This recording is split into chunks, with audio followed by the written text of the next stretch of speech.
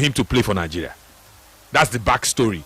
Even though he says he has no regrets, but they had to convince him. A lot of convincing. Not that everybody get JJ Okocha for their family as uncle. As a brand, Super Eagles, are we strong enough? See the case of Michael Olise now. Michael Olise turned Janet Rowe down. Say, I will not play. I don't want to play for Nigeria. Last, in the play for France. Are we strong enough to fight with these countries? Are we strong enough to attract these players without too much convincing? Currently, no, we just are not. The brand is not as strong. Were we strong before, even before? Probably the 90s, or maybe that 2018 era. That time there was a time we were even strong enough. Yeah, we were stronger. Maybe not. It depends. For example, now so we can go toe to toe with England. No. And the reason I say it depends on the country. Now we struggle with the likes of Denmark, so they fight for players. All these Scandinavian countries. Maybe a few years ago, it will be a struggle. But right about now, we know if it's follow Denmark. Even Kani Chukwuemeka and a few other names like Austria, they beat us to our boys. Boys will be say their papa and mama are Nigerians. So it tells the full story.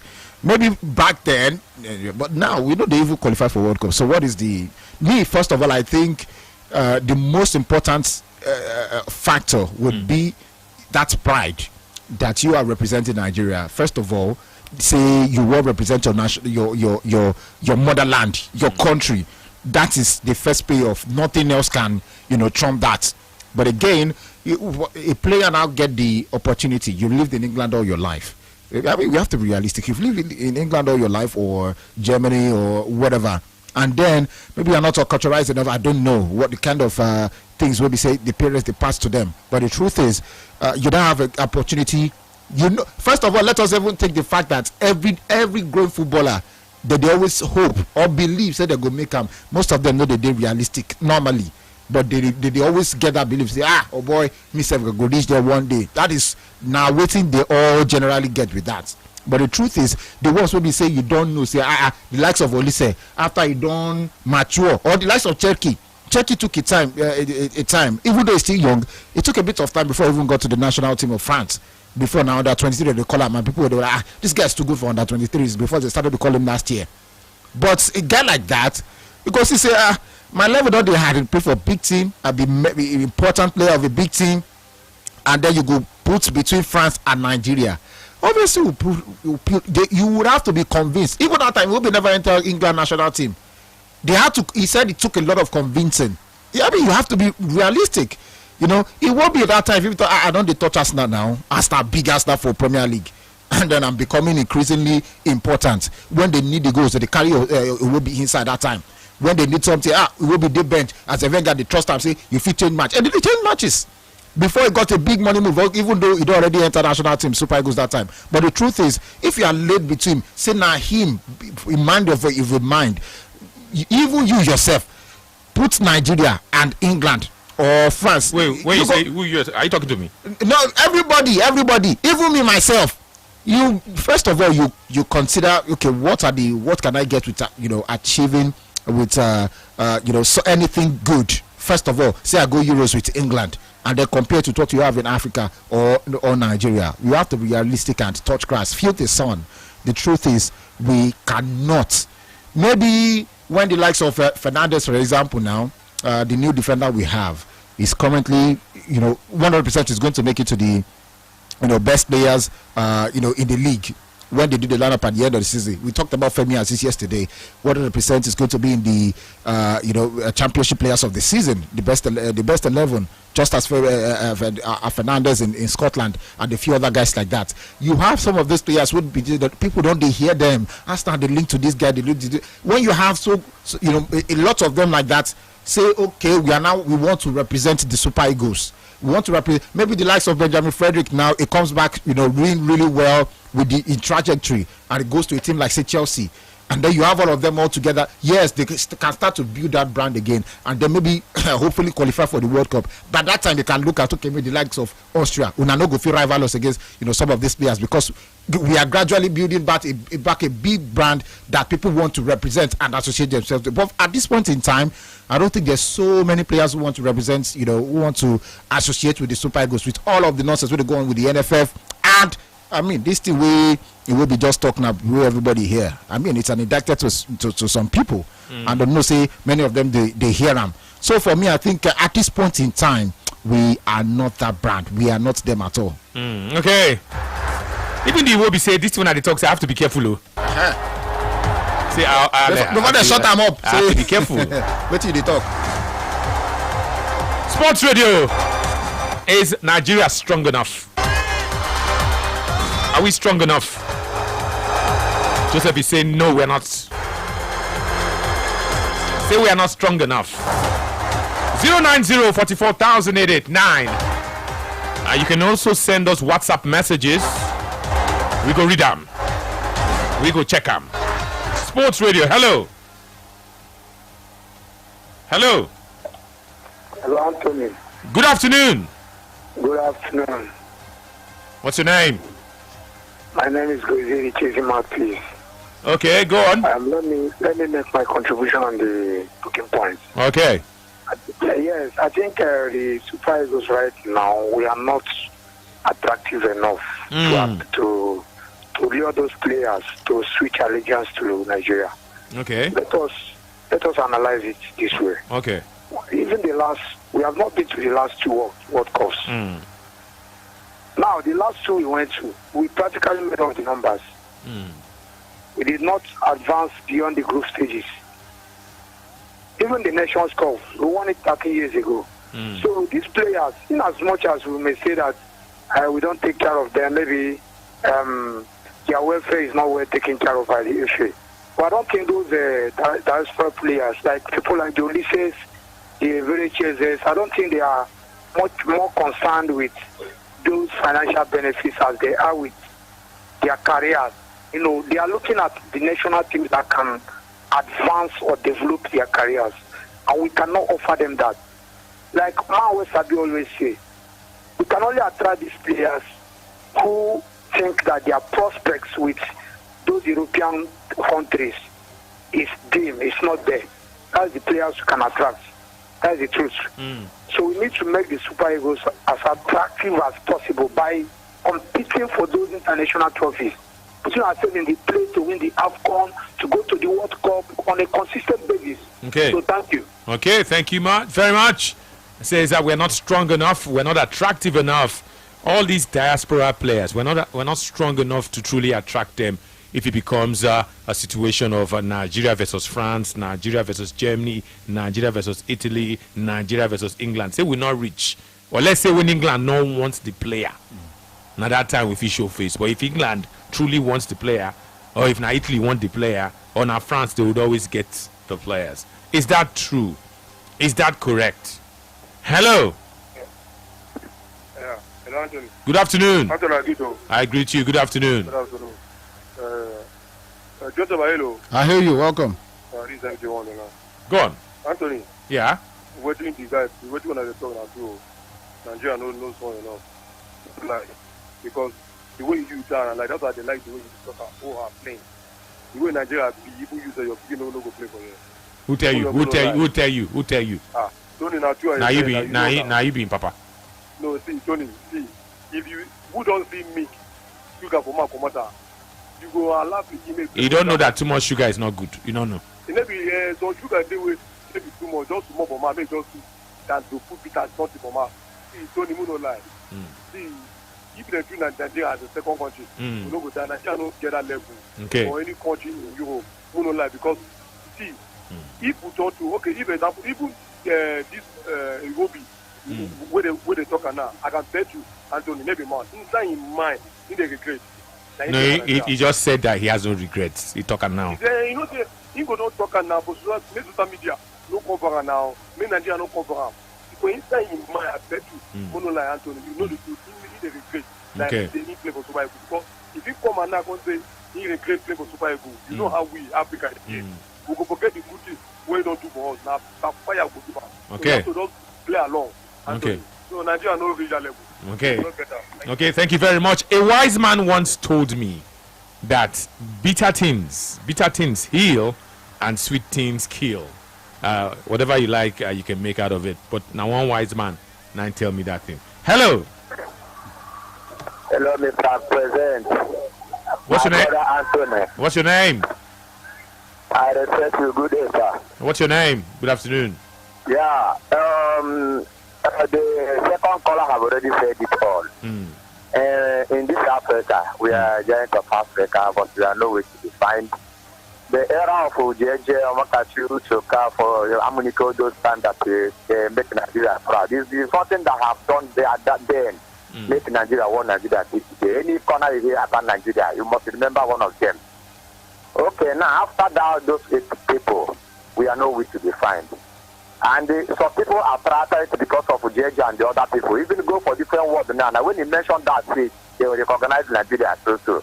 Know that is Nigeria too. Okay, now we have different talented players playing for different countries, which is if something that maybe assemble them in this country, all of them are set to play with us. Things for good, different brand for day, respect for day. And another thing that the way they're running our football in this country, world are hearing it, world are seeing it. So we don't have anything to compare with anything at all. Okay. That's it. Okay, thank you very much for that contribution. In case you just joined us, let's give you the voice of Alex Iwobi once again. The voice of Alex Iwobi and the voice of Janet Raw. Alex Iwobi has just mirrored what he meant playing for England during his formative years and playing for Nigeria, and how it took a lot of convincing for him to play for Nigeria. Janet Raw also talked about Michael Olise, how Michael Olise seemingly rejected Nigeria because he knew that France was coming. So we're asking a very simple question. As a brand, as a country, as a national football team, are we strong enough to win battles with some of these countries for players with dual nationality? Are we strong enough? So let's listen to the two of them, Alex Iwobi and of course Janet Raw. Playing for England and playing for Nigeria itself are very different. England's a bit more strict. In St. George's Park or you're in a hotel, no one's allowed to come in. Strict food, strict regime, that's it. Nigeria now, I have to watch what I say. Sometimes your flight's not booked properly. You have to book your own flight. You get there now, sometimes the people at the airport, they're not ready to pick you up, so you sometimes have to make your own way.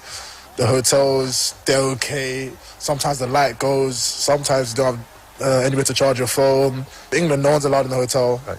Nigeria, people can come in your room whenever you want. My uncle and my dad said just at least try once with Nigeria, so I tried under 23s just to see, and then I can compare what I prefer. It took a lot of convincing at the time because of, like I said, under 23s, you have to book your own flight. The pitch that we were training on, there will be half grass, half AstroTurf, and maybe a bit of sand on the side. The coaches were strict in the sense, if you mess up a pass, it's not just like you're getting told off in the air. You have to do a lap around the pitch. It took a lot of convincing. I have no regrets. I did love England. I feel like because I grew up in a Nigerian household, Nigeria's always been a part of me. Football Live.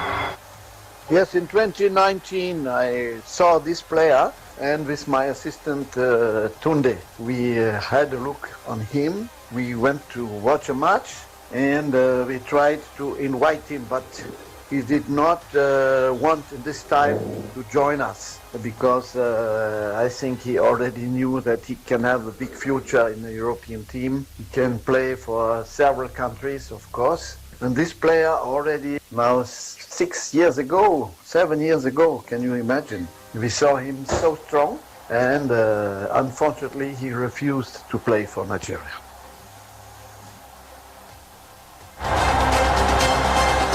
There you have it. The voice you just heard now is the voice of Janet Raw, talking about Michael Olise. Michael Olise is a player of the French national team and Bayern Munich. The previous voice was the voice of Alex Iwobi. And guess what? Alex Iwobi turned 30 today. He no be small pikin again, no. Alex Iwobi is now 30 years old. He was born on this day 30 years ago. Baba don dey old o. Alex Iwobi is 30. Today na him birthday. So he don't tell you how him be to play for Nigeria. He say for airports, to come carry them for airports. Sometimes on a fee, wait. They're not gonna come. You will now be forced to do your own arrangements. Say, what about the coaches? You make one mistake, one lap. Go around the field, one lap.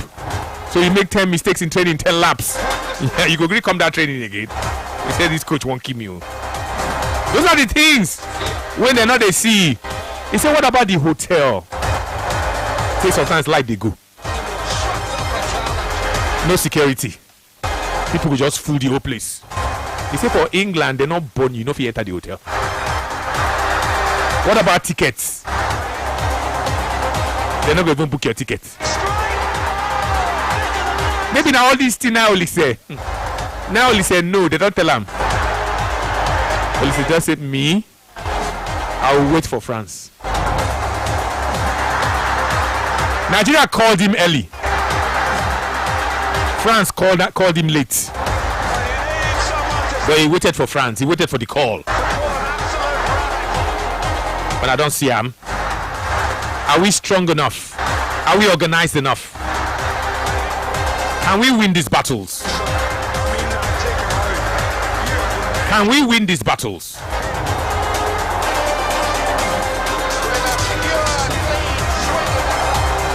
Sports Radio, Brother FM. Joseph Obishason is here. Let's take a few more calls.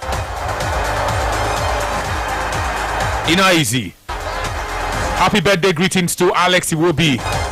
30 years now. The boy is a man. Alex Iwobi. What are you waiting for? Go do normal. Go do normal. You know it to be normal. Let's leave it there. Hello, somebody. Good afternoon. I greet you. Good afternoon. Good afternoon, Anthony Bagadaramo. Who be this? Yeah, Joseph Obishason, welcome holidays. Thank you. Yeah, my name is Prophet Benjamin Franklin Benjamin. Okay. Popularly known as one of what blow Okay. from my great junction. Yeah. Okay. Let me tell you, Nigeria is not strong enough because I have heard the voice of Janet Rowe and also the voice of Alexander Chuk. Iwobi.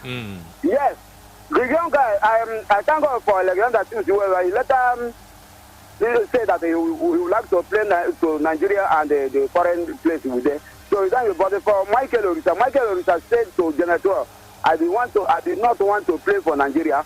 So that is the only thing. So you will not push us. So let the guy, they France and Germany enjoy his money and enjoy go to house and everything. Okay. So I will not direct him to come here to suffer for Nigeria. We are not strong enough to call him. Thank you. Okay. Say your name now, Benjamin Franklin. Now you be the Benjamin. I know I once asked you if you know who be Benjamin Franklin. You can't go back and forth. But then that's all why we're here. It's all about the Benjamins. Sports Radio, hello. Hello, good afternoon. Good afternoon to you. Thank you. My name is Achibong. Achibong. Yes. So what I want to say is that whether Nigeria is strong enough or is not strong enough, all these players when they refuse to play for Nigeria or for their country, for the country where they play or stand to play with, how many of them don't play carry World Cup for that country? That's not the issue. That's not the issue. Not they change our subject. Not they change our topic now. That's not the issue. Sorry, I understand. I'm going somewhere. I don't really understand. Stay with our topic. Stay with our topic. Okay. Now, the difference is that Nigeria is capable for them to play. The difference is that the welfare, that they do for the welfare. Secondly, Nigeria cannot play. Africa, you see African countries play 5 times of World Cup, it go hard. Understand? So if you want to play for Nigeria, you play, but if you want to play for Europe now because of the welfare and the treatment and other benefits, not because Nigeria cannot reach there. Thank you. Okay. Sometimes I don't know whether ITK, you people want to deviate from the subject matter and then talk about something entirely Nobody talked about Nigeria winning the World Cup. We're talking about players with dual nationality. These players with these prospects, are we strong enough to attract them without any hassles? You talk about how many times England don't win World Cup? How many times now England don't win World Cup? Just once. Some of all these players now England, they collect them. So that's not even the topic. Stay with the topic. Sports Radio. Hello. Hello. Good afternoon, Tony Moment. Good afternoon. Joseph, I agree to my education officer. My name is Sodi Efosa. Also known as Barcelona person Kobio. You can call me Mayu Destroyer. You are welcome. Okay. For me, Tony Moment, you see Nigeria people, the way they treat our player, even our ex-player, if all those people get the record, they don't go attract Nigeria to go play for them. Okay? All those things where they want to happen to a match equals to a match. This is where they happen to this our ex-player when we dey here. The way where these people they treat them. Who know the next? So it's better for me to play the normal place and know that they can take care of me.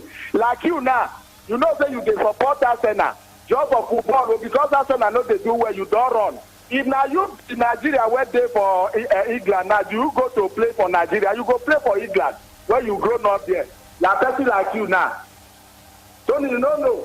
So let me speak. Now you gonna speak. Now you gonna speak for me. You don't run because of so now they come they ask you now. Say now you gonna speak for me.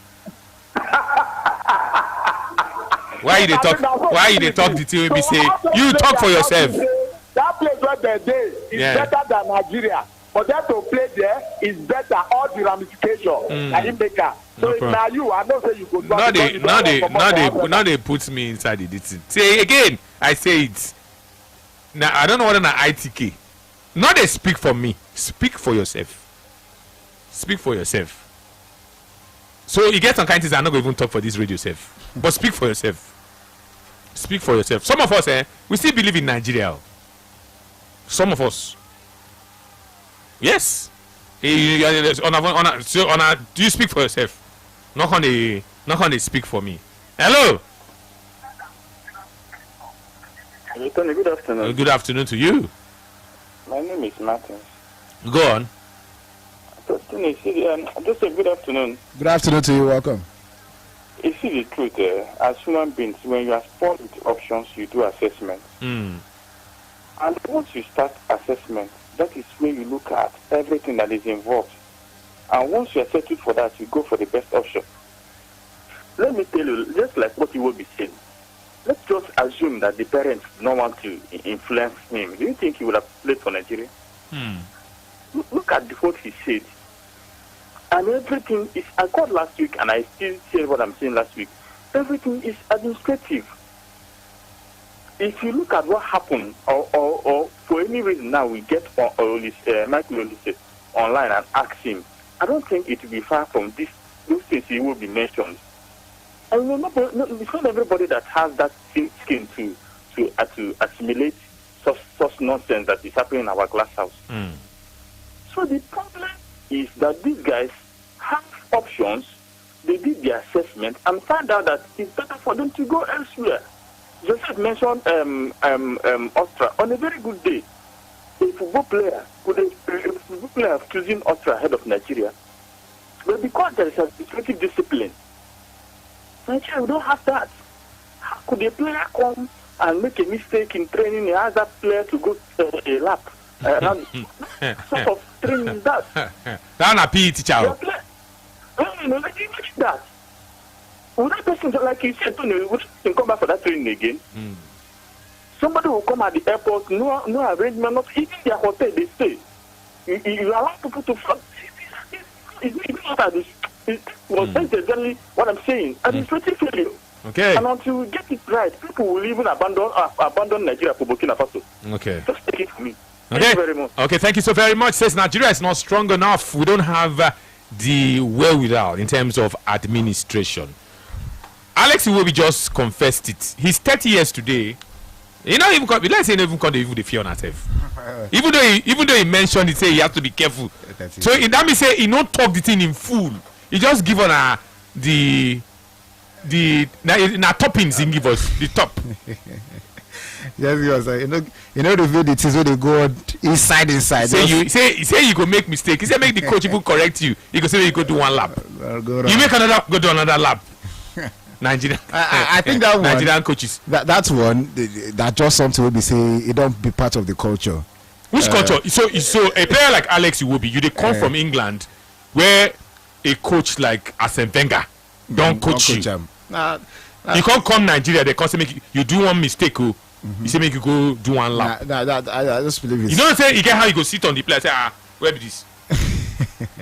But it just be like I see. The truth is, you get any Nigerian player. You get any Nigerian coach when don't rise reach that level. You get. So this now somebody when we say you grow from football system, academy system, can't enter the Arsenal first team. You can't come Nigeria. You're not supposed to be so. You go there ask yourself, that's what they do for here. That's why I said it took a lot of convincing. You hear him now, that convinced, he talking like 3 or 4 times. That means say it means say at some point Papa they talk, at some point JJ they talk. Everybody they talk. So it means at some point he probably even made up his mind before. Say Nigeria they won't represent. So maybe yes. So they had to convince him. JJ they tell us say, no worry, play for this team, play. But today he's one of the most capped players. So it won't be safe. Maybe as in the like that, still get like 2 or 3 years to play. He probably would enter, top 5 or top 3 most capped. He eventually would because he's one of the. He near there now. Yeah, probably one of our most important players, and get any match who won't play, who go come. So. Sports Radio, hello. Hello, Sports Radio. Yes, what's your name? My name is Obinna. Obinna, talk to me. This after matter. Now, I will put us in at 50-50. If you have to decide to play maybe for France or Nigeria, now 50-50. So they will feel blame after. But this is not the ones who brought up from Enimba or Iwanyawo National or this is enter from there instead of 50 play for Spirago. Maybe Germany come they call that kind of person. If that kind of person destroy us, let me say no good. Now waiting again to talk. Okay, I don't quite understand you. You give another scenario, but the scenario that we gave you is quite simple.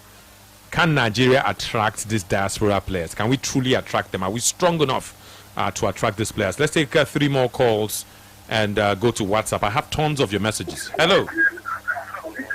Hello. First of all, Anthony. What's your name? Waiting you love one. Okay, waiting I love one. What's that? Waiting I love I go do and with all my heart. What is that? My name is David Olufemi. Why did they sing that song? What happened? It's because this issue of switching of allegiance is based on choice. Whatever your choice is, not like the cost of living, the welfare and all these things. You can do it to your mind anywhere your mind. Is Nigeria strong enough? Is Nigeria? Can you understand the question and answer? Is Nigeria strong enough to attract these players? Based on standards of each player get their own standard. So if you know your standard design, is Nigeria strong enough? This question not hard to. Yes, the reason is that let me tell you, Nigeria is strong enough to attract. Say some of you, a very simple question. You choose to complicate it. We just gave you 2 scenarios. We gave you the scenario of Alex Iwobi. He don't tell you. And we gave you the scenario of Janet Raw on Michael Olise. Based on that premise, is Nigeria strong enough? Or now they go back and forth, back and forth. Let's go for a commercial break. Out of airtime and you don't have money to top up? Out of data and you don't have money to top up? The GT Bank airtime and data loan is available to you anytime. Just dial *737*90# for airtime and *737*91# for data to get up to 10,000 naira instantly at just 2.95%. T's and C's apply. You are never stranded with the GT Bank airtime and data loan. 737. Football Live. Alex Iwobi has turned 30 today. Alex Iwobi is number 4 when you look at the most capped players in the history of Nigeria. Ahmed Musa is number 1. Ahmed Musa played a total of 110 times for Nigeria. He holds the record. Joseph Yobo and Vincent Eyama are tied. 101 for Joseph Yobo, 101 for Vincent Eyama. So they are tied at number 2. So the third, because Joseph Yobo and Vincent Eyama joined second, Alex Iwobi automatically is third. Alex has 99 caps. Alex has withdrawn from the Unity Cup this month. He's injured, that's why you didn't see him against Arsenal. He had an opportunity to face his former club side Arsenal yesterday, but he's injured, he did not play. And he's withdrawn from the Unity Cup. If he plays 2 more matches for Nigeria this year, he would tie the record of Vincent Eyama and Joseph Yobo. He's taking that time out to look at how he was convinced to play for Nigeria.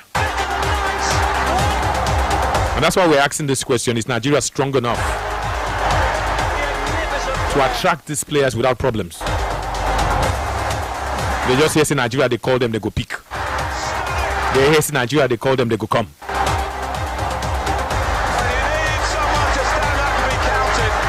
Very, very simple question. 090-44,889. Call us up. Make we look this thing. Make we check this thing. Sports Radio. Hello.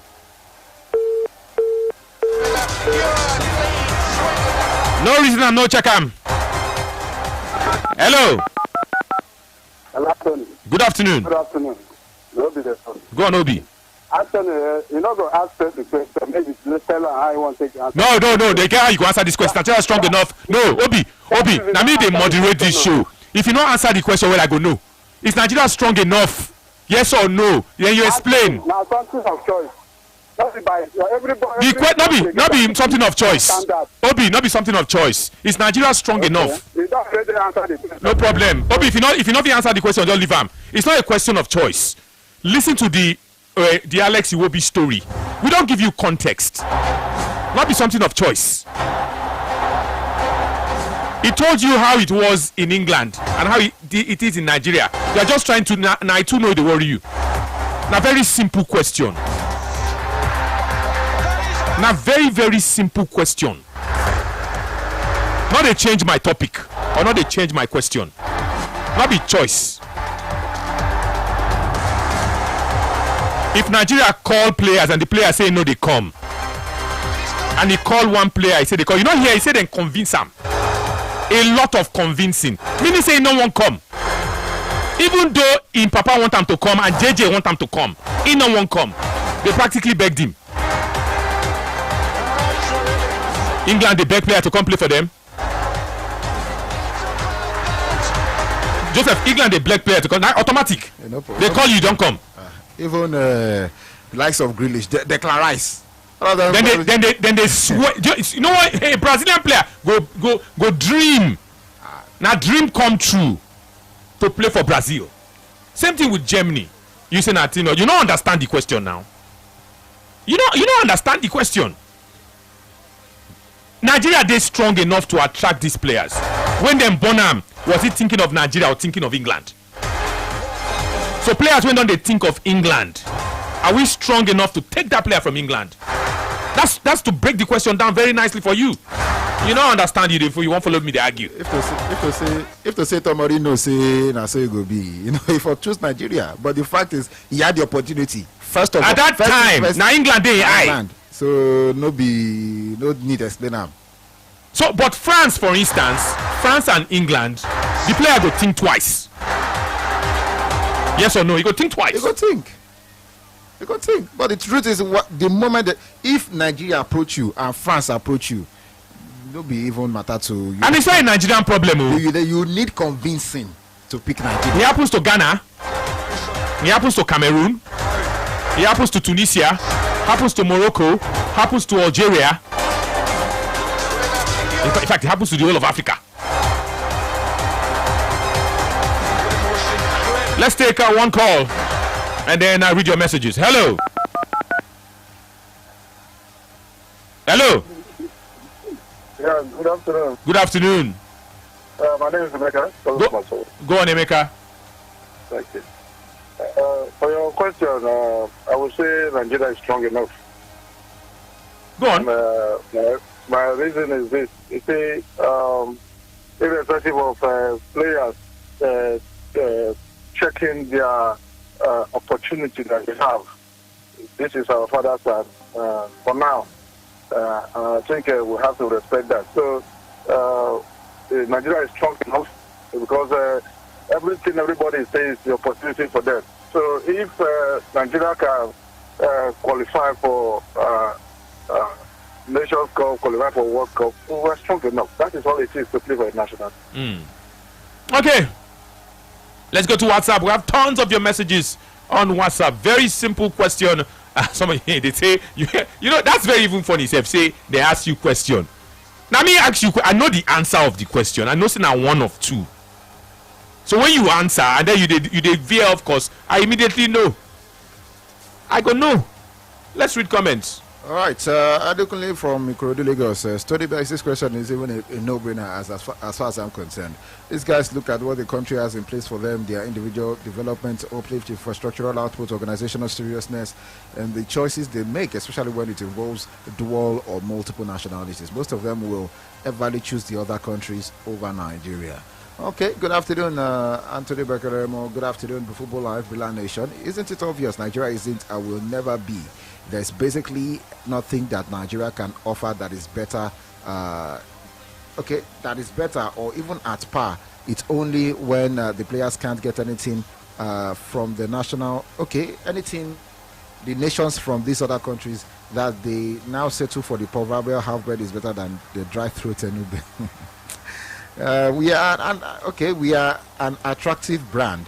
We are currently the most valuable team in Africa. Italy has not played the last 3 World Cups and they are still an attractive brand. These players will always choose the bigger brands. It's very obvious. If they are talented enough, they always pick the likes of France, Germany and Brazil and so on. It is not really about strength. Kende is your name. Okay? Hi guys, it is a matter of choice plus a combination of other remote factors.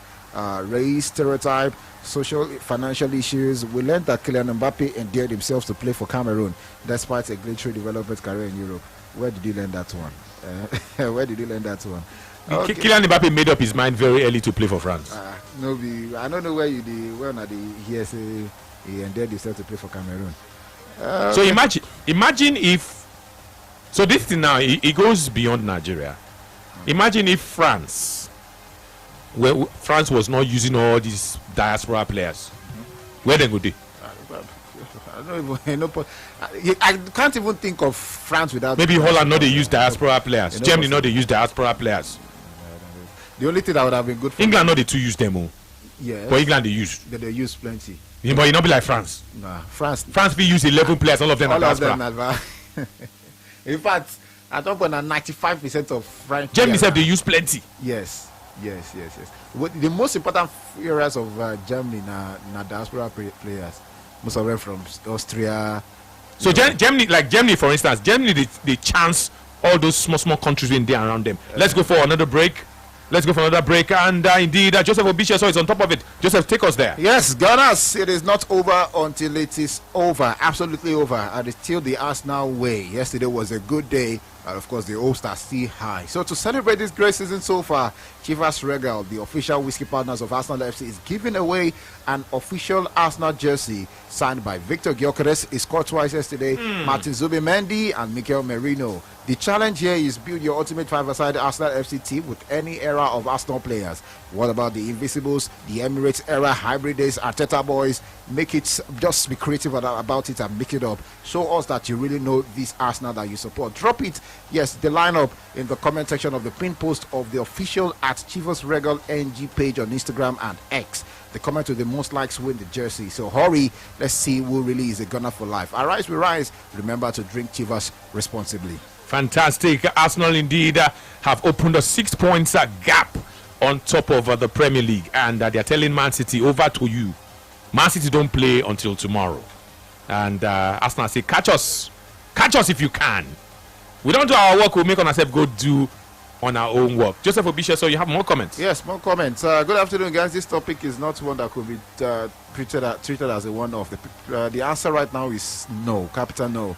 The NFF has destroyed the image of the Super Eagles built in the 90s. Let me tell you, Ime Okon chose South Africa over Nigeria. A word is enough for the wise. Wale from Akunwajo. Even South Africa self, they follow them drag. Good afternoon, Bill. Normally, we're not supposed to follow South Africa. But it just be things. If the guy, all this way they talk, say he's always been in South Africa, and lie. If Nigeria go World Cup, who they play there? He go no say he won't so it means say even if he did here like that, for that South Africa in day, he could only dream of Super Eagles. He could only dream of Super Eagles.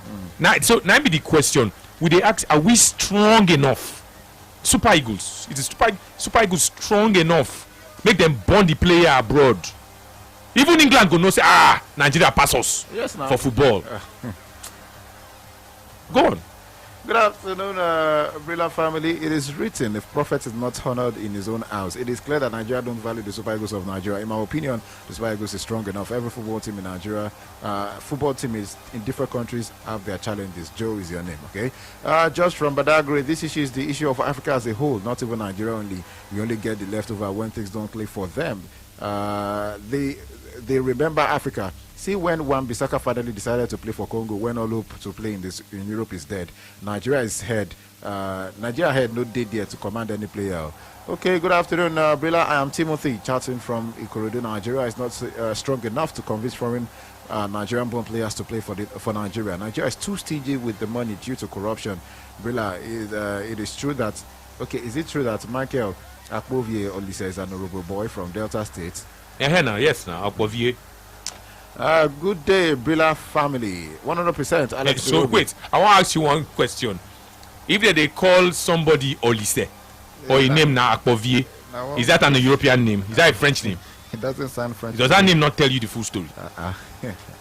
That'll be like Femi Aziz thinks he won't play for Scotland. Does this sound Scottish to you? Okay. Good. See, let me tell you the names that are English. You go quickly know say the name now English. England, they name their people after profession. England, they name their people after nature. England also, they name their people like let me give you an example now. A name like Hunter, you would immediately know that it is English. A name like Baker, a name like Mason might be bricklayer. Hunter, person when they go which go hunt animals. Person name na carpenter. Now so then they name their player. Now person name na beauty. Person name na handsome. Person name na even color. They use color. Black, white. Now so England they use attributes. Wisdom. Bone face. Now be Boniface. Now so England they name their player. You can't hear name like Femi Aziz. Well, our people they as you mentioned wisdom. You can't even hear Olufemi Aziz or Baba Femi Aziz. You can't ask whether the player na English. Everything concerning Baba Femi or what call Olufemi or Aziz in England. You can't come here this one in name na Akpovie Olise. Now Nigerian now just be say in papa and in mama they not convince him enough to come home. And he get why. Some of now when don't jackpot, those of you listening to me in the diaspora now, you have a 10-year-old, you have a 15-year-old, or you have an 18-year-old. You get what they tell them. So they might feel more Canadian than Nigerian. or more English than Nigerian, how you want to come home? We be saying something pursue you come up for here. Anytime you hear the news or you see news, you just say it don't happen again for Nigeria. Oh. The beginning go won't come. You say you won't carry them come now. They say that not that Delta say when they shoot person. You don't go come. So sometimes the problem now the parents. You get what pursue you come up for Nigeria. That is it. They pursue some people come up from Nigeria. They think come finally come pursue you come up from Nigeria. I not blame them. I not blame these people. The same thing now they pursue people come up from Ghana. Now I pursue some people come up from Benin Republic. But Nigeria want plenty. More comments for us. All right. Good day, Brilla family. 100%. Alex Iwobi was right with his statements as it stands. Nigeria as a country doesn't have what it takes to convince born abroad potential players to switch allegiance to Nigeria. No organization owing and delaying players part notice wrong leadership approach to football, inadequate match preparations, even the level of insecurity in the country can scare players away. Nigeria needs to improve in all ramifications in order to earn the trust of the players. Ado Alex Babani from Aja. Good day, Anthony Joseph. Kajetan from Anambra. Nigeria is not strong enough to attract players with dual nationality. Administration poor, welfare poor, league poor, facilities poor, security poor, organization poor, discipline poor. Nothing is attractive in Nigerian football if not for JJ and experience conviction. I doubt if Iwobi will play for Nigeria. He didn't even make his points in detail. Michael Ulisse made the right and best choice for himself. Happy New Month, guys. Okay, good afternoon, Tony and Joseph. The answer is no. Nigeria is not strong enough to attract foreign-born players. It is simple. Nigeria focus on playing, on making sure they take care of their ex-players. Obina Umoba from Onitsha. Good afternoon, Anthony Ako. Please, I want to know if both parents of Michael Ulisse No, Nigeria. the father is even half. But he gets the name from the father. Okay, good up. It says Anthony in the current set is Nigeria no reach at all. If not my picking, I not go let them play for Nigeria. That's the issue now, and I be that. So there are many parents like that when go don't make up their mind, say no, come what may, if there's an opportunity. So imagine if the father of Alex Iwobi was working against Nigeria. You no go play. You no go play for Nigeria now. You no get waiting. They tell us say just try. Play play once for the under 23s. And then he went on to he has played 99 times for Nigeria now. Who knows? Maybe in 2-3 years time he will break the record set by Ahmed Musa. So today the papa go dey proud. Today maybe JJ go dey proud, say at least we played our part. But not be everybody get JJ for their family. We go come convince them, say, because that one goes a long way. JJ not only played for Nigeria, JJ is one of the most popular players to come out of Nigeria. JJ also captained the Super Eagles of Nigeria. So you need a JJ in your family, and you need a loving father who love Nigeria to play for Nigeria. Otherwise, you're not going to feel convinced. So imagine what would have gone in the household of George Weah. George Weah get male children. Well, just to play for US. Yeah, the president, and that time he was president. As at that time, he was president of Liberia, the most celebrated Liberian footballer in Pekin. If he play for Liberia, I not just know how to even place that one. Timothy, where they play for USC, how George Weah did one? You give her free and you just make your decisions. No, when you go pump Pekin, you leave Liberia, you go put her for USC. Now what you go be that? You can't be president of that same nation. I wonder if Liberia and USA they play. But I'm not sure. I know that story. I don't want to be George Weah. It will be difficult, very difficult. How you want to even explain to your people, sir? Well, now on George Weah, he leave the Pekin for US. He became play for. He didn't see the signs. Say this one I they do so. Maybe don't look and say, "Don't, my son. I made a mistake. I'm the greatest. I'm perhaps the greatest player in Africa. I didn't go to the World Cup. Stay with USA. Maybe you go World Cup. I'm not saying the Pekin too good like that, safe. Not like say be star player like that. But they go to World Cups now. So maybe you don't look and say, see the chances of Liberia. If me, the great George Weah, and not fit carry Liberia for head go World Cup. They came close in 2002. Say, my son, stay with USA. It could be also be like saying George Weah nine cause that. Because how you know go fit make your pikin play? George Weah get the resources to make Timothy Weah go the best school for Liberia. Then if you want go and do holiday for US, come back. But you go put them for there. See him today. But the rest they say is history. Good afternoon. Good afternoon, Bila. I am Engineer Dasco, the Chelsea chairman from Onitsha. I think our main problem in Nigeria is poor management. NFF are not helping matters at all because I strongly believe you can attract players in diaspora to play for us, but only if NFF can put things in order. Things like paying the players their allowances on time, steady electricity in our footballing activities, pumping a lot of money in our local leagues, etc. May God help us. Hello, Anthony. Nigeria is more than strong enough to attract any player anywhere. Nigeria even has the strength to attract machineries who are not really Nigerians. Nigeria today are the darlings of all humans, especially on social media. But the mentality of our decision makers, the way we treat young athletes, teenagers for that matter, is too ugly for any player to put up with us. Baba Aisha. Okay. Tony, good morning. Good afternoon. There's never a time we were strong enough to compete with these European countries, and until we change our settings in NFF. That is changing. That is changing how we elect the people to govern the body and the sports ministry. I think that is when we would start to get it right. Akonuji Arsenal first son.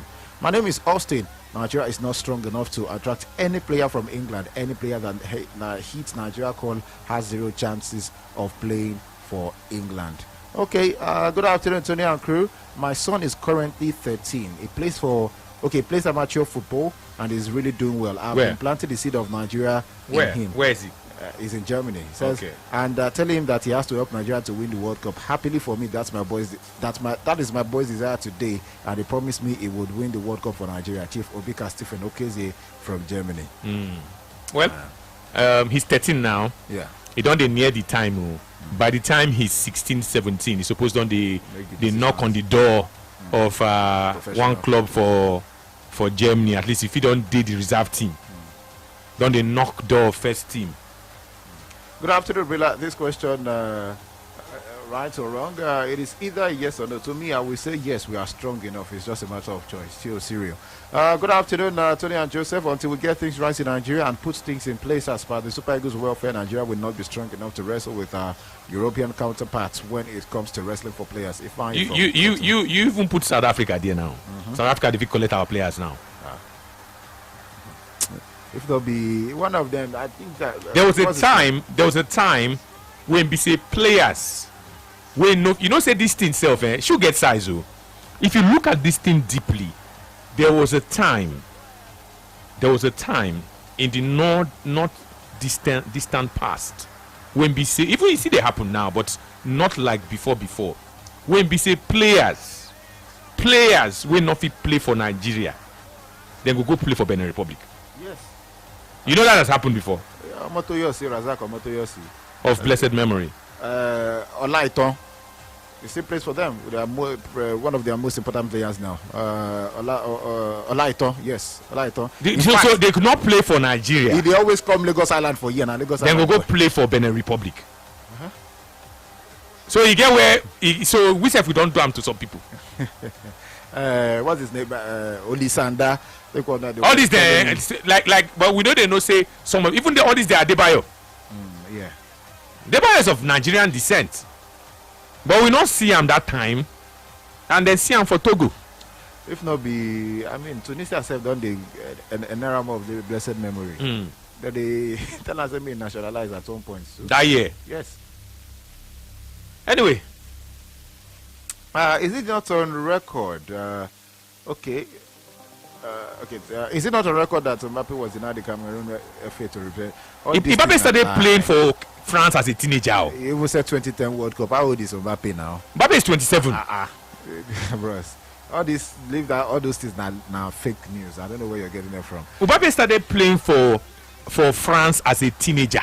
In 2017. As soon as he broke into the Monaco team, France don't cramp him. Before even they don't hear it, they don't already. Not take a blue. Mbappe the captain France now. Play. Mbappe don't they play for? If I'm not mistaken, don't they play for France for almost 10 years now? Yes, he started 2017. Went to the World Cup 2018. So this is so he don't they play for 9 years. 9 years he don't they play for France. You have to do it, Tony. As a teenager.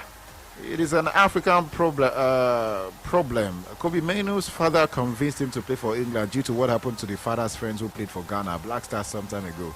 Her name is Alex Boaji. Okay, I guess that name sounds Ghanaian. Good afternoon, guys. Happy Sunday. Olu in VGC. Okay. Kobe Mainoo has Ghanaian roots. Yeah. You don't?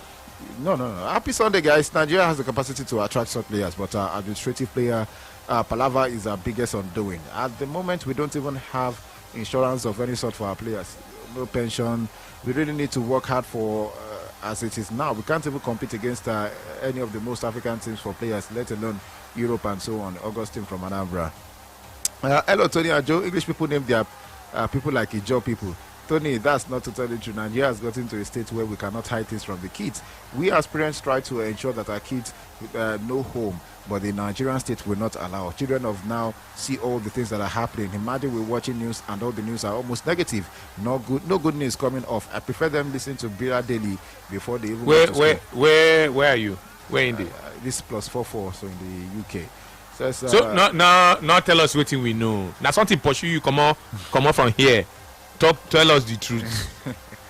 To understand, do you want parents to be lying to their children that Nigeria is good? Do you want parents to deceive their parents' children into suffering? You run away from Nigeria because the country is bad, and you expect that the parent to tell good to his children just to come home to suffer.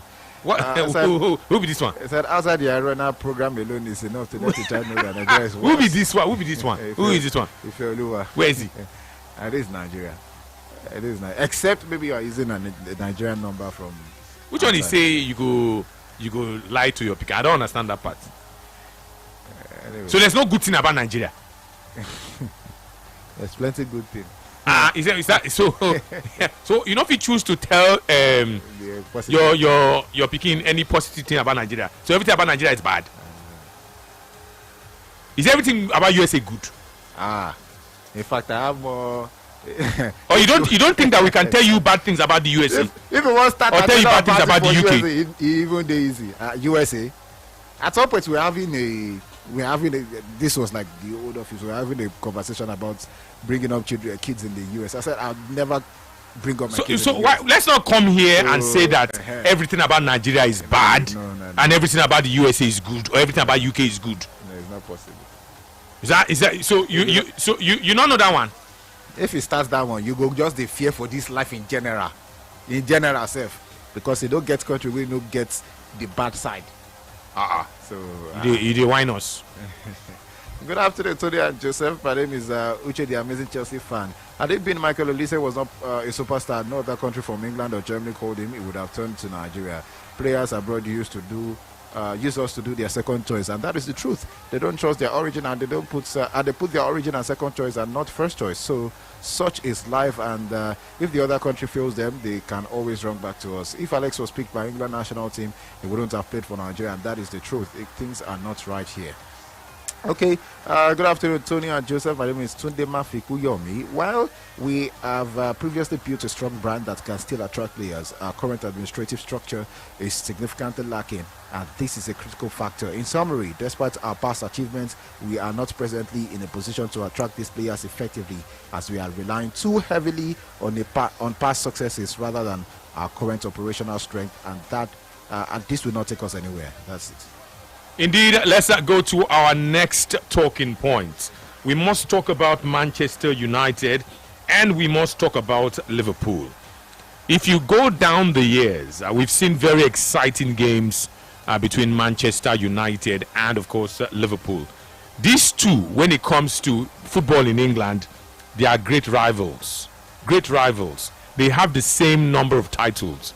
20 titles for Manchester United, 20 titles for Liverpool. I'm talking about league titles now. But when it comes to European football, Liverpool edges Manchester United. They have won more Champions League titles. So they now the same size, more or less, Manchester United and Liverpool. If you look at the current Premier League table, you find out that there are only 3 points between these rivals from the northwest of England. United are third after a superb interim stint by Michael Carrick. He would further cement his candidacy for the permanent job with a win against his old enemy, or Manchester United's old enemy, this afternoon, especially at Old Trafford, where the crowd loves him. They love him so much already, and most fans want him to be on the bench for next season. The Red Devils are 11 points clear of 6th place, and they can seal their return to top European football, the Champions League, next season today after a 3-year absence. For Liverpool, they are 8 points clear of 6th, and winning at Old Trafford will give back manager Arne Slot some credit that he lost earlier on this season with poor results and poor performances. Let me tell you that now the aim is for a top 5 finish, and Liverpool look on course to do it. However, a defeat in Manchester will be painful. It will sting, if you know what I mean. Man United versus Liverpool. Can United seal their return to the Champions League with a win against Liverpool in a few hours from now? This game does not kick off until 3:30. Check your time. It is 1:18. So we're not very, very far. Just a couple of hours this game would kick off.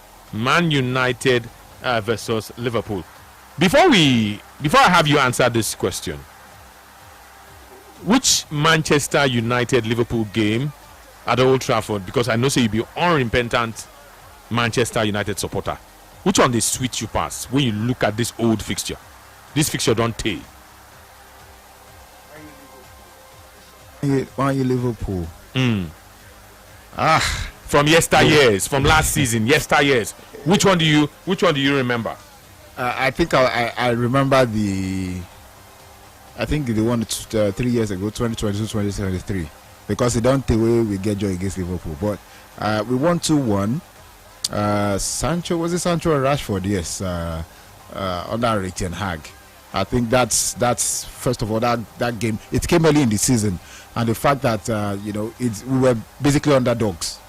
I think that was just it. My mind was probably made up that we were not. So I was just having that bragging right. Okay, it won't be that bad, but that win, first of all, yeah, maybe it's significant to so many people, but the fact that we were like massive underdogs in that game, and not, in fact, nobody actually gave Manchester United a chance. I think that was what made it really good for me. I think every other one I sort of expected many of them, and every other time they were beating us. They were beating us all the time. So yes, I think that was just the one. 2022, 2023. Do you see a win today? I think Man United will beat Liverpool.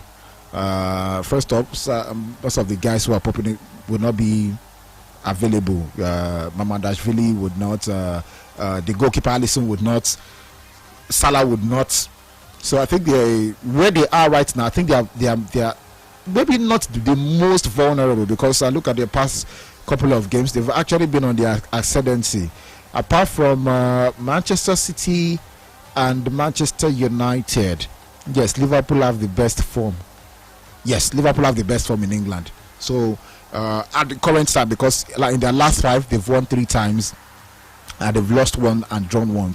Manchester United have won 3 times, lost 1, drawn 1, while Man City have won 3 times and drawn only twice as well. So these are the most informed teams in England at this point in time. So if Liverpool, for all of the suffering they've had, before this time, somehow they've been able to steady themselves.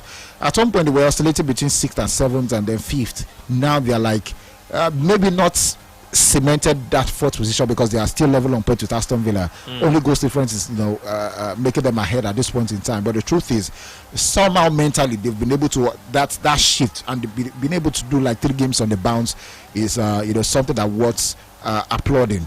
And because of that, I think it would be disrespectful to not look at that and actually give them the flowers. But the truth is, you look at Manchester United on the other hand, I think they'll be more pragmatic.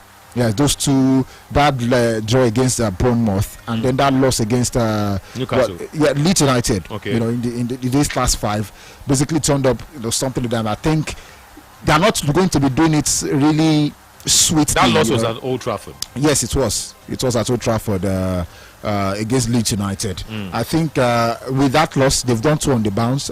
Yeah, not the flashiest of all wins, but the truth is, just as Liverpool, they've been pragmatic. Liverpool, on the other hand, as well, it has not been really sweet. Fulham had them under the coach for a good number of minutes, and that win 2 goals to nothing. With the one at Anfield, they won at Everton, but it was nervy as well, and the one against Crystal Palace was a bit more comfortable. But I think both teams have the same in terms of mentality and where they currently are, and I think that's why it will be a big time. But I think Manchester United have just that slight edge because the injury is not so much, and they just want to do as much as possible because they've done one in Anfield. That one they did in Anfield should support them that Liverpool and another side that should be threatening us. I think Man United have that little edge over Liverpool, so I'm reaching for a Man United win. Indeed, this game is just over 2 hours from now. It will kick off. Kickoff at Old Trafford. Kickoff is for 3:30 p.m. The referee for this game is Darren England. The assistant referees, we have Timothy Wood and we have Akil Housen. The fourth official is Anthony Taylor. VAR is Stuart Atwell. Assistant VAR is Constantine Hazidakis. Kickoff is 3:30 p.m. Who are you picking to win this game? Joseph says Man United will beat Liverpool. Hello. How are you doing, Anthony? I'm good. What's your name? I'm speaking. Go on. Yeah, and Joseph, how are you today? Are you okay? Welcome. Yeah. So, Anthony, this match, I'm giving it to Man U. Why? Why are you giving it to Man U? Because as a Man City fan, I won't make Man U win Liverpool because I hate Liverpool with passion. You hate them with it. You hate them with a passion. What happened? With passion, Liverpool, I hate them with passion. Why? What happened? You hate them. Okay. But me, I'm giving to Man U. Man U will win Liverpool 5-1. 5-1. 5-1 today. No mercy. 5-1 today. Okay. It says no mercy. It says he's a fan of City. Man City. Not be Man you're not supposed to like. You can't know. You're not gonna go like. So you be fan of Man City. You can't like Man U. You not gonna like Liverpool. Well, Liverpool are they are the new rivals of Man City, title rivals now for a while. So I can understand from there. I never see where Man U they wish Man City they wish Man U well. That's a first. Hello. Hello, Tony. I greet you. Tony, I hear you. You don't bring my show come. Okay. This is FJ1 on the line. Go on. Tony, is it today match? Yes. Man, no talk. Now clean you though. You know the. So wait. Now you talk say Man you go win the league. Now you back. Not me. So when Arsenal win yesterday, mathematically it is impossible for Man U to now win the league.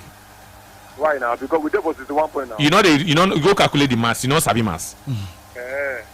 So now my that's why I say mathematically. You don't go. You don't first go before now. You don't agree, so you don't go.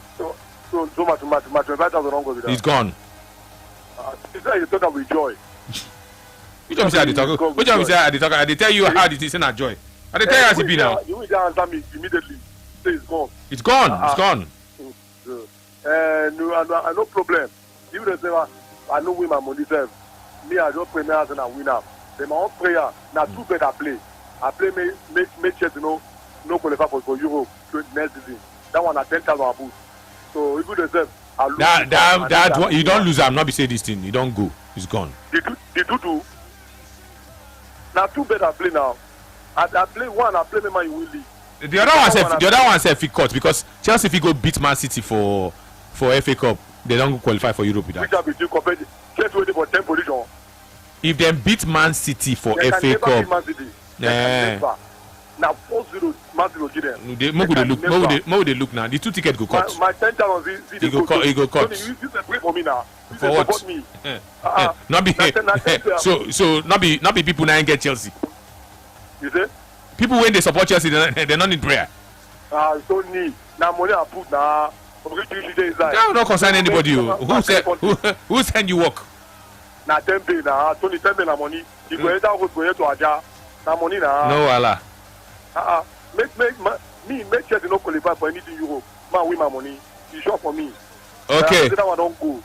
So Tony forget, but you don't own me. You don't man go see to 330. Man, you don't give Liverpool 3-0. Man, no because of. Okay. Don't go for that man because Isaac no day. Mohamed Salah will they give us well too. You know day. So who want to play the ball? No worry. And their keeper too. No good like that. Okay. So Joseph, no worry. Just calm your mind down. Okay. They score, let's score. Okay. This football. Okay. Thank you very much. You have a point. Injuries have plagued Liverpool more or less, and I don't even count Isaac. Isaac followed them play this season. Isaac will come once. He go play. He go for another 3 months. Let me tell you about Bournemouth and Crystal Palace. I have the team news at the kickoff at 2 p.m. Jorge Petrovic is the goalkeeper for Bournemouth. They have Marcos Senesi. I like this guy as a ball-playing centre-back. They have James Hill, Adrian Truffert, Alex Jimenez, Junior Krupi. I also like Junior Krupi, the youngster. Sabi score. Tyler Adams, Alex Scott, Ivan Nielsen, Marcus Tavernier, and they have Ryan. On the subs bench, that's where they have Bafode Giakite. They have Enes Unal. They also have Ben Ganon Duak, Christos Mandas, Amin Adli, David Brooks, Ryan Christie, Adam Smith, and Alex Thoughts. Let's quickly look at Crystal Palace. Crystal Palace are flying in the Conference League. Can they bring that form to this game? Dean Henderson is the goalkeeper of Crystal Palace. They have Maxence Lacroix. They have Chadi Rayad, JD Camvort. They have Daishi Kamada, Jefferson Loma, Justin Devaney, Daniel Munoz, Jürgen Strand Larsen, Yeremi Pignot, Brendan Johnson.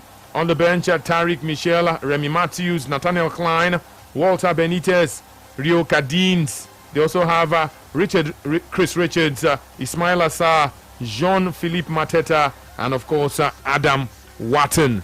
Kickoff is 2 p.m. This is Brilla. Hello. Hello. Yes, good afternoon. This is Daniel calling from Lapway. Okay, Daniel, go on.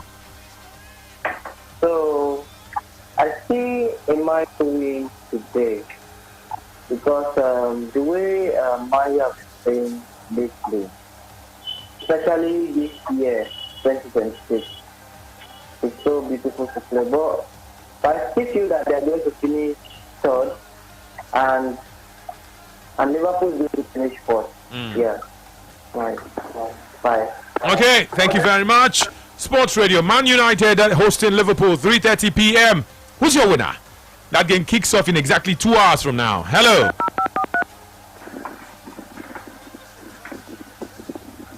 Hello, what's your name? Hello. This is Shagun calling from Aja. Shagun, go on. Yeah, the match is 1-1 draw. That is my prediction. You say what? 1-1 draw. A 1-1 draw. He sees a score draw. Thank you very much, Shagun. It is still your frequency of champions. This is Football Live. Sports Radio. Hello. Anthony, my man. I greet you. What's your name? Happy Sunday. Same to you. I greet you, Stefan. Welcome. Good Just afternoon. come back for church. This is Pastor Samuel. Okay. To. Okay. Liverpool go fit do to. Why not? Because now so Chelsea do to. It's your papa. I don't know how you want to do now, Anthony. I want you for your mouth. Wait. Man, Joseph, don't predict. Wait. Just slightly. And that is what I think. Slightly. Because you know, say Liverpool. Why it is say Liverpool not fit do to with Man U? Who be Man They U? go on do Agidi now. You know how they do Agidi? You know? Truly they go play. Then they know how to play Man U. But, you know, with Man U there, they let them know, say, now we still there as a United. So I beat them for their home 2-1. The home where they say they never beat them. Even the same as now, the other time. Where they say and they no beat, they no beat. I think I dropped 3-2. So Anthony, Joseph, God bless you. Amen. Amen. Amen. But Anthony, I just came back for church. I want to hear you. What do you want here? What do you want here, Gongon? What do you want I here? like your prediction. I always like your prediction. What do you want here? Understand? Every day I dey pray for now for that play life. Okay. And na prayer go answer. What do you want? You want to hear my take on this match? In this match, because na video. Okay. And I get advantage. Okay. Pata, I feel say maybe drop. Okay. But me, I know say I go beat them. Okay. It's Liverpool. Thank you. Okay, thank you very much. Liverpool have their problems. Liverpool have been greatly weakened by injuries. First choice goalkeeper is injured. Second choice is nowhere to be found. You look at Hugo Ekitike, he not there. Alexander Isak, Sef not there. There's no Mo Salah. Who can remain for the team? So that alone gives Manchester United an edge. If Man United win this game, which game they can win? If Liverpool were to play at full strength and Man United were to play at full strength, you probably would say maybe a 50-50 game. But again, if you can't look Salah and you can't look Isak, how their contribution don't be this year? We know what Salah fit do in the past, but this Salah winning for this current Liverpool is a shadow of his former self. So if I be Man U fan, I'll be a bit confident that my team go beat Liverpool because of their problems. I'll be very confident because these players, when they miss, are very, very important players, whether form or injury. They are very, very important. Who they will now have to play with all this Cody Gakpo. Abi? Maybe now Cody Gakpo go lead the line. Go play like false nine. Okay, Rio Ngumua. Now we'll play wide. Now those ones. Man is supposed to beat them. Beat them like 2-1. Gakpo go lead the line. Sports radio. Let me take this one. Hello. Injury plenty. So their injury worries plenty. Hello. Hello. Good afternoon. Yeah, good afternoon. Say your name. My name is Nuruddin. Go on. I'm a United fan. Okay. Now go for my team to humble Liverpool this afternoon. Hello. Go on, I hear you. My reason is, I think it's Freddie Woodman that is starting in post, right? Yes. I see Benjamin Sesko who's scoring. And I think that Liverpool defense line is so shaky. When we have Bruno Fernandes that is actually in the form of his life, and we have two dangerous players outside in Mbeumo and Koeman. And the midfield, I think we'll dominate with Kobe and Casemiro. And whatever from front line Liverpool want to throw at us, I think our defense is capable. I think Eden Heaven will have another good day today. Okay. Liverpool are without their first choice goalkeeper. They are without their second choice goalkeeper. They would have to play their third choice goalkeeper against Man United. A Man United attack that is razor sharp. Man United are playing at full strength. Everybody there available for Man U. Everybody. Look at the absentees for Liverpool. The two important goalkeepers are not available. Your new signing, Hugo Ekitike, not available. Isak is set to miss this one. Salah go miss this one. Who can remain for the Liverpool? You now play a false nine in Cody Gakpo. Maybe I don't know how Anna Slot won Duamo, but it's already looking like it was a difficult game, but because of the injuries, it's looking more difficult. So if I be betting person, I'll stay with Man United for this game. Hello. Man United if we give them 2-1. It can even be bigger than that. Not be this Liverpool when we say we don't know how they do, whether they blow hot or cold. Hello. Hello. Hello. Good afternoon, Tony. Good afternoon. Yeah, just welcome back from the holiday. Thank you very much. The voice of Engineer France calling from Onitsha. Okay. Tony, you see today's match. I think there will be a surprises that people might not expect. You understand? Let's not underestimate Liverpool. I know they have so many disadvantages, but sometimes if they can be able to play as a team, I think they will put on a surprise against Manchester United. Not minding their disadvantage. Okay. You understand? So, because all I know is that it's going to be 11 players. So anything can happen. Tony, I don't know whether I can contribute on the first topic. Yeah, go on. No problem. Yeah, thank you. Talking about why some of the players are not coming to Nigeria or Africa. You know, the problem is the structure. I think both Nigeria and Africa, we have to look at our football structure. What I mean by structure in our football, how do we, most of our international, most of the players that play for Nigeria, how are we taking good care of them? You understand? Because this thing is something that whenever you are going for the players, you negotiate with them, you tell them this is what you have to offer them, maybe after they have played football. So when you give them good offer, there's no how these people will not play for you. So, but when they look at this, they see that this, like France and other regions, they have better offer, better options. You understand? So now they will now decide to play for those people, and you cannot blame them because those people have better offer. Well, maybe during their non-productive years, they still have something to benefit from those nations. Okay. But here in Nigeria, for example, during their unproductive year, what are they going to benefit? You can see they even see the evidence from the way you treat most of the international. So with that, nobody would like to play for you. So that is the major reason why most of them are not playing for Nigeria and Africa.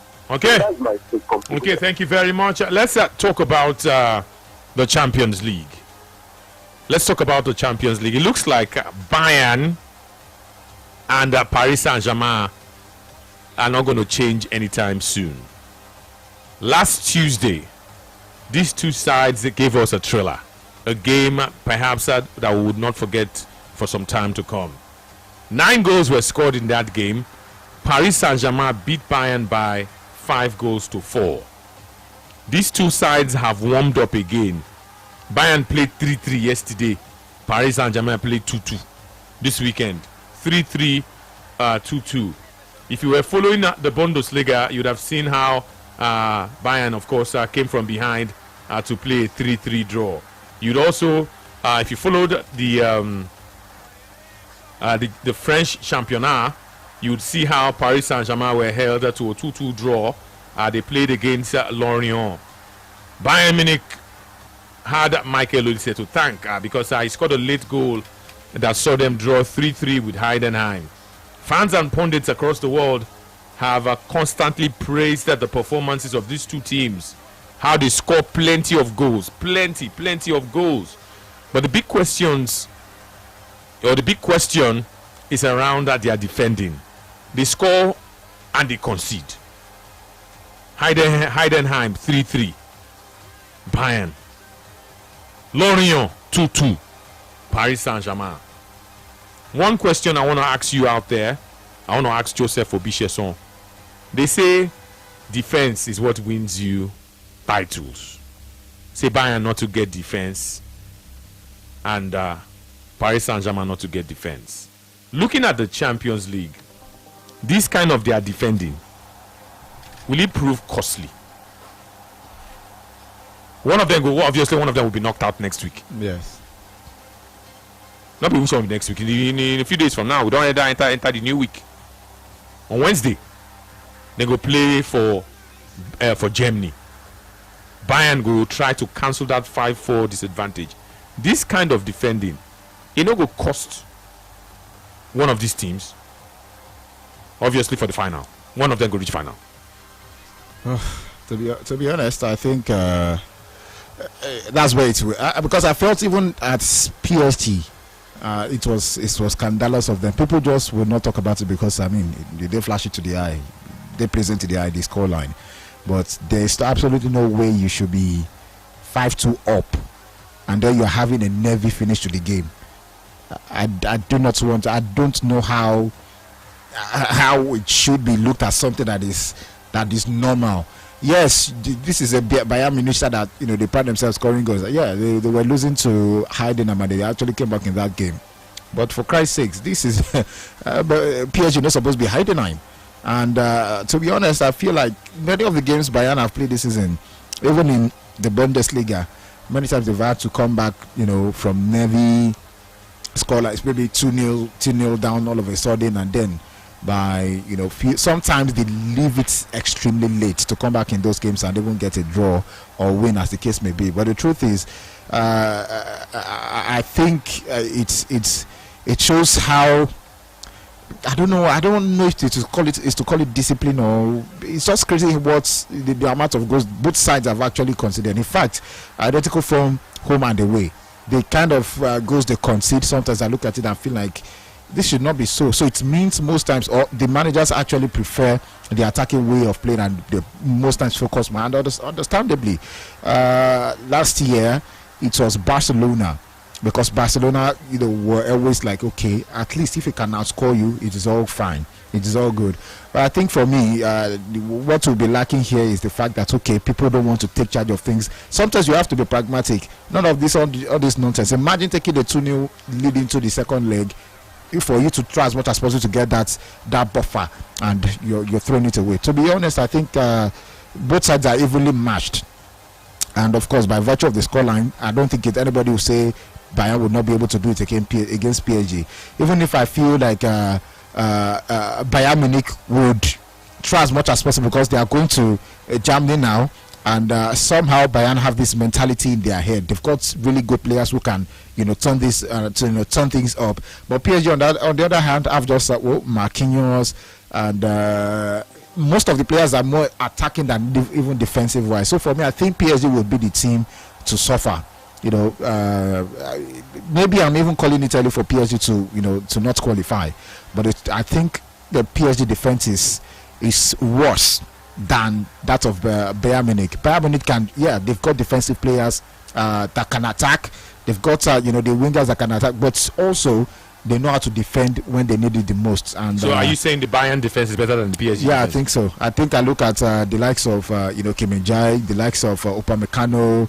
At least you have two attack. They can attack good, but they can defend as well. But then you look at Marquinhos and Marquinhos is the only guy I feel like, okay, the hard guy with that PSG defense, and I think that could be the difference. And most times, it's not as if I want to say he's dropped in form, but it not be the same hard man.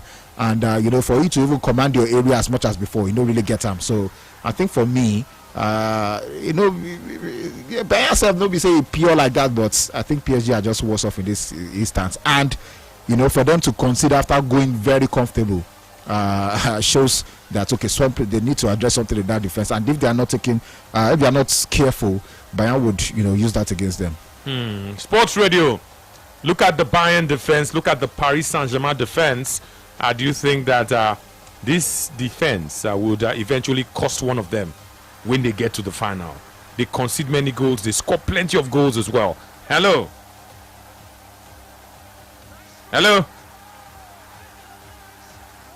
are you there?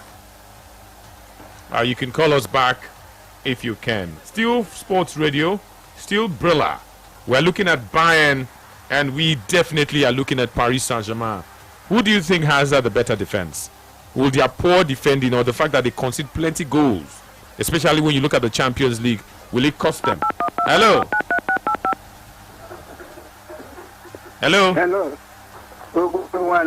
I greet you. Good afternoon. Good afternoon. London, yeah. Liverpool will win Man Despite them get injury, then go defeat Man U. And my second club, Bayern Munich, then get more defense than Paris Saint-Germain. They are going to do something. Thank you. Okay. Thank you very much. Your frequency of champions. We are Sports Radio. We are Brilla FM, and this is Football Live. Hello. Hello, good afternoon, Tony Momer. Good afternoon. Joseph, I greet you. I greet you. Yeah, my name is Odi Efosa, also known as Basuna Peso Kobioko. You can call me Mayu Destroyer. For me, Bayern Munich get defender more than, as Joseph said, they get defender more than PSG. And they attack even more than PSG. For that reason, we see as CGF say, go see call. But I will give it to Bayern because of home advantage. I believe that Bayern will destroy this to that very particular day. So for the prediction, you go lose today, 7-0. Because Liverpool don't do it before, they go still do it today again. No, Liverpool don't beat, they don't beat Man U 7-0 before, they go repeat that today. They not be saying they get injury or no get injury. Slappy Kega is not Slappy Kega, that is not the issue. The issue today is Matters Arazi. I give it to Liverpool. Thank you very much, Tony Momer. Okay. Thank you very much. Your frequency of Champions Sports Radio, Brilla. Bayern and they are defending. Paris Saint-Germain and they are defending. Will it cost them? Hello. Hello. Good afternoon, Tony. Good afternoon. Yeah, Mr. Totem on the line. Go on. For Bayern and the PSG, what they showed us last week was amazing. But for me, I'm seeing Bayern progressing. Not that Bayern attacking-wise are more superior than PSG. But if you look at the PSG, they have a weak defensive midfielder and a living left back and right back. And for last week, almost the yellow card they considered was the back line. So that will be a big advantage for Bayern to win them this coming Wednesday. Thank you. Sports Radio, Brilla FM. We're looking at Bayern and Paris Saint-Germain. They are defending the goals they have conceded. Hello. Hello. Hello, good afternoon. Good afternoon. Good afternoon, the beautiful Joseph for this sir. Good afternoon. Good afternoon, Tony Moman, Tony and Bakadaramo. What's your name? My name is Prophet Benjamin Franklin Benjamin, popularly known as Saguna Chamber. Okay, go on. From Agule Junction. Yeah. For right, I'm taking my club Manchester United. Despite the injury of the other Red Devil, we are going to Manchester United is going to win. Manchester United will win Liverpool by 3-1. Then for the defender, I believe for Bayern Munich has more defense than Paris Saint-Germain. That's my own solution. So let us contribute. Thank you, Joseph. Welcome back. Thank you. Welcome. Sports Radio. We're going to read your comments very shortly. WhatsApp comments, we have tons of them right here. We've talked about we're talking about Bayern and PSG. We've talked about Man U and Liverpool, and we've talked about Nigeria. How strong the Super Eagles are when it comes to attracting these diaspora players. Hello. The man I love so much. What's your name? Joseph.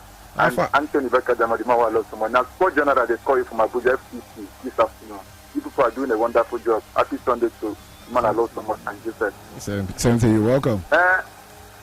You know, say, when you come to this Bayern Munich and the PSG, the two teams, they have good defenders. But this pattern of play, they are all run attacking teams. They love scoring goals than playing dirty. You understand? Because you get defense. You say you never jump to three front people where they say we service for goal like PSG and Bayern Munich. But my problem is some people say that Bayern Munich will not PSG out because Bayern Munich is playing at home. PSG don't know home. They don't know how. They play better in the way more than the home set. this PSG under this present coach. So I see PSG knocking Bayern Munich out. It showed me 90% chance of PSG qualifying, 10% to Bayern Munich. I will still call you when they qualify to final. Thank you very much, my lovely brother. Okay, let's of course take one more call and then go read your comments on WhatsApp. Looking at the defending Bayern Munich on one hand and Paris Saint-Germain on the other hand, it's been kamikaze. Will it save them or will it cost them in the final? Hello. Yeah, Anthony, how are you doing? Good. Yeah. I'm speaking. Go on. Yeah. So the PSG and Bayern, Anthony, to me, I'll give it to Bayern. Because Paris Saint-Germain, their defense is PSG, their defense is weak. Their defense is weak because they don't have like, the defense I have is Marquinhos. Am I correct? Marquinhos. You say what? Marquinhos. And that's yes, that's your captain. Yeah, only Marquinhos that they have. The rest, I don't know. They're not that good. So then they have a weak defense. So I think Bayern advantage. I use the Bayern to qualify ahead of their PSG. Okay. It's going to be Bayern Arsenal. Okay, so let me give you numbers for context. Bayern have scored 39 times in the Champions League and have conceded 19. 39 goals scored and 19 conceded up until this moment. Paris Saint-Germain, on the other hand, have scored 37 times and have conceded 21. So they score and they must concede. Bayern 39 goals scored, 19 conceded. Paris Saint-Germain 37 scored, 21 conceded. Atletico Madrid 31 scored, 27 conceded. Arsenal 23 scored, 6 conceded, and they are undefeated. You see the pattern? Yes. The most pragmatic team, Arsenal at this point in time. That's why they are undefeated. So they, as much as they attack, they don't need to concede. Yes, they don't need to concede. They have defenders that can defend properly. So that's the difference. For PSG, you have outside of Marquinhos, you have Pacho as the real defenders in that team that can. Nuno Mendes can also do it, but the other like 70% of the time is on the other end of the pitch, try to attack. Just as you have Hakimi. So I think those are the differences. And you look at all of these lists as well. PSG have considered the most. So I think it just tells you the story. No, for the four of them, Atletico Madrid has 27. Okay, man. Atletico Madrid, pardon. No, Atletico Madrid said the score. But they're not the score as much as the other people. So for this Champions League semi-final return legs, Arsenal have the best defense and the worst attack. So they are pragmatic. So their attack, 23 goals, 6 conceded. No losses. Bayern 39 scored, 19 conceded. Paris Saint-Germain 37 scored, 21 conceded. Atletico Madrid 31 scored, 27 conceded. So Atletico Madrid have the worst defense. So apart from Atleti, but the attack is sharp. Yeah, it's sharp. They score goals. So I think for me, it just tells the difference. PSG ultra attacking side, but they also concede in numbers. So Bayern Munich on the other hand, now Bayern score pass and they can just try defense. So looking at that, Bayern have the second best defense. Yes, but their number is high to 19 goals. 19 to 21. So I think for me that tells you everything. Bayern self they go top goal. I think most teams will actually score on that night, but PSG are way too careless for me. Way too careless. So Arsenal are in this position based on their solid defending.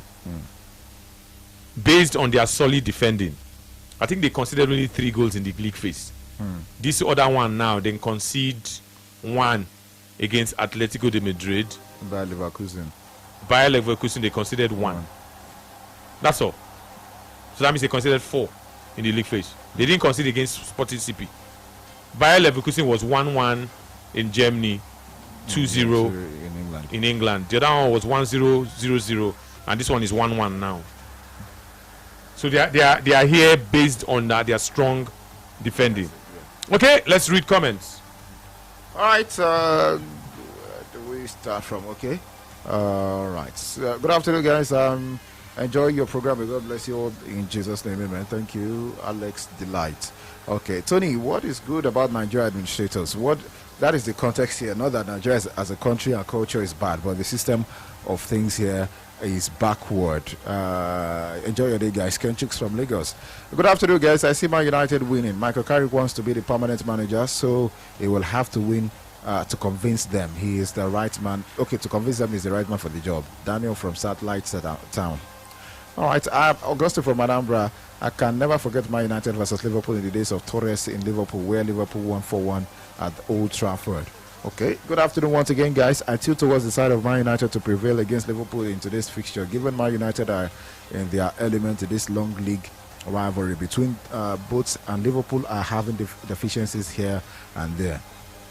Okay, good afternoon. Good day, gentlemen. Man United will win Liverpool this afternoon, even though they practically need only 1 point to cement UCL. Actually, it's 2 points to cement UCL position after Brighton lost last night.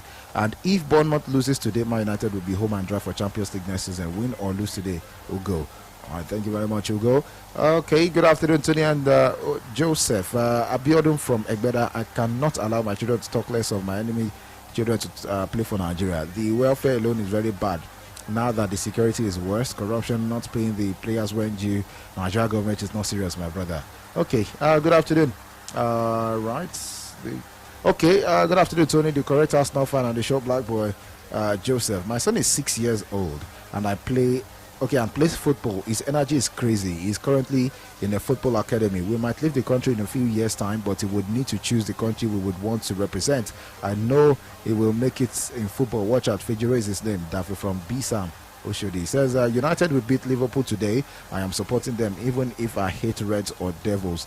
Daffy from Bisam Oshodi, Lagos. All right, Radio Anchor and happy Sunday. Good afternoon, Radio Anchor, and happy Sunday to you, Joseph. This is Prince Paul. Tony, just like Joseph analyzed, Man United have a slight edge over Liverpool and will beat Liverpool today. Hashtag glory, glory, Man United. Good afternoon, everyone in the studio. I am Comrade Awana Moses from Asaba. Liverpool will give a good performance today. They will play a team that's collective football because they know that the key players are not available. So I do not see Man United winning today's game. The best result will be a draw if Liverpool don't win. Okay. Good afternoon, Anthony. I love Vincent Kompany style of play. Future City coach Bayern has better defense than PSG. Sunday from Ikorodu. Okay. Good afternoon, Mr. Tony and Joe. For me, looking at both defenses, the both team concede a lot of goals, but Bayern Munich can attack high and defend high too. I see Bayern seeing the game through because of home advantage, and as for Manchester United, my Manchester United darling club, we are winning today. I am sure. I am Ike Simon from Libya. Happy Sunday to you all. Okay. Good afternoon, Uncle Tony and my fellow United fan Joe. My name is Wilson, the United fan. Anytime I remember that 7-0 loss to Liverpool under Ten Hag, it come out something from my body. So today, under the same circumstances, I want my team to return that favor back to them with the same festival of goals. Make their keeper, they bring out the ball from the back of the net today. I'm sure Bruno will be licking his lips right now because he knows that is about to rewrite history today. Glory, my thanks, Uncle Tony and Joseph. Okay, good afternoon. My name is Tochuko from Onitsha. Please, I thought during the program you guys normally give us score line of games going on. For Man United, my club, they will beat Liverpool 3-1. And as for PSG and Bayern Munich, they have a better. Okay, Bayern Munich have a better chance of defense than PSG. They have a better defense, you mean to say, than PSG. Thank you all. All right, so good afternoon, gentlemen in the house. I'm enjoying your program. Keep up the good work. Says, I think Bayern will beat, will get the better of PSG, no matter how their defense be. Chimex from Onitsha. I'm enjoying your program. Keep the good work up. Good afternoon, Tony and Joseph. This is OJ Sam from Abuja. I see PSG qualifying. They will outscore Bayern. Please, Tony, I'd like you to consider bringing Femi to Football Live with the three of you guys. Who's Femi? Olufemi, I think. Okay, you mean F1? Yeah, F1. F1. Okay. Hi, Football Live crew. Adedeji from Ayobo. For me, this match is going to be a drab match, and my reason for that is not far-fetched. It is simply because both teams are not fantastic or current form, but it seems Man United, Liverpool are more terrible on form than Man United. I see a stalemate or probably a snatch and grab win for Man United because I don't see a clear winner by my crystal ball to any of the teams because they are both terrible or current form. So I would definitely be sitting on the defense for this one because I don't have a clear winner or perhaps Man United win or draw. Okay. And critically looking at the positive and highly anticipated second leg fixture of the UCL match between Bayern and PSG at the Allianz Arena, I think it should be won by best attacking side on the night. It is obvious both teams are vulnerable defensively. Even grading their defense, I want to put them on equal vulnerability. So it now depends on fantastic goalkeeping and goal attacking side of the night that would eventually take the day. The match is really going to be mouth-watering and high-scoring just as the first leg. So I see Bayern qualifying ahead of PSG. My preview would be rooting for Bayern just because of Hurricane. I want him to win a major trophy. He has really given his best to the world of football by scoring a lot of goals for both country and club. All right, thank you very much. Good afternoon, guys. I'm Godfather from Aja. PSG have a better defense than Bayern because they have conceded lesser than Bayern this season. PSG 46 goals conceded, Bayern 52. Okay. What are you adding? Are you adding league and what? We're basing it on Champions League. It says the defense will cost Bayern more because how will you tell me PSG had 5 shots on target in that and scored the whole 5? What do you mean by it's only Marquinhos in their defense? What's wrong with William Pacho, Nuno Mensch, Achraf Hakimi? Bayern has who? Upamecano, jokes on them. All right. Okay. Greetings, Anthony Ndaboski and Joseph the Short Black Boy. Who is in Ndaboski? You. Now maybe Ndaboski. I am Hariguchi texting from Popo Street in Accra, Ghana. Popo Street. To your question, I believe Bayern Munich will defeat PSG this Wednesday, and I also believe my team, Man United, will defeat Liverpool back to back this season. Keep up the good work, guys. Okay. Greetings, Brila. Now, me and Gina Dasco, the Chelsea chairman from Maniche, I'm predicting Man United to beat Liverpool today because of some couple of absentees in that Liverpool squad. I beg, help me tell that Man United fan that put 10K on Chelsea to not qualify for Europe next season that his ticket will cut even before the end of the season.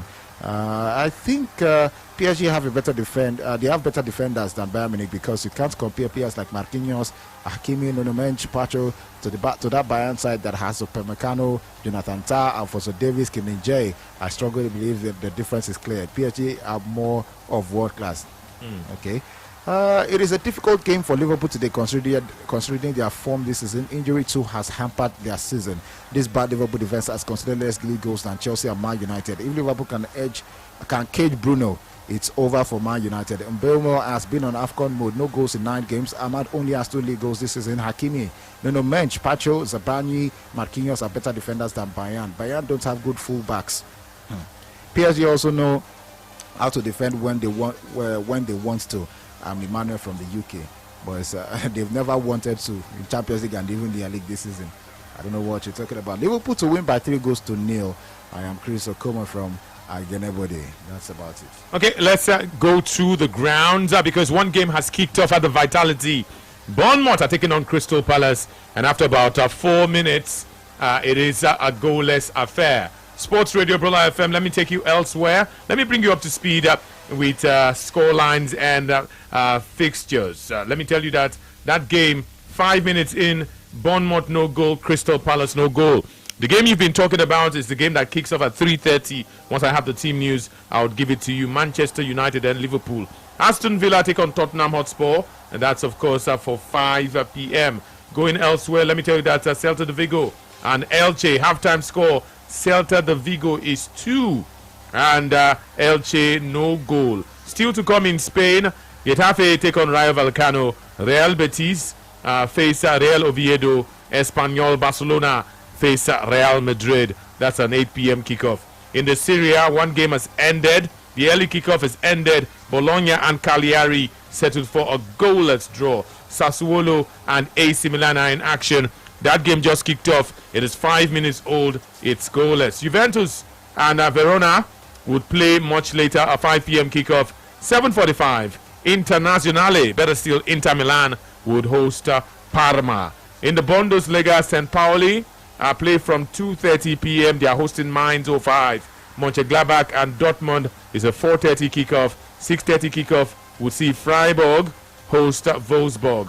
Let me tell you that in France, 7 minutes on the clock. Lille Metropole versus Le Havre. It's a goalless situation. From 4:15, Auxerre take on Angers. Paris Saint-Germain, of course, Paris FC, I beg your pardon, take on Brestois. Strasbourg and Toulouse, Lyon and Ronnais. Let me tell you that in Saudi Arabia, Al Shabab and Al Tawoun, Al Akli and Al Ugdud, Al Qadsiya and Al Nasra would all play today. Still your frequency of champions. Let's go to the Netherlands, where Volendam have lost to Henriven 2-0. Fortuna are in action against Feyenoord Rotterdam 35 minutes in. Zwolle lead Heracles 1-0. AZ and Twente would play from 3:45 p.m. 3:45 p.m. we'll see Sparta go head-to-head with, of course, Go Ahead Eagles. The MPFL is back after a brief recess. Remember, they were playing Federation Cup matches at state level. Barao and El Kanemi will play.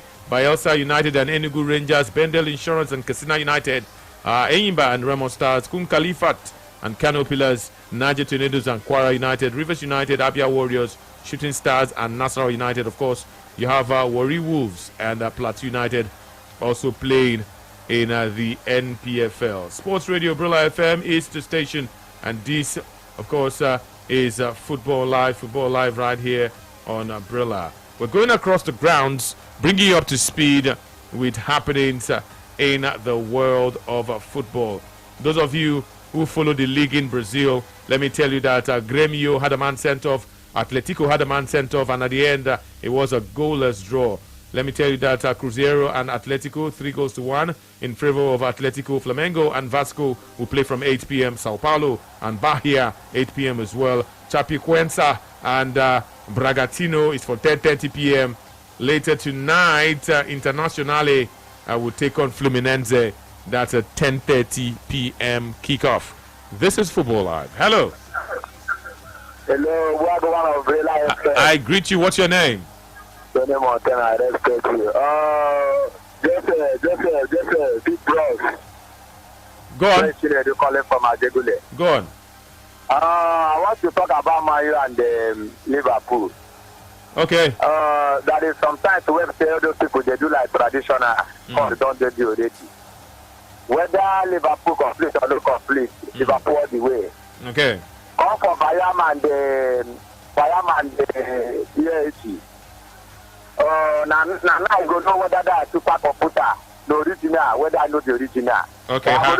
Wait. How do you mean? I go to Bayam, and end of the day, I go know whether that is computer, the original, whether I know the original. What did my computer talk?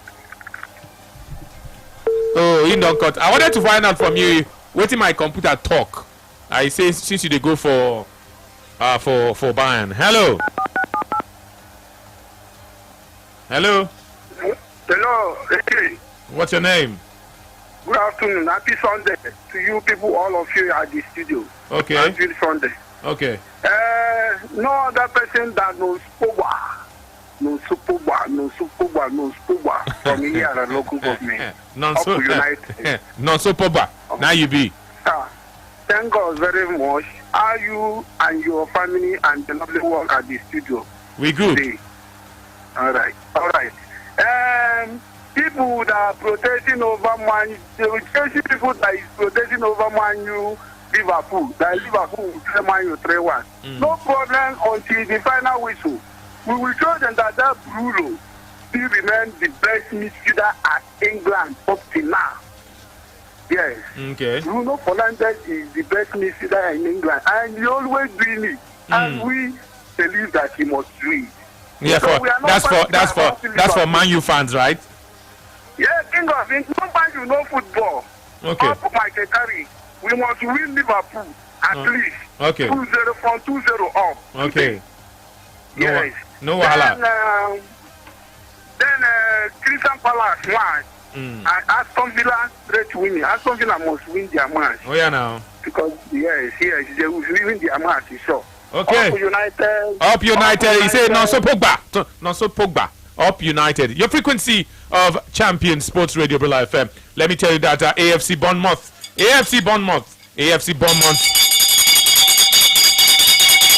They have opened the scoring against Crystal Palace. It is Bournemouth 1, Crystal Palace no goal. Remember, this game kicked off some 11 minutes ago. Bournemouth not waste time. Bournemouth, of course, don't score. Even though this is their coach. Bless it, this is their coach. Even though he's going, he's showing workings. He's been linked with a move to Chelsea. He's also been linked with a move to Manchester United. Bournemouth in front. 1-0 is the scoreline. It was an own goal. Jefferson Lerma scoring against his own goalkeeper. And that's the story of the game so far. There's also been a yellow card in this encounter. JD Canvot has been shown a yellow card. The French player has been shown a yellow card in this encounter. 1 goal, you can make it 12 minutes on the clock. 1 to Bournemouth, no goal to Crystal Palace. Man United don't kick off until 3:30 p.m. Hello. Hello, Tony. Good afternoon. Good afternoon. Yeah. Tony, my name is Ekong. Ekong, go on. Tony, I want to advise Man U. Why? They shouldn't take Man U shouldn't take advantage of Liverpool injury prone. Why should they not take the advantage? What happened? What kind of advice is that? No. They should make a mistake if they should relax because of the lineup of the Liverpool. Okay.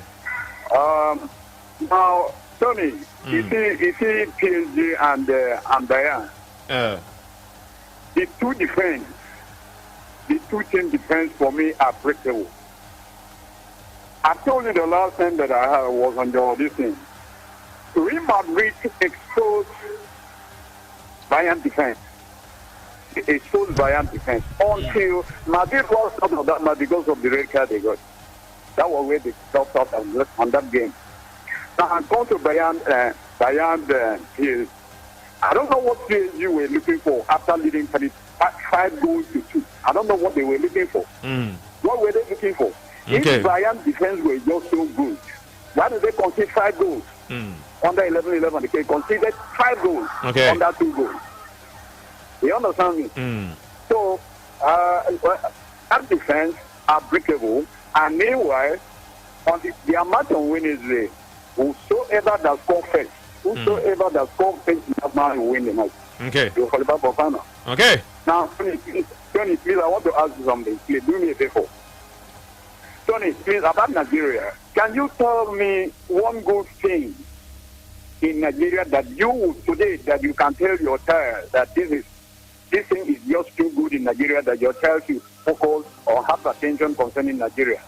Please, thank you. Okay, thank you very much. So just listen up. Listen up. So if you don't get good things to tell your child about Nigeria, leave your own like that. Leave on like that. So we will come back there. So we they stay with the football. This will not be political program. Not be here. You can advance your political talk. If na football you want to talk about, you don't get good things to tell your picking about our Nigerian football, because so the context na football. If you even ask me to even advance and beyond football, so I'm sure I have 1 or 2 things to tell you. But let's even just leave it at that. I'm surprised you even asked that question. If you don't like Nigeria again, you just have to go now. Leave us. Leave us with. Those of us who in there, leave us. They go. Not be say you go come they ask me this thing, say make I think I do this thing. No. The context is even football and sports. So if they ask you, they wake you up now. You don't get anything good to talk about Nigerian football. Now only bad. Now what for you? Since we've been talking about Bayern and talking about PSG, let's quickly talk about Diego Simeone. Diego Simeone did something yesterday. I don't know how many of you have noticed. Atletico Madrid played at the Mestalla, the home ground of Valencia, and Diego Simeone did something. He also marked 1,000 games in charge as a manager. Diego Simeone pulled off what some describe as a managerial masterstroke at the Mestalla, where he opted to rest every single regular starter of the club ahead of their Champions League meeting with Arsenal on Tuesday. This tie is finally poised at 1-1.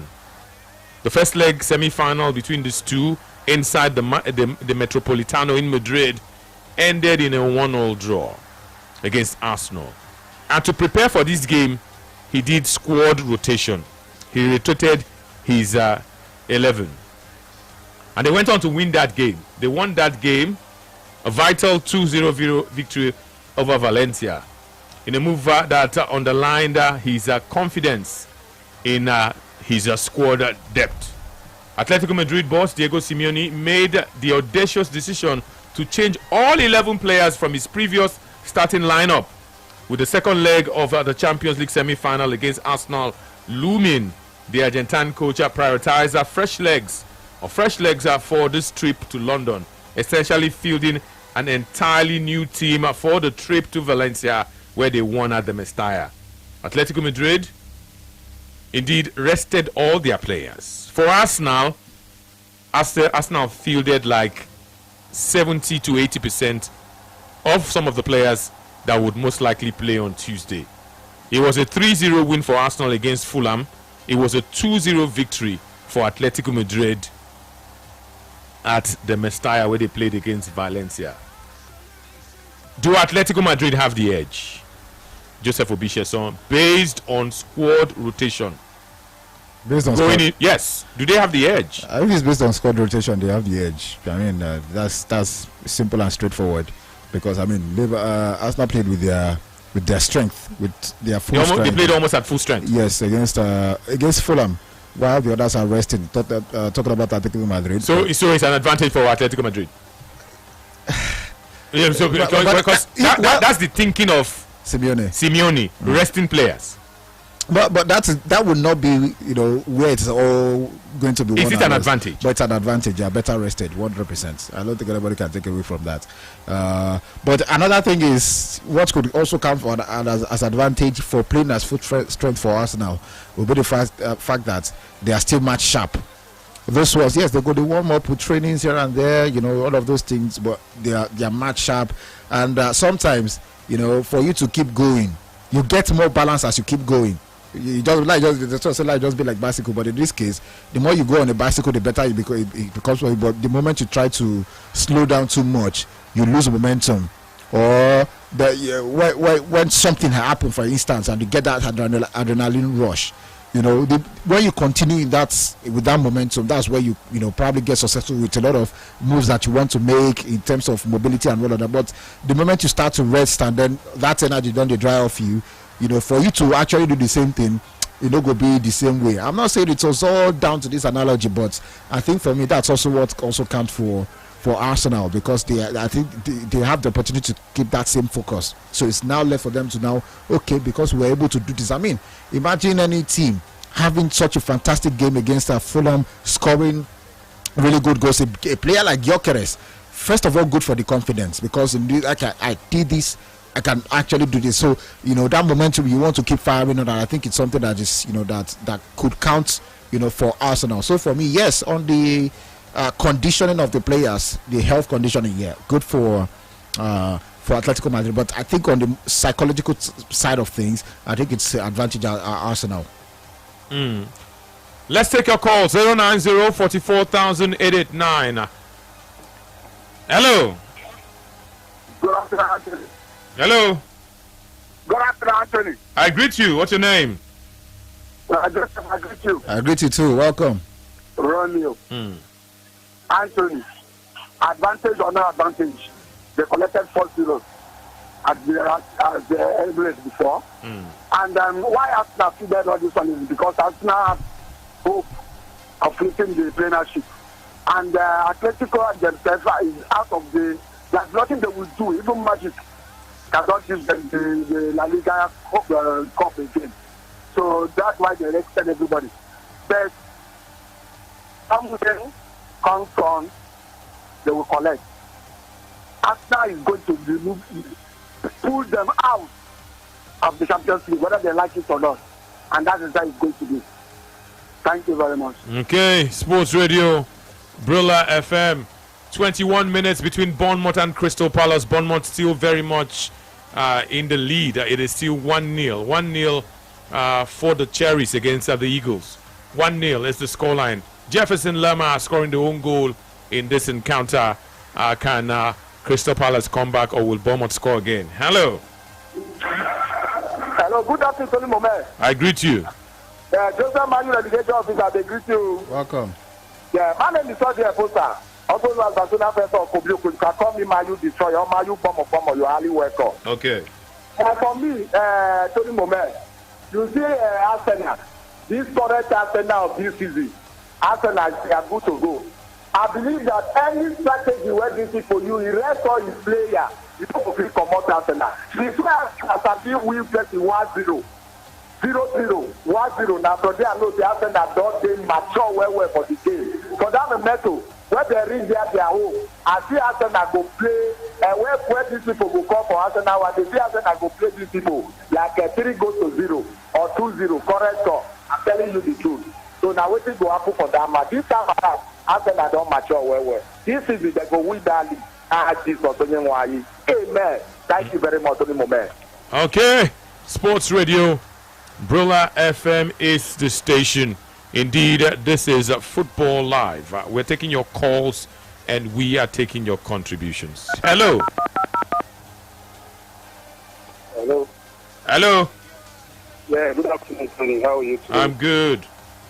Yeah, good to hear from you. It's been a while, like been a year now. I've been trying to get in touch. Are you serious? The days of Yinka.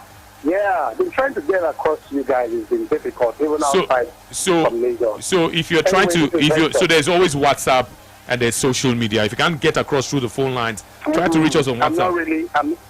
I'm not really a social media person. I believe in. So I'm giving you options. The phone lines can be very busy. I understand. It's fine. Head on the line. How are you today? Good. Great, welcome. Yeah, good afternoon.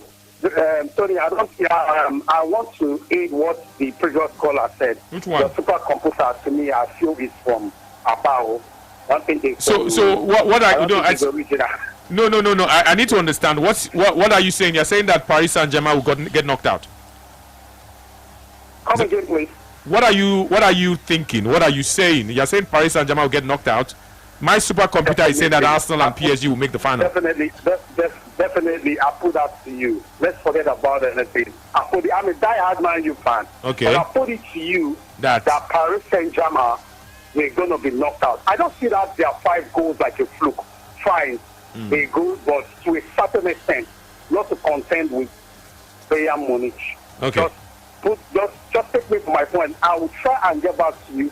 No worry. And I'll tell you your supercomputer is not original. It's from No worry yourself. Tuesday and Wednesday, don't they here? Is here already? So you see all these clubs. Some have, I think, for all of them. Now Atletico Madrid, their squad rotation was the heaviest, and they won. You look at Bayern. Bayern played a draw. PSG played a draw. Arsenal rotated a little and also won. Perhaps it is setting the tone already for a very interesting Tuesday and a very interesting Wednesday. We go day here by the grace of God. Supercomputer or no supercomputer, we go day here. These 4 teams, we go see what in go play. We go see how that attack, that PSG attack go play. We go see how that Bayern attack go play, and we go see how the Bayern and the PSG defenses have how they go play. So don't worry, we dey here. We not go anywhere. We dey here. Hello.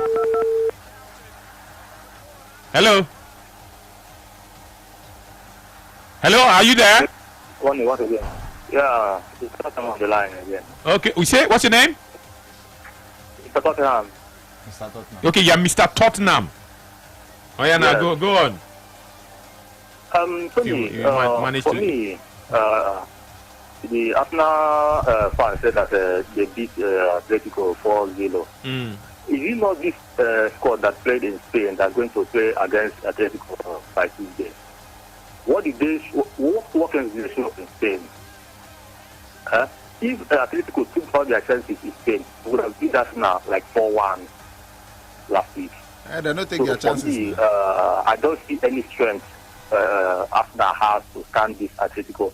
And for me, I can see the reason why they senior elected in first 11 so that they can finish the job. Are you sure it's not the Tottenham fan in you that is talking? No. Are you sure? Why did you say Arsenal lost that penalty? They didn't give Arsenal. Why did you put that one too? Are you sure it's not the Tottenham fan? Because you get how Atletico Madrid dismantled Tottenham when they meet. You remember when that their goalkeeper Antonin Kingsley, where they make mistake, they had to remove him in the first half. Maybe that's fresh. Maybe that's fresh in your thinking or fresh in your mind. But let's wait and see. Not far again. No. Today is Sunday. Tomorrow is Monday. And before you know it, Tuesday night is here. And before you know it, Wednesday night is here. We shall all be here. To see how they go. We shall be here. The magic when Diego Simeone want do, we go see him. The magic when Arteta want do, we go see him.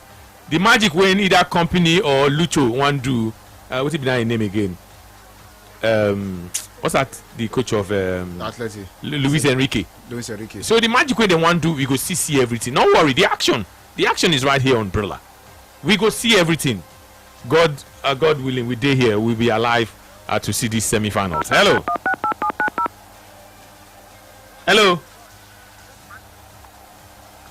Hello. Yes. Mr. Penny. I greet you. Penny Bekedelemo. I did greet you. What's your name? I greet you too. Good afternoon. Good afternoon. Can you hear me? Good afternoon. Yeah, good afternoon. I can hear you. What's your name? Yeah. Chinedu Ronaldinho. Calling all the way from you. Welcome. Go on. Yeah, go on. Yeah. Joseph, I'm greeting you. Welcome back. Welcome. Thank you. Good. And the topic at hand, the 4 teams are incredible teams.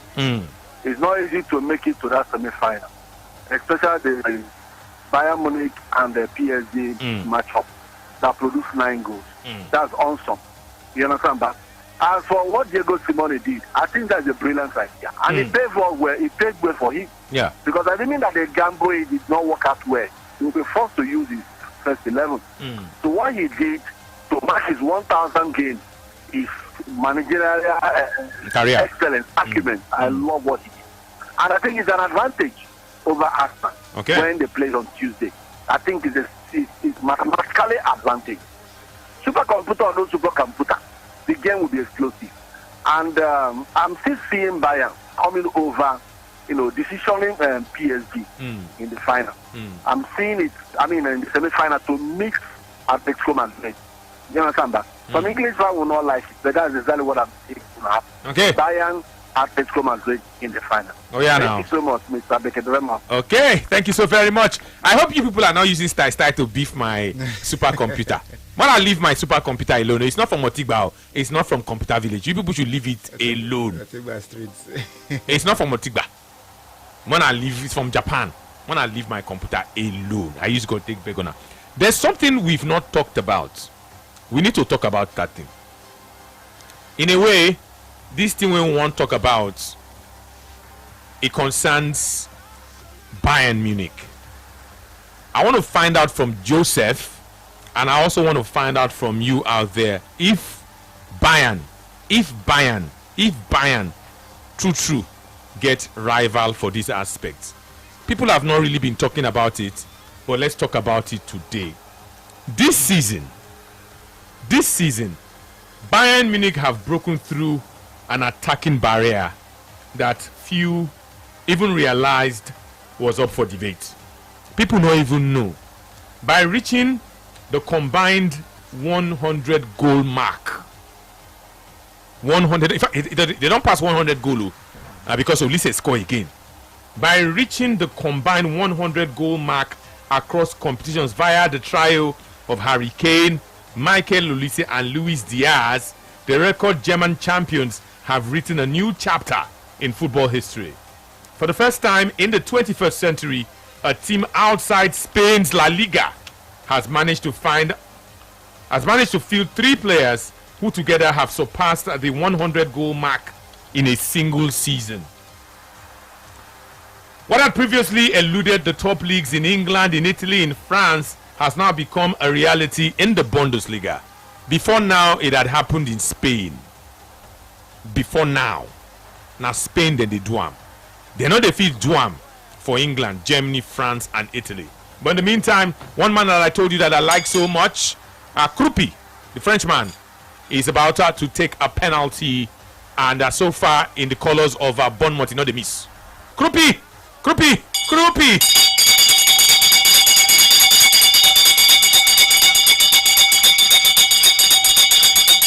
Krupi a bad guy. This guy, very soon, one club go carry him. This Krupi Junior. I'm not sold yet, but it a net too. It a net, but I'm not sold yet. I saw it looked like a dubious penalty, but they don't give them. Saido Berahino vibes. But Krupi they play. They try. He's a youngster, and he worry. Krupi again has scored for Bournemouth, and he has scored from the penalty spot. So 2-0 is the scoreline. Krupi Junior somehow, some way won for himself a penalty. It looked dubious after a VR check. The penalty has been given. The Crystal Palace goalkeeper Dean Henderson came out for a high claim, and he lost the ball, and he was adjudged to have fouled a player of AFC Bournemouth. The referee pointed to the spot. VAR indeed confirmed it, and the penalty has been converted by Krupi Junior. 2-0 is the scoreline. My grasp with that penalty is when something is overturned, they tell us referee discretion. Why they use referee discretion and things like this? Because that kind of contact, reach anywhere to put that boy down. It no reach anything. Because unfortunately, yes, he went for a high claim. He clashed against his own goalkeeper. His own player, and lost the ball. And the keeper, and the player actually got the ball. But that contact, he was just trying to get up, and it wasn't as if his hand was strong on the floor. It was just trailing hand, and then the guy went down because of a minimal contact. I feel yes, but Crystal Palace feel hard on. I would understand that this discretionary should not be a penalty. This milestone I was talking about was common in Spain. Barcelona players had done it. Real Madrid players had also done it. This milestone ends years of dominance by Spanish giants Barcelona and Real Madrid. Until now, the statistical territory was the exclusive domain of world stars like Lionel Messi and Cristiano Ronaldo. Whether it was Barcelona's legendary trio of Messi, Eto'o, and Henry, who scored over 100 goals, they did it in the 2008-2009 season, or the MSN partnership of Messi, Suarez, and Neymar, who set the all-time record with an incredible 131 goals in the 2015-2016 season.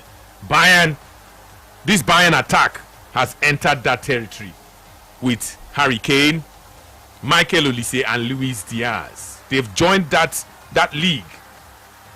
When you look at this current front three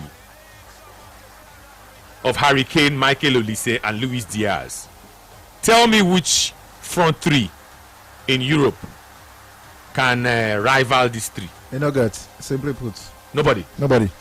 They have the best wingers. Look at France. No. Look at England. Look at even Spain now.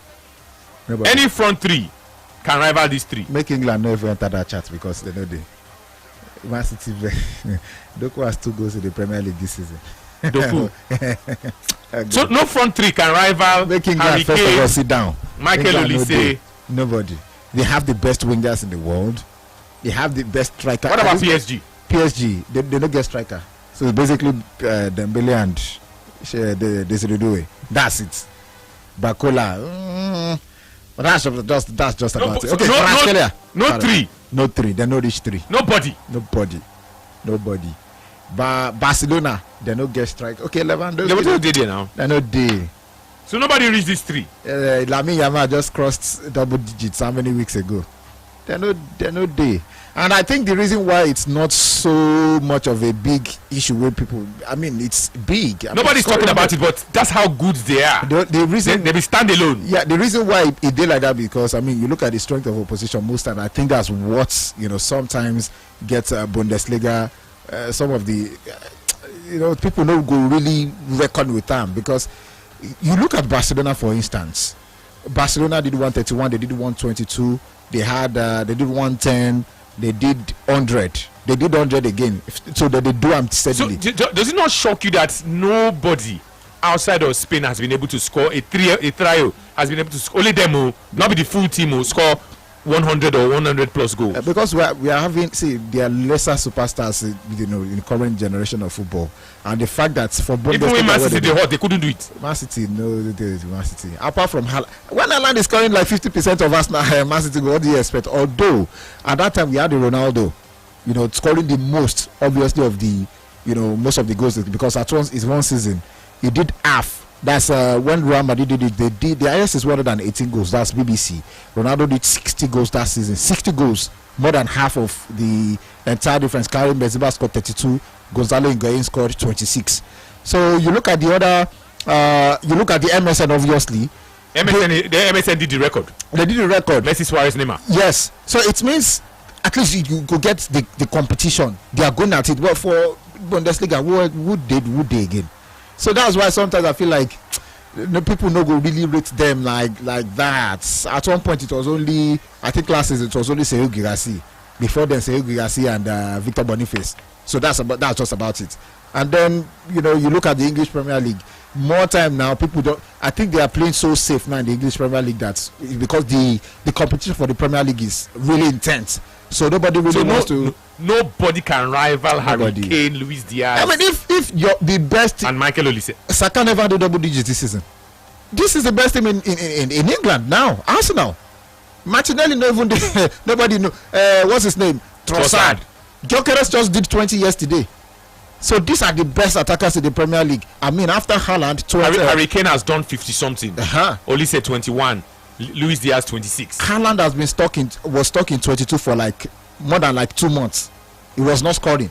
So where's the competition from? Okay. And then Thiago just yesterday he scored a goal yesterday, and he just one goal behind Haaland. Is I think 22 goals now.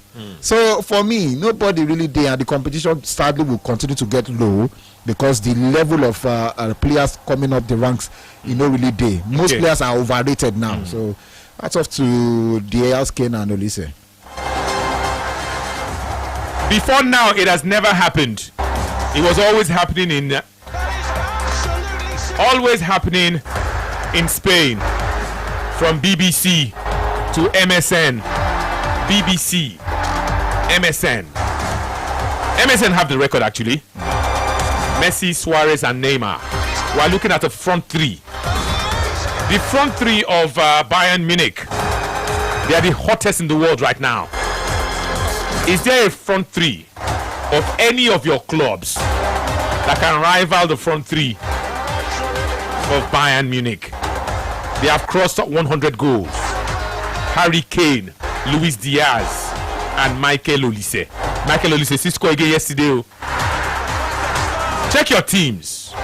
Your teams in England, in Italy, in France, in Spain, in Turkey. Check anywhere. Is there any front three that can rival the front three of Bayern Munich? Joseph say nobody. I bet me on a check. I be like say Joseph no check well. Make on a check arm. Is there anybody, any team? You say what? You have been at Chelsea. I like check arm. Check Chelsea. Check Chelsea very well. Check Arsenal. Check Man U. Check Liverpool. Check Paris Saint-Germain. Check Napoli. Check Inter. Check AC Milan. Check Barcelona. Check Real Madrid. Numbers don't lie. Harry Kane, one man mopo. Eric, check him. I'm not sure Joseph did a good job. Joseph don't check. Say no see. What about you? I want to check your own. Sports Radio, hello. Harry Kane has scored more than Chelsea this season. The full Chelsea. Only Harry Kane. Only Harry Kane. I'm back again. What's your name? Actually, my name is Chinedu Ronaldinho. Okay. Calling all the way from Navy.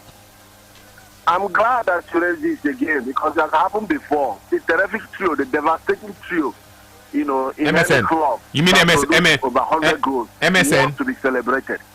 I remember the days of BBC. So, see, we are talking about today's football. We know MSN now, we know BBC now. Today's football, who can rival? What can we call them now? Just like you say, no one, this is coming close. No one can rival this guy. KOD. The Hurricane. Okay. And his comrades. Okay. They are in there to set great record. He's Okay. doing it himself. That's why I wish he would count all this effort with winning the Champions League. To put himself at the hallmark of those guys that are winning Champions League and also put the club where it's supposed to be. Okay. So nobody can rival them now. Okay. Stop them. Thank you, sir. Okay, thank you very much. What can we call them? DOK, KOD? Knockout dead, KOD. KOD. Yes. That year that year of Liverpool, what did they call their front? Their front SAS. SAS. So there's a story. They didn't even do it though. They didn't do 100. SAS. I remember SAS. Not be Nigerian SAS, not be Nigerian police. No, it's not that one. No. SAS of Liverpool back in the day. How about we don't get some kind this, BBC.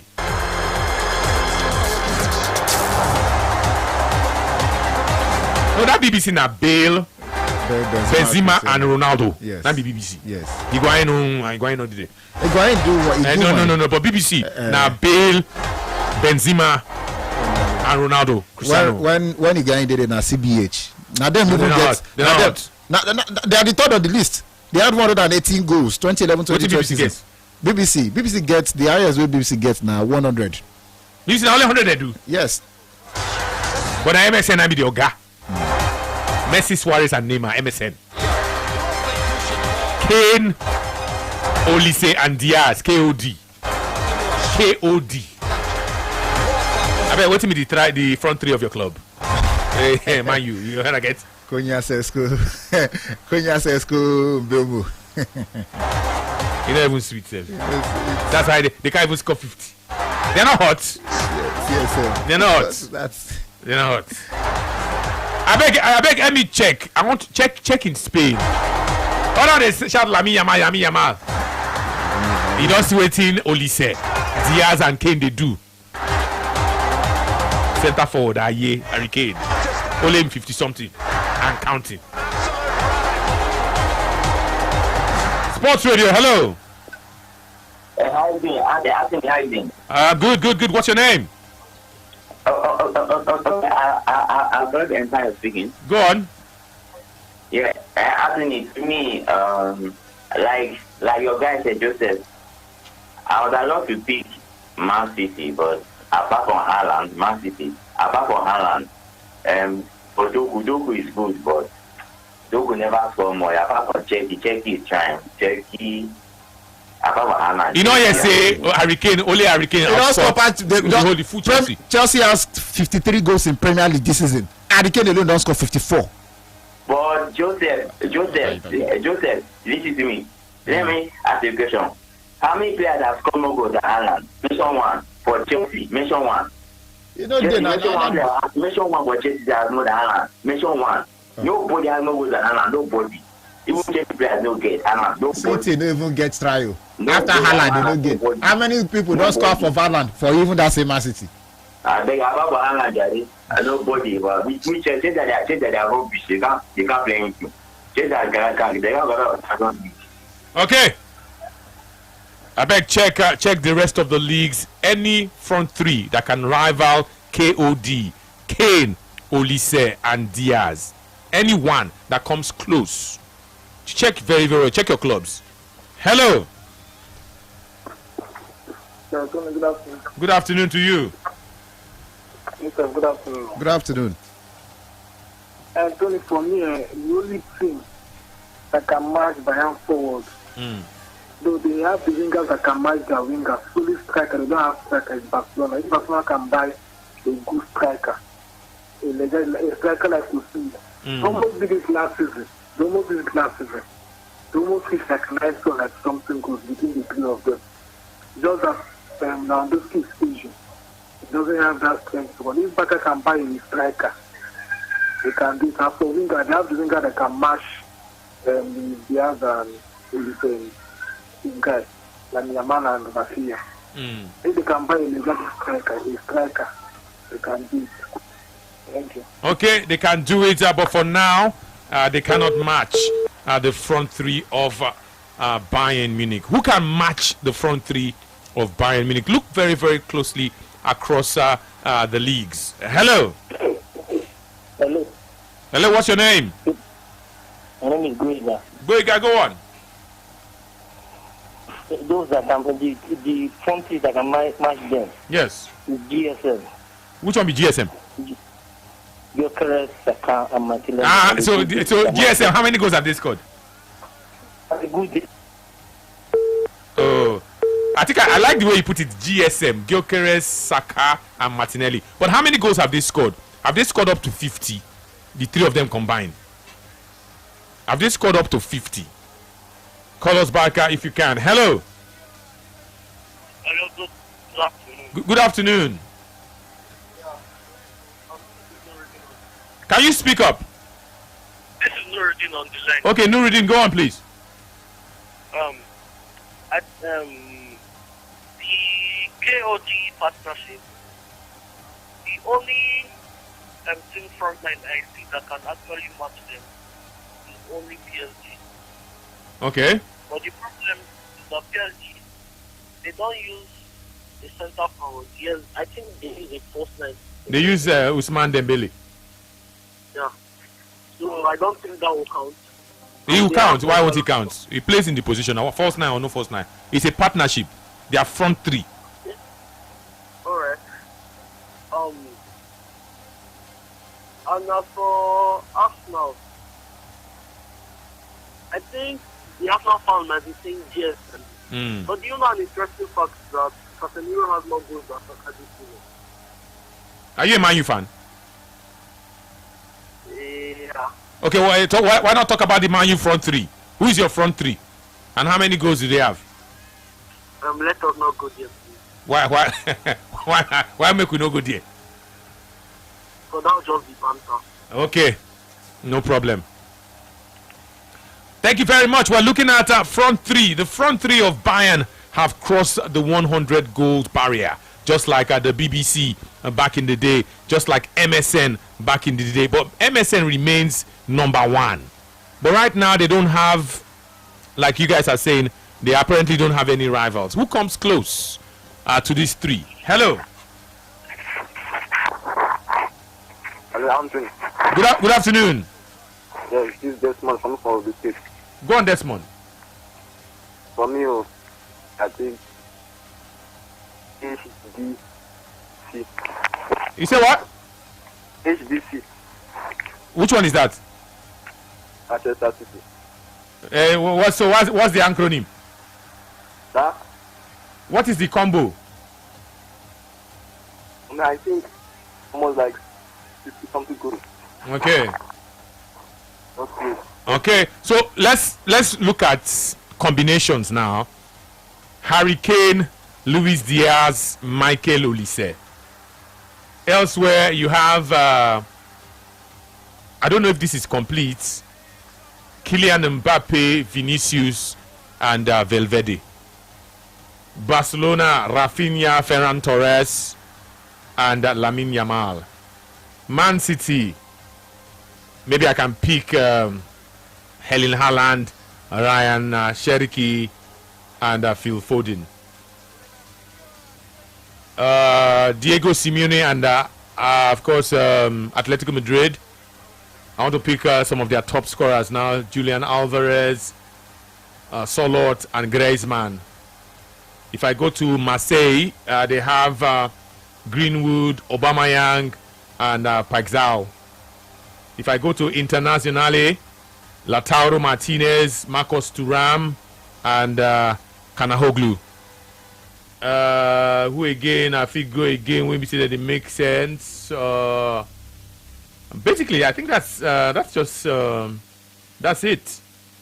When you look at attacking trios in some of the top clubs, Kylian Mbappe here. Kylian Mbappe has over 40 goals. Harry Kane has over 50 goals. Lamine Yamal, how many does he have? He has over 20 goals. Haaland has over 30 goals. Looking at the top marksmen in some of the top clubs. That's about it. Nobody comes close to KOD. Nobody comes close to KOD. Olise and Luis Diaz alone, those two have 47. Harry Kane alone has 54. Olise has 21. Luis Diaz has 26. 26 goals. The hottest. We're looking at the hottest strike force in world football at this point in time, and it belongs to Vincent Kompany and Bayern Munich. Does anybody come close? Does any team come close? Hello. Hello, Tony Vito. I greet you too. Joseph, how are you? Yeah, what's your name? Yeah, this is FJ on the line. Go on, FJ. You way you don't analyze and now we can analyze one for you. See, I know say you go there for funny and joke, but man, you get the country, which is CMS. Okay. See, you know why? Because what you call my own? What you call my own? CMS. CMS. Yes. What it be C? What it be M? What it be S? M. Bremo. Okay. C na Punya. Okay. Then the S na the go. Okay. CMS for Man U. Okay. Yes. So those three no start the season together. I bet you, is a Man U dey for Champions League, FA Cup like that. Forget about what you have already done. He said carry 9 carry Man U this season for the Champions League and all the competition reach now. I bet you, Tony, I know say it go dey funny. CMS for one. Only this league set go take 10 goals. So go calculate if he play all the competition and the Cunha and the Buemo combine them together. Just a watch next season. This thing I say this season, Tony, I bet you. Maybe all of them next season, when we go there for the full competition, you could go this matter again. And I bet you, if we go by like 2 players, join them for the midfield and the defense. But forget about CMS. Now finish work. I don't say go there funny for you to laugh. Okay? You go see the Nana. When next season come, you go see the best side of battle of Cesco and Cunha and the Buemo. Okay, CMS. Okay. CMS. Okay, no problem. Let's give you the team news from Old Trafford. Manchester United are playing against Liverpool, and the kickoff is 3:30 p.m. For Man United, they have dressed and lined up in a 4-2-3-1 system. For Liverpool, it's also a 4-2-3-1 system. Michael Carrick and Anna Slot are going face to face. Let's tell you that for Man United, the goalkeeper is Sane Lamens. Aiden Heaven starts for Man United in a back four. Harry Maguire, Luke Shaw, and Diogo Dalot all are in a back four.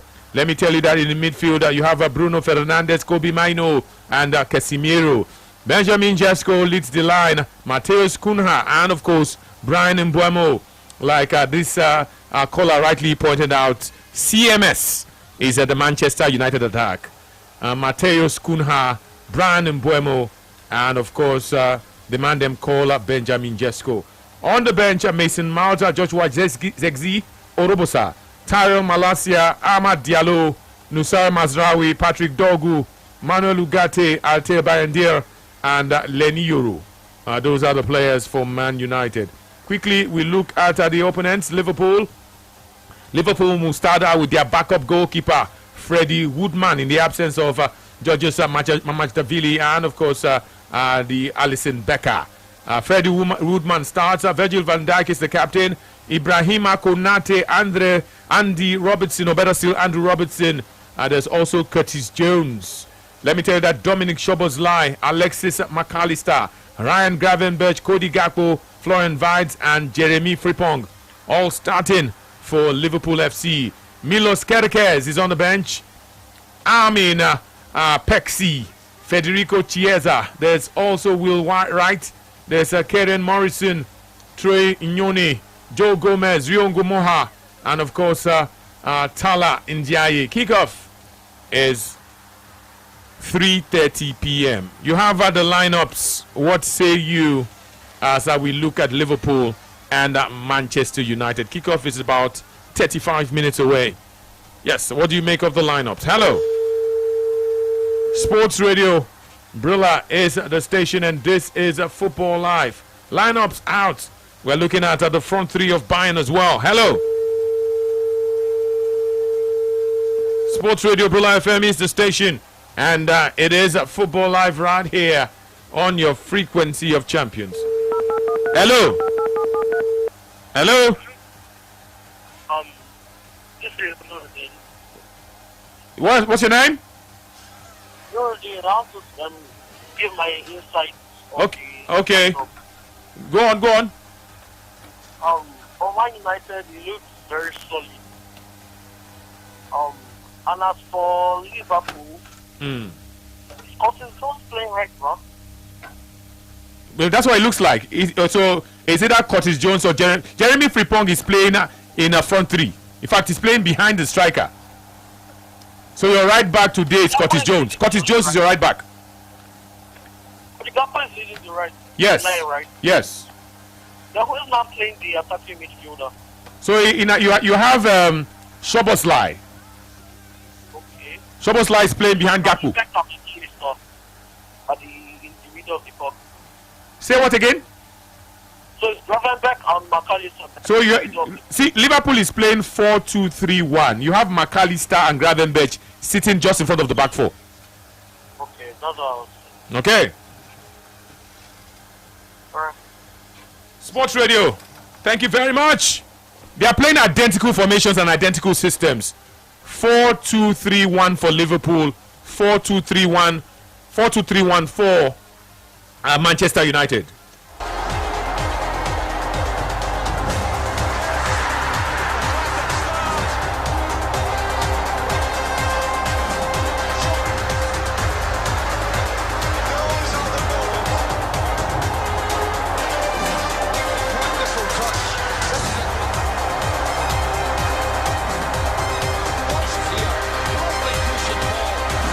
Sports Radio.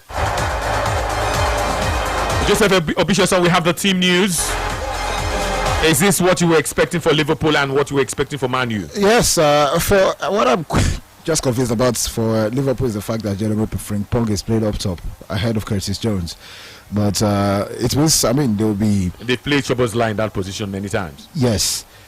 But I don't know. That means that's particular for them from their right hand side will be a little. But Frimpong can attack. He can attack, but he can cross, he can dribble, he can run. He was not going to give you what an attacker, a natural attacker would.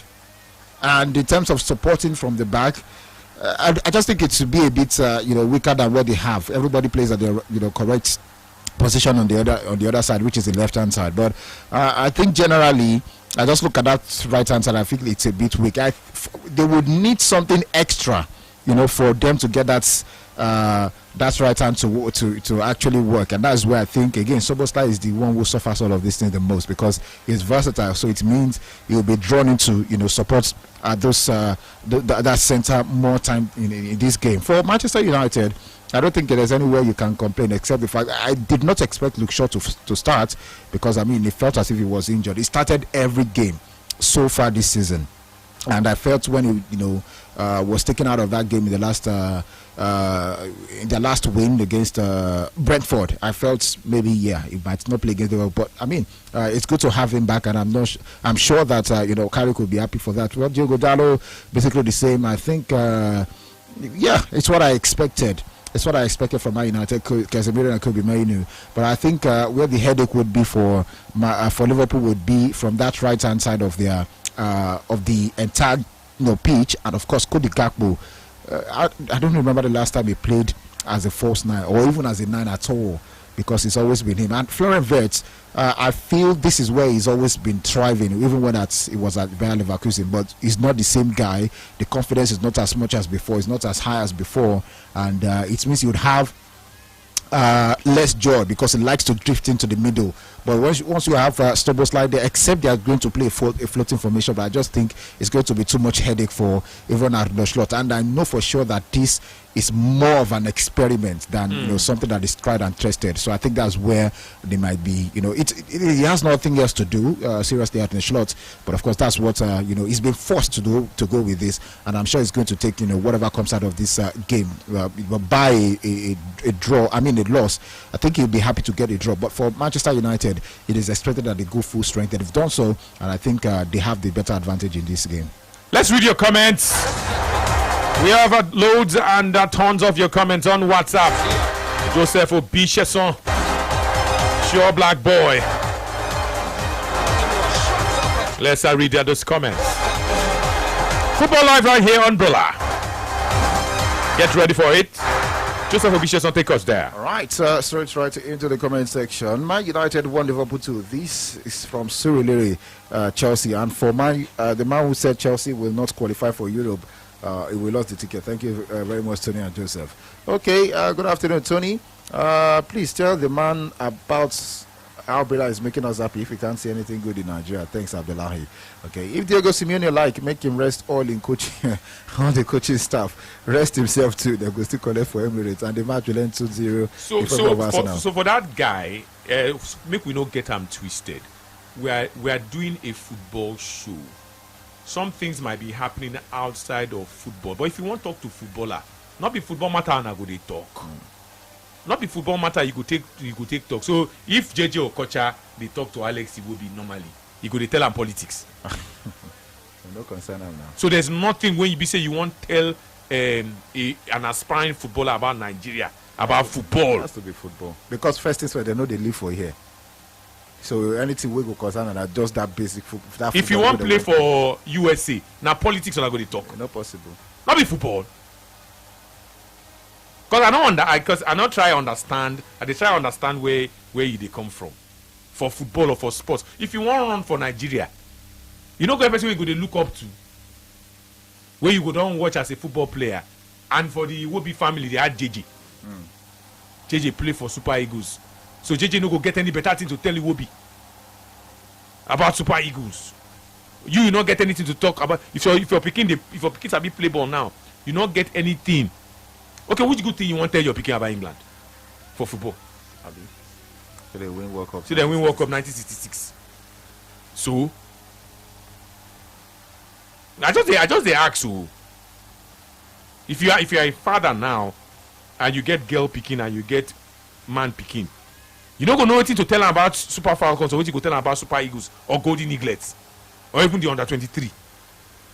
Now be that thing when only say be they talk that day and say we know they celebrate our wins enough. That's why some people no go remember say at some point we won gold at the Olympics, or at some point we won the under 17 World Cup, or at some point we entertained the world, where we are judged one of the best entertaining teams at the World Cup. That's why some of them are not know, because of say they know they teach football history, and those who are supposed to let us know, they know they do their homework, do them very very well. Joseph Abeg, read the comments. Yeah, good afternoon. Good morning, afternoon, Mr. Tony and Mr. Joseph Michael. How are you doing today? Happy Sunday. Resting players by Simeone is not going to guarantee anything. Remember when Leeds played FA Cup? FA Cup game and still played United a few days after and won United, despite Man United resting for like days. So it might be a strategy, but it's not a guarantee. Dio from Winnipeg, Canada. Okay. High Football Live crew added from my, but for me, I guess resting players because they can rest well and be fit before a particular match is a myth. A quick case study is Man United that rested for almost a month due to international break and FA Cup fixtures. Immediately they came back, they were beaten by Leeds United right there at their backyard, even after resting for almost 3 weeks. So in a nutshell, Arsenal will not be more sharper on that night than Atletico Madrid rested, because they will be very active for warming up during the weekend, while Atletico Madrid players were relaxed. So I don't think resting or featuring players would have a major effect on both sides, or instead it is a disadvantage. It is advantage Arsenal. Pardon. Although I would be rooting for Atletico Madrid because of Lookman, but I feel it's going to be a cumbersome task to execute for Atletico Madrid. Nonetheless, Ademola all the way. All right. Okay. Afternoon, Tony and Joseph, Mbumo, Sesko, and Cunha, MSC, are on their way to overtake Harry Olise and Diaz, HOD, AY from Aton. Okay. Great. Greetings once again, Uncle Tony and my fellow United fan Joe. My name is Wilson. My own best three in the world right now is Anthony Becker, the Big OG, and Mao Sabi. Those three can destroy any defense inside. Defense. Imagine Anthony with his leg over. Oh God, is he doing? Josh from Badagry says, the funniest part of the story, Bayern got the three of them from the Premier League. None of the English teams can pull this together. Okay. Good observation. Brilla, good afternoon to you, Anthony and Joseph. My name is Ifan Bukayo from Agolu. My prediction is Manchester United to beat Liverpool 3-1 because of Liverpool's injuries. Okay, so you, Anthony, will be the topmost striker, no fit score pass at the game. Even Big OG and Vicky, no fit challenge Olise and Diaz, Emma, Lagos. Okay, good afternoon, guys. Joseph, why make things chaotic comparison about the number of goals that Chelsea has scored? What is the total number of goals your foreign three has scored? Are they even among the best in the EPL? If compared with the top clubs in the EPL, you always make a show you are part of to be boring and the beer parlor kind of argument. First of all, Manchester United have scored more goals than Chelsea this season and more than Harry Kane. If you are pained, please feel free to get more pained. Okay, good afternoon to you, Joe Boy, for there. Good afternoon, Ogwazu, one of Brilla. Going by the stats, Bayern have got a better defense, but that won't guarantee them anything. They keep acting like they don't learn from their defensive errors. This year will not be Bundesliga that you can always do a Ramatanda. Ask Birilowo Madrid. Okay, Mike Everest from Mahmoud goes on to say, I feel the goals achievement by a team trying Europe top league can only be done by lesser competitive leagues. I don't see it happening in the EPL. The conditions won't allow it. Currently, no team trial can come up with those goods. Okay.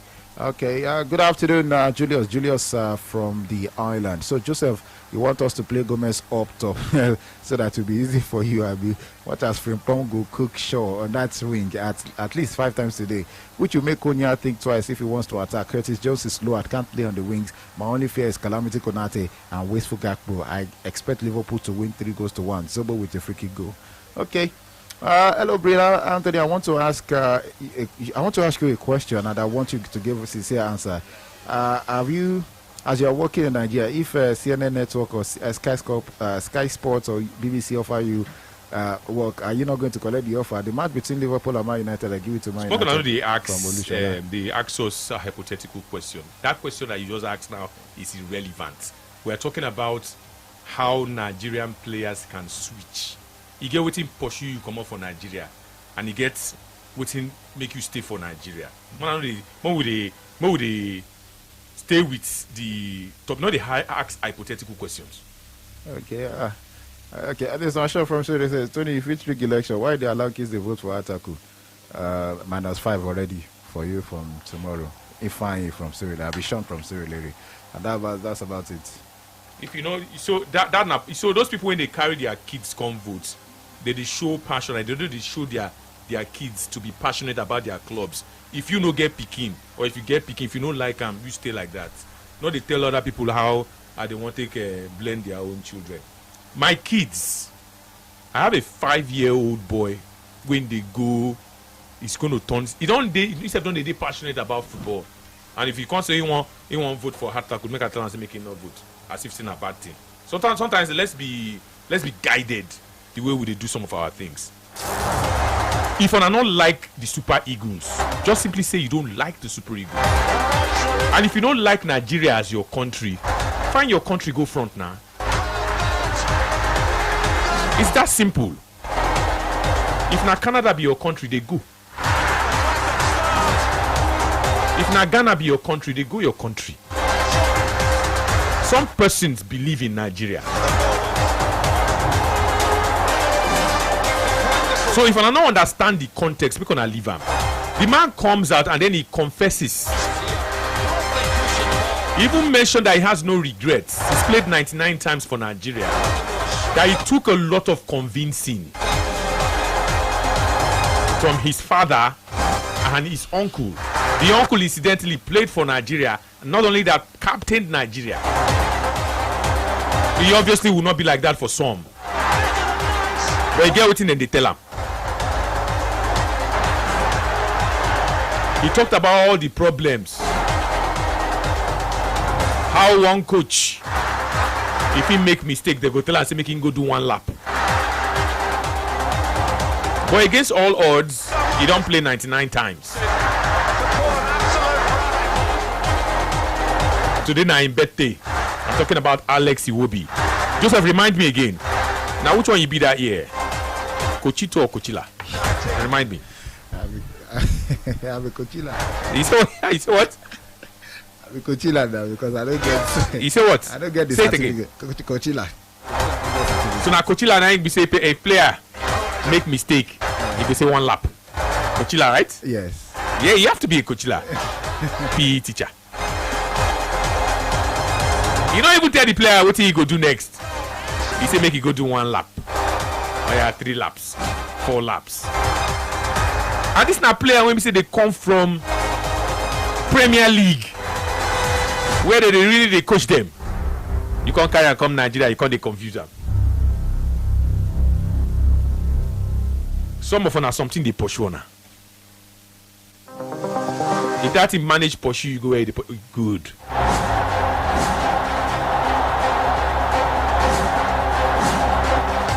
Nobody say make you not go. Sports Radio, hello. Absolutely superb. 51 minutes. Make it 52. Bournemouth 2. Crystal Palace no goal. Sports Radio, hello. Hello, I greet you. good afternoon. What's your name? Yes, this is the one by the Go on.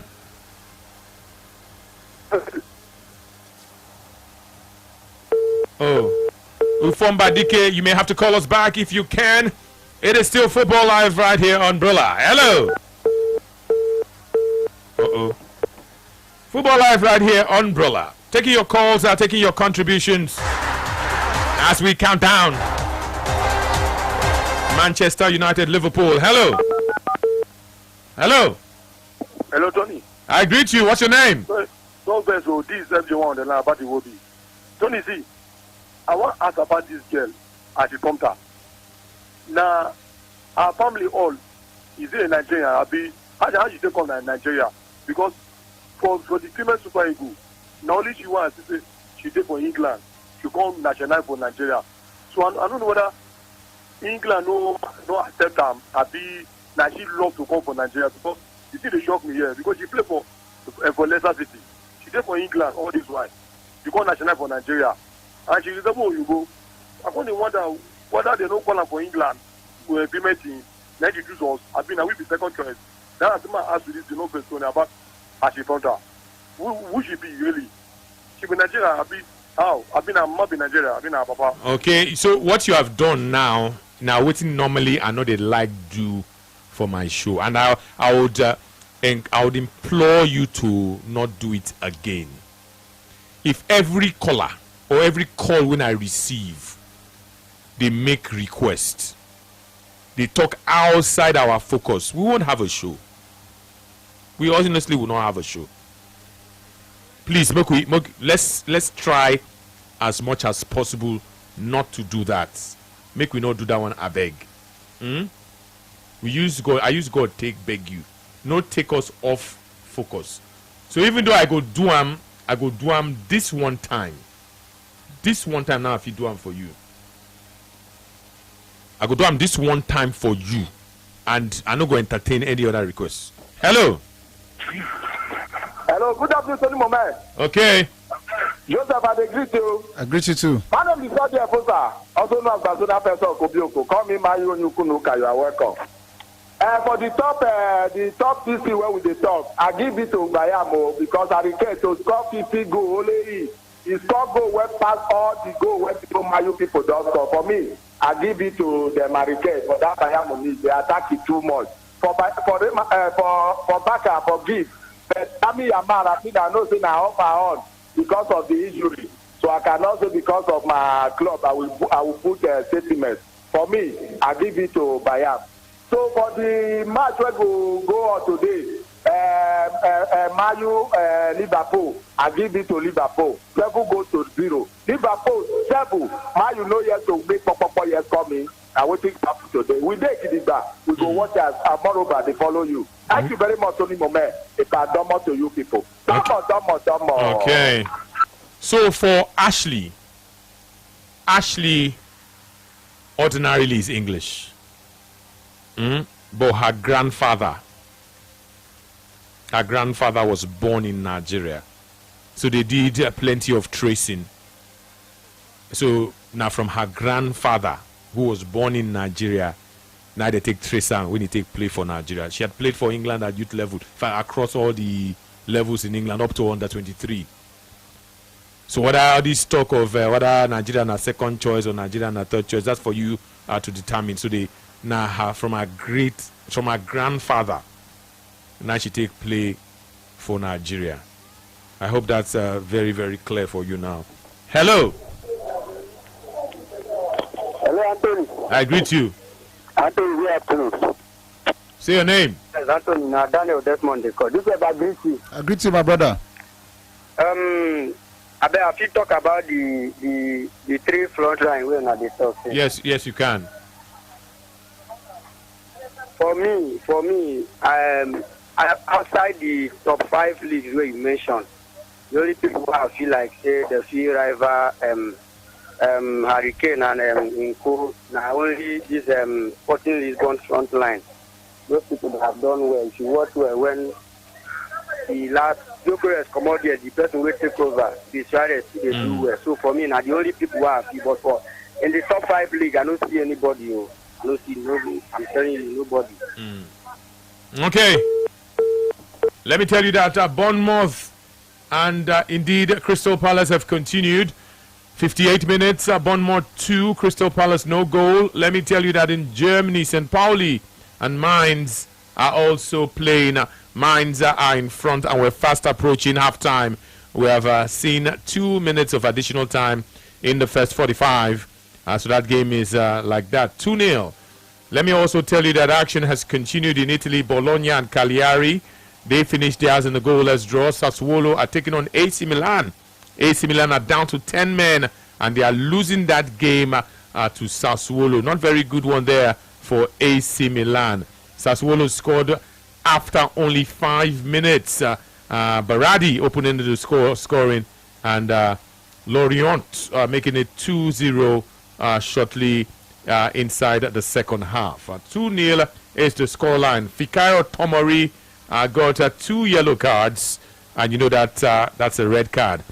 He tripped a player in the 9th minute of the encounter and then he tripped another player in the 24th minute of the encounter and got himself sent off. So Fikayo Tomori, who chose not to play for Nigeria, has been sent off in that encounter.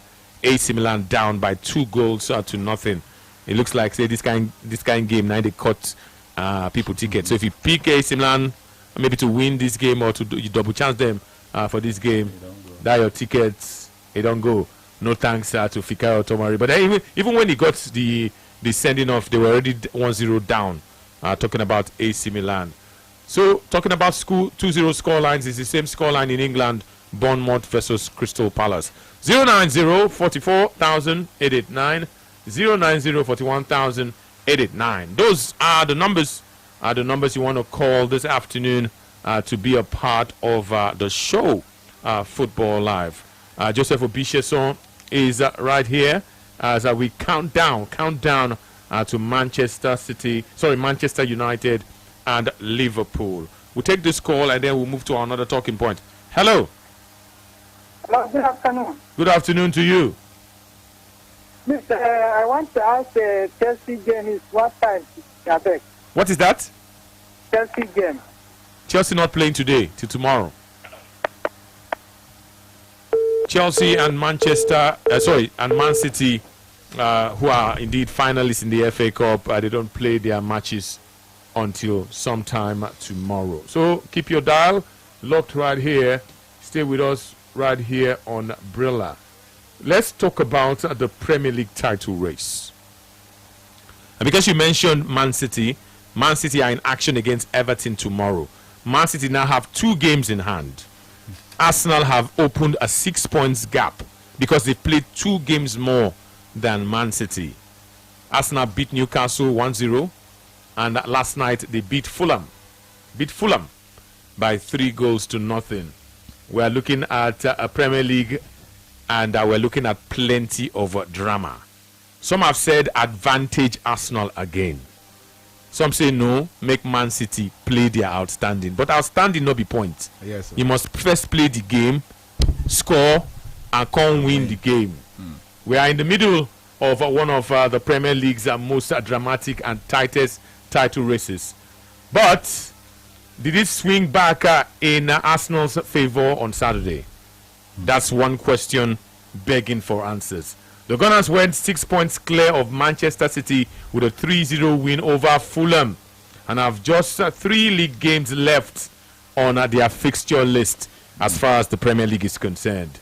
Pep Guardiola's second place side have 5. They have 5 games. They've played 2 games less than the Gunners. Haven't played 2 games fewer. But know that there's little room for error in the light and in the fight for the Premier League. 5-time Premier League winners win. 5-time Premier League winner Wayne Rooney believes that Arsenal are now definitive favourites to end their wait. They've been waiting since 2004 to win the Premier League, while former City keeper Joe Hart expects his old team, Man City, to be triumphant at the end of the season. Defeats by Bournemouth and Man City with a victory for Guardiola's men at Burnley had knocked Arsenal off the top spot 2 weeks ago on goals different. For the first time in 209 days, Arsenal left the top of the Premier League. They are back again, and Man City have to play catch-up. Man City have to react.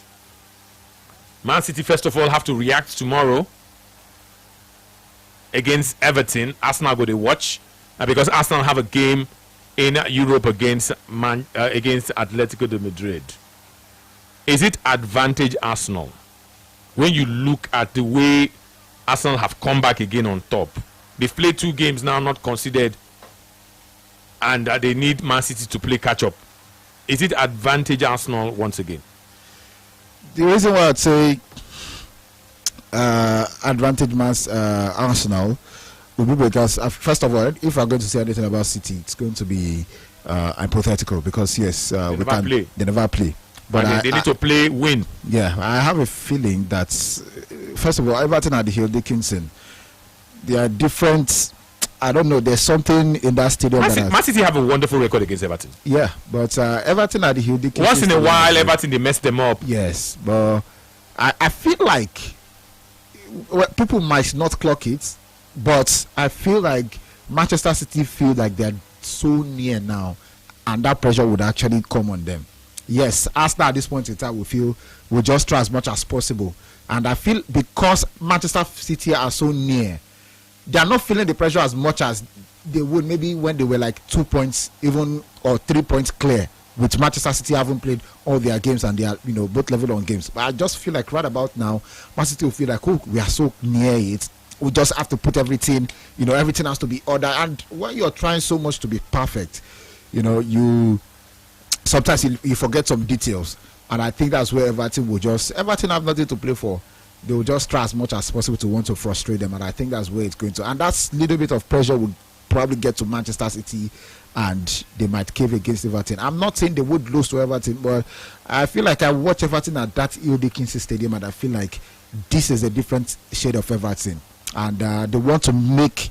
I mean, this is their first season there. They want to make that stadium such, a place where you find it extremely difficult to beat them. And I think it's going to happen once again tomorrow night. But for Arsenal, that little bit of pressure when they lost their last game and then they drew, what was it now? They didn't get 2 back-to-back results.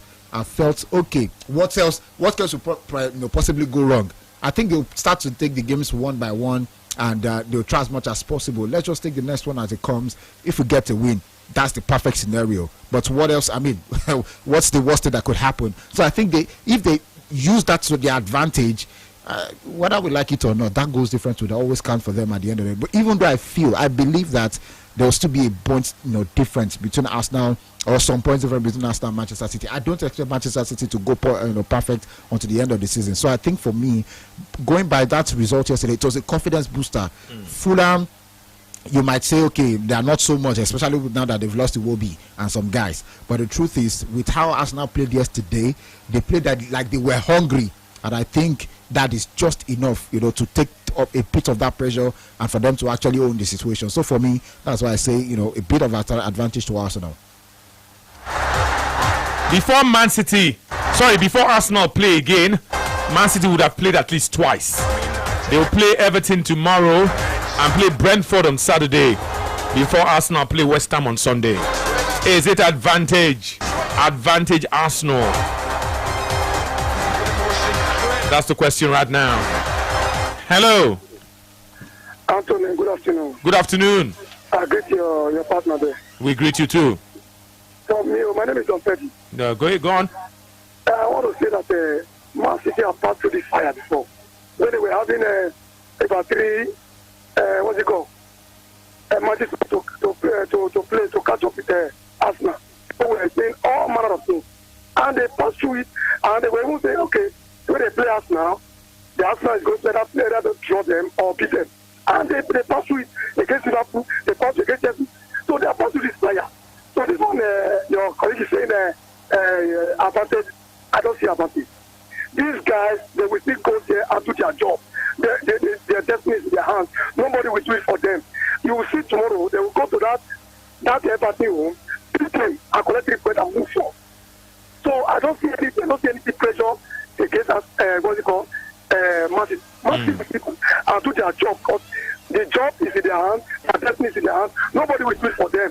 So all this what they are saying, Arsenal play first, it doesn't count anything. They will go there and do their job. Okay. Man City have passed through this road before, and they will still fight again and do their job. Okay. And will be fine. Thank you very much. Okay, thank you so very much. Is it advantage Arsenal? Looking at the Premier League title race and looking at the remaining fixtures, looking at the table, looking at the points on the table. Hello. Tony. Good afternoon. Hola. Yeah, Antoine. Je m'appelle Carlos Odilo. Oh. I'm calling from, your friend. Carlos, how are you? It's been a while to get your line very difficult. Fantastic. Carlos, ça fait longtemps. Qu'est-ce qui se passe? Oui. C'est pas bien, c'est bien comme ça, mais pour le sport qui venait aujourd'hui, je pense que Liverpool va gagner avec Manchester United. Fantastique. Et il n'y a pas de quoi? Ah, c'est pas. De rien. Okay. Okay, excuse me. For those who don't hear French anyway, you speak French very well, Antoine. You see, I came from a Spanish background, like I told you. I was born in Malabo. I don't know if you know Malabo. Malabo, that's in Equatorial Guinea. Yes, that's where I was born. So I always go to the embassy. I have to. I must visit it. So somehow, I think the Premier League is being overrated. I think actually they are really improving now. They are doing so well. But for the games today, I believe Arsenal have watched their game the past 4 seasons, and I think they have improved. They are getting matured. If you check on the continent, Champions League, they have the best defense. Premier League, they have the best defense. But there's a way Man City plays with Guardiola whenever he's I know he was having issues with his wife sometimes, so that now he's stabilizing. The way it is, like you always said, the fuel of Arsenal always gets finished when they are going to Abuja, and they will just park at the station before they buy fuel, and this guy will take over. They're coming with a Prado Jeep. So somehow they will not be able to meet these people because they have given the gap. Now it's left for Man City to win all their games, which they have always done. In the Premier League, when they get to it, they will win everything. I believe that it will be too sad if Arsenal did not win, because I predicted they will win. They have been playing. But with what has been happening, let's give hindsight a chance. But I think it might be difficult. The game will be decided the last day. That's what I think. Okay. Yeah. Okay. As for Liverpool. Oh, okay. You can call us back. It looks like we lost the call there. Looking at the Premier League table, Arsenal have played 35 games. Man City have played 33 games. Wins for Arsenal 23. Wins for Man City 21. There's been 7 draws for Man City and Arsenal. They've both lost 5 games. 5 losses for Arsenal, 5 losses for Man City. Arsenal have scored 67 goals in the Premier League and conceded 26. They have a goals difference of 41 and they have a points tally of 76. As for Man City, goals for is 66, Goals conceded is 29. Goals difference is 37. And points is 70. So Arsenal have 6 points more and +4 in terms of the goals difference. Is it advantage Arsenal? Man City must now play catch up. They will play 2 games before Arsenal play on Sunday. They play on Monday and they play on Saturday. Monday is away at Everton and Saturday is home to Brentford. Is this advantage Arsenal right now? Sports Radio. Hello. Hello? Hello, what's your name? Hello? Sports Radio Bula FM. Let me tell you that the game at Old Trafford has kicked off. We're in the first minute. Manchester United and Liverpool in the Premier League. Manchester United start this game in 3rd. Liverpool start in 4th. And 3 points. 3 points actually separate Liverpool and Manchester United. Manchester United are hoping to seal their place in the Champions League sports. Liverpool are also hoping to do the same. First minute, make it 2 minutes. And they are testing the waters. Man United, Liverpool also testing the waters. Can Liverpool go toe-to-toe with Manchester United at Old Trafford? Can they go toe-to-toe with Man United at Old Trafford? That's the big question. Hello, somebody. Sports Radio Bula FM is the station. And indeed, this is Football Live. Hello. Hello. Hello, good afternoon, Tony Moment. Good afternoon to you. My name is Odi Efosa, Tony Wasbasona Person of Kobioko. Go on. Yes, according to what you dey talk for Man City, for Arsenal, it's a big advantage. A big advantage because Man City now, because of that thing now, they will carry pressure. For that pressure now, they can lose one of the 2 games. So for that memento, Arsenal will know what they can be able to play on Sunday. For that memento, they can win that on Sunday match. They can be able to take it normally. For me, it's a big advantage to Arsenal. Thank you very much, Tony Moment. Okay. We're very much in the 2nd minute. Make that 3 minutes. Man United taking the fight to Liverpool.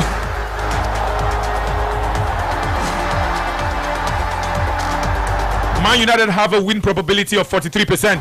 Liverpool have a win probability of 30%. The probability of this game ending in a draw is around 27%.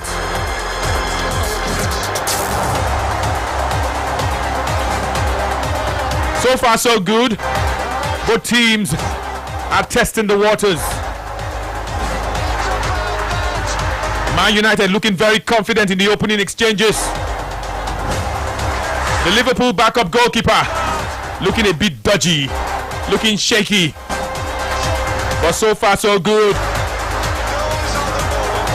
The Liverpool defense has not been breached. I can tell you in this game that Liverpool are playing a very high press. They won't press Man United. Liverpool are actually going toe-to-toe with Man United. They're not sitting back. It is Football Live on your frequency of Champion Sports Radio.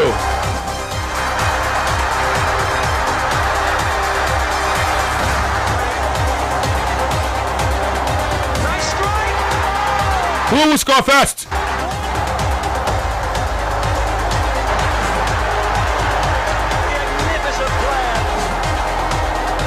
Man United trying to use at the height of Benjamin Sesko. A very jittery goalkeeper of Liverpool. Gave the ball away in a dangerous position. Created a dangerous situation for Man United. But the chance, the cross from Brian Mbeumo was overheat. And the ball, of course, has gone to safety. Liverpool have been let off the hook. Dodgy goalkeeping. Trying to play out from the back and playing yourself into trouble. Joseph Obishas, talk to me. Yes, he actually tried to return a ball straight into, back into the field of play for Liverpool to advance on a counter attack, but it went straight to Mbeumo. Mbeumo actually tried to pick up a pass for Sesko, but Sesko was not able to reach it. But at the end of the day, Van Dijk trying to clear the ball also made a miss of it, and somehow Manchester United maintained their possession of the ball, but somehow they were not able to capitalize on that glaring opportunity. So it looks like if Liverpool will try try as much as possible to press high press, as you said the other time, and of course Man United will try to link up from the middle of the park. That's how they've done it in the last 5 minutes, and get 1 or 2 passes in the midfield, and of course quick attacks, and they continue to attack Liverpool. But at this point in time, it looks like Manchester United are the more positive side in the last 5 minutes since the game started. I can tell you that the Red Devils are smelling blood. They're smelling blood like a shark who smell blood. They know that the Liverpool goalkeeper is dodgy. Frederick Woodman is looking shaky, looking dodgy. Man United have won for themselves a corner kick, and on corner kick duty has to be Brian Mbeumo, the man, of course, who plays for Cameroon. They are signing from Brentford. Who will draw the first blood?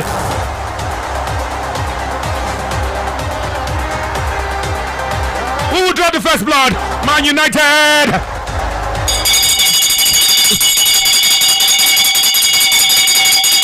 Man United have scored on the first goal. A corner kick from indeed at the right. Brian Mbeumo swung the ball in. Liverpool thought they had cleared their lines. Not when the Brazilian is involved. Mateus Cunha fired first with the left leg. Inogo. The ball fell, of course, nicely for him, kindly for him. And with the right boot, Mateus Cunha. Somebody said CMS.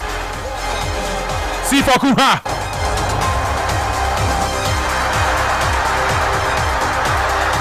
He dey show skill.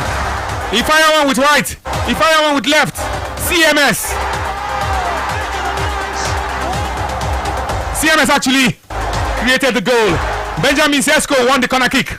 Brian Mbeumo took the corner kick. Cunha scored from the corner kick. Corner kick FC. Man United FC. Corner kick FC. Man United FC. 1-0 at Old Trafford. A shaky start. Liverpool made a shaky start, and Man United, of course, have punished them. Exorbitant celebrations at Old Trafford. He loves to dance. Mateus Cunha, CMS, Cunha, Mbeumo and Sesko.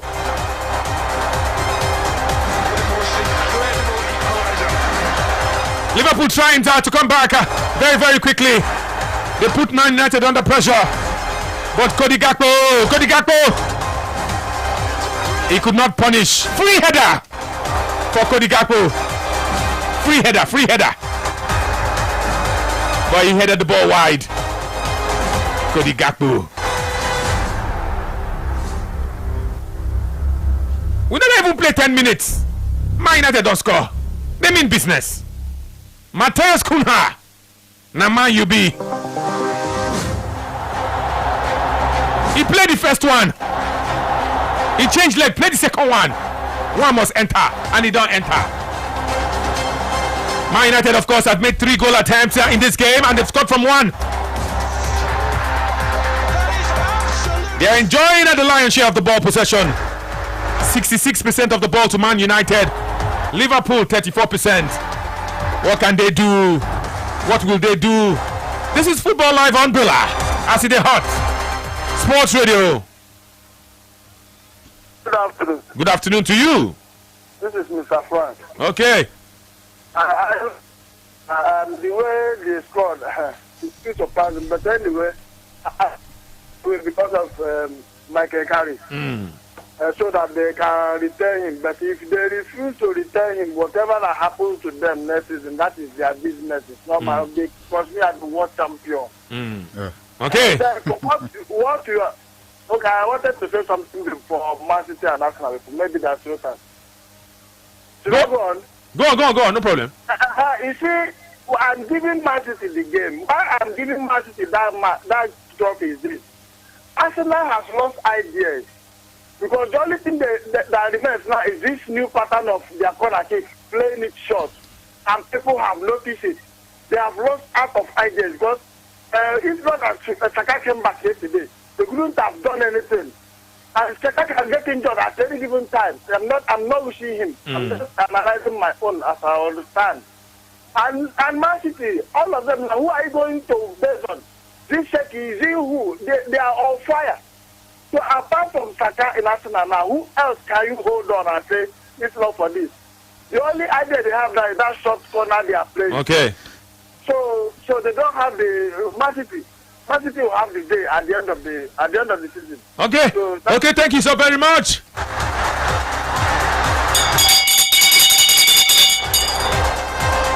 Update from the Vitality. Bournemouth have scored again. Bournemouth 3. Crystal Palace no goal. 11 minutes played. 11 minutes at Old Trafford. Liverpool looking for an equalizer against Manchester United. Man United 1. Liverpool no goal. Dominic Ashoboslai, the latest Liverpool player to pressure the Manchester United defense. This is Football Live Umbrella. Hello. Hello, Anthony. I greet you. Yes, Anthony, good afternoon. Joseph, I greet you. Greet you, welcome. Yes, Anthony, Daniel Desmond, they call. Good. For me, it's a good game so far. Man U and Liverpool, I dey see this game as a draw game. I dey see them as a 2-3 draw. Liverpool go still score their own. And Anthony, we this Bournemouth play. 3-0. I just mentioned the score line before I took your call. 1-0 at Old Trafford.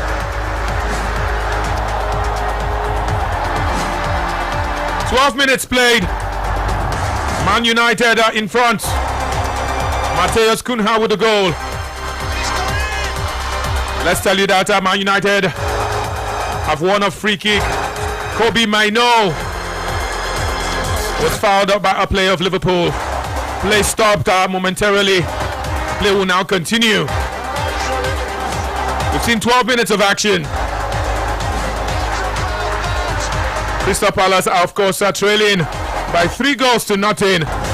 83 minutes played at the Vitality. It is Crystal Palace. No goal. Bournemouth 3. Crystal Palace have introduced the likes of Ismail Assar and Jean-Philippe Mateta, hoping that those two, after resting a little, can put some spark, some fire in their attack.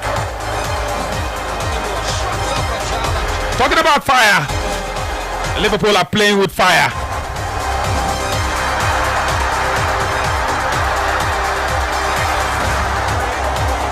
Sports Radio Blue FM, the station.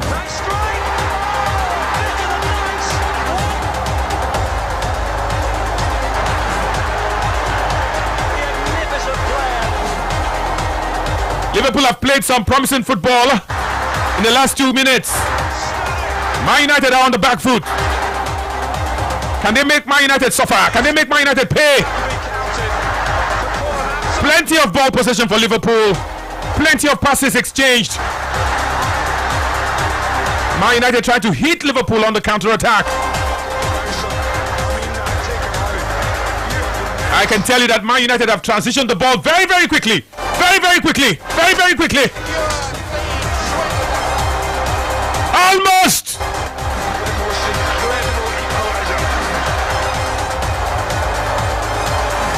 And Man United have done it. CMS.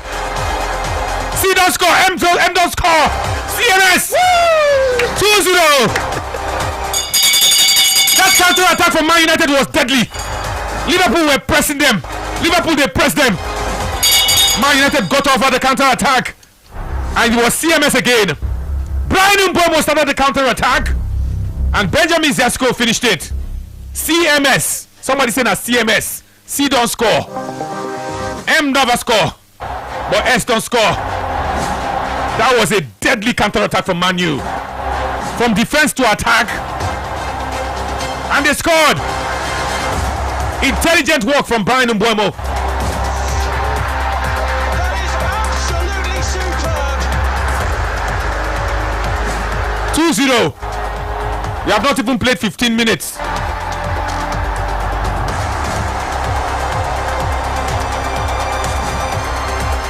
We have not played 15 minutes. Joseph Obisha says bouncing. Bouncing in the studio. It was a scrappy goal, but they all count. A defensive mix-up. And it's a goal. Joseph, 2-0 to Man United. Yes. If like say go reach 5-0, where would they go? I don't think so, but that could have counted as an assist record for Bruno Fernandes, but that would go to the we normally would have. He's on 19. He's on 19, but that's one. It was actually parried by the goalkeeper, so I'm not sure if it's going to count or not. But he would not care. But now, because 15 minutes in, Manchester United have been all manner of positive in this game so far. 15 minutes and there's 2-0. They hope they continue on this trajectory this game. And I can tell you that CMS have been combining very well. CMS is Cunha, Umbuemo, and Jesco. But wait for it. Something is wrong with the goal. Something is wrong with the goal. There's a VAR check ongoing. VAR will confirm if the goal is legit. Otherwise, it will not stand. There's a hint of handball. VAR will confirm. You can't score with your hand. You cannot score a goal in football with your hand. It's not possible. So the goal is being scrutinized. Then they check all the angles. And if won't check, they don't check and finish. The goal does stand. It's a goal. Benjamin Jesco has made it 2 officially from Manchester United. It took a while, but it has been confirmed. Goal. He not touching hand. The ball bounced off his body and bounced into the net. Where do Liverpool go from here? Where does Arne Slot go from here? Where does he go from here? Sports Radio Brother FM, the station.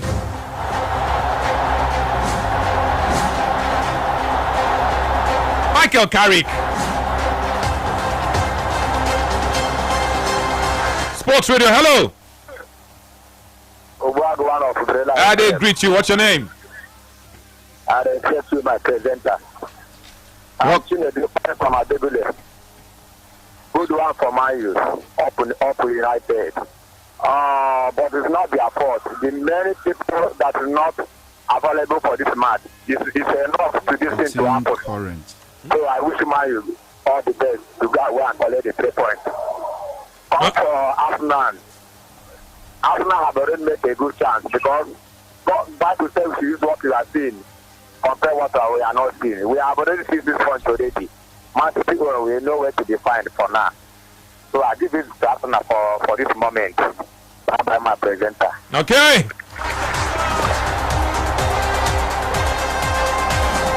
Football Live. Right here on Brilla. 18 minutes played.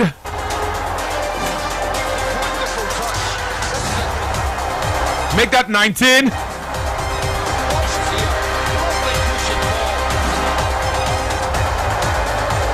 One thing is very clear for Man United in this game. They soak the pressure from Liverpool. They win the ball and they break. Win the ball, break.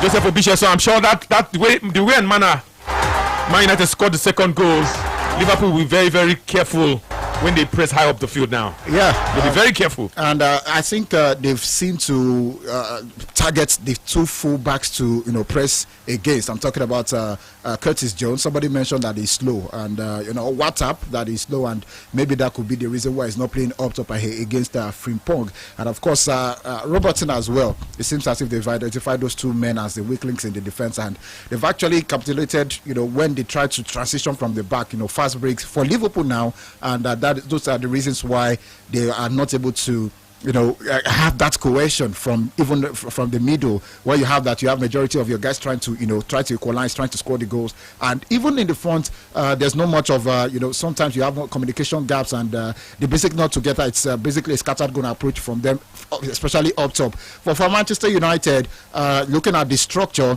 they have more men in the middle of the park trying to. It's a mid block. So it's not as if they are packing the bus and trying to transition.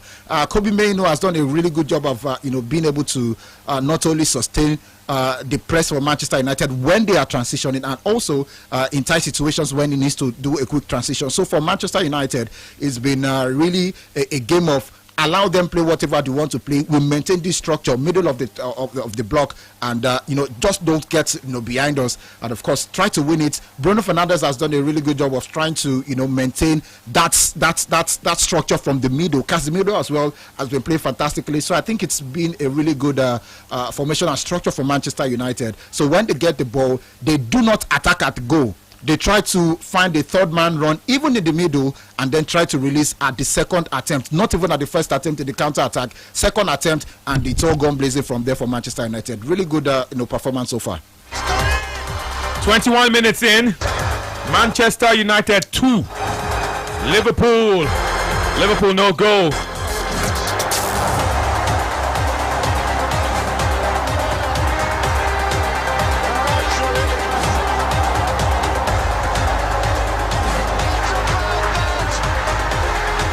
Liverpool are very happy to maintain ball possession. Of course, Man United are happy, of course, to break very, very quickly.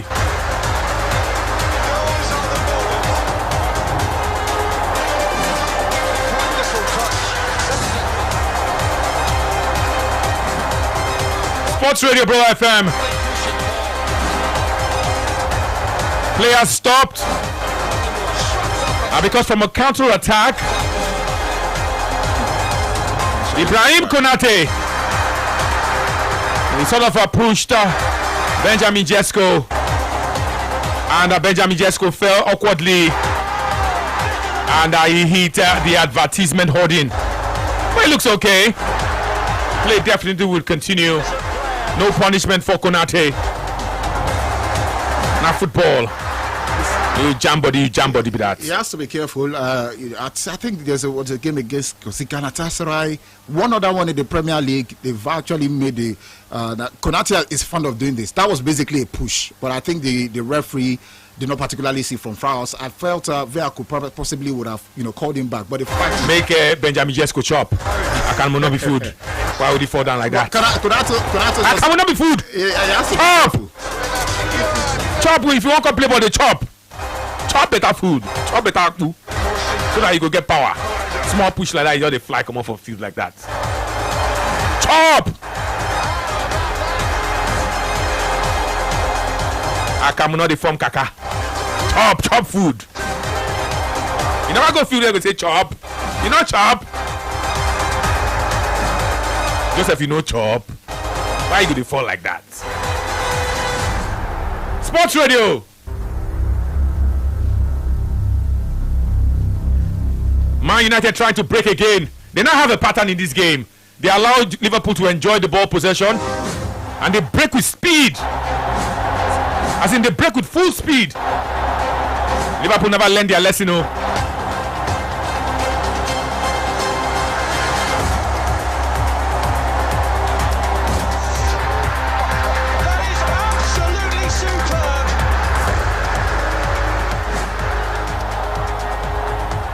Cody Gakpo has come very close for Liverpool. Fine play by the Liverpool midfield, and indeed they found out their Dutch striker or their Dutch forward. He let fly from about 25 yards. And the ball, of course, going wide. Their first real attempt in this game coming from Cody Gakpo. Yeah. Cody Gakpo is not smiling. Yeah. He's not smiling. He has to be creative from there as well. They've been doing all passes and less of trying to shoot at goal, even to get a bite.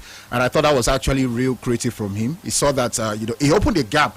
Good work from Szoboszlai to release him beyond Maguire, but beyond Casemiro. But Maguire was still in front, and Viet was trying to get into that open space, but it was properly closed down. But he saw the opportunity to shoot, and he did, which is quite a positive one. The first time in this game so far for Liverpool. If they will be able to bank on this is something else, but so far they've not been able to get away, because what I notice is that they are trying as much as possible to pass their ways around, because Frimpong doesn't do much of early crosses. He tries to get in beyond the last man and then tries to cut into, find a low crossing, but they've not been successful in that one.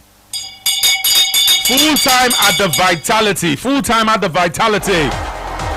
Andoni Iraola and Bournemouth have just defeated Crystal Palace. It was comprehensive at the end.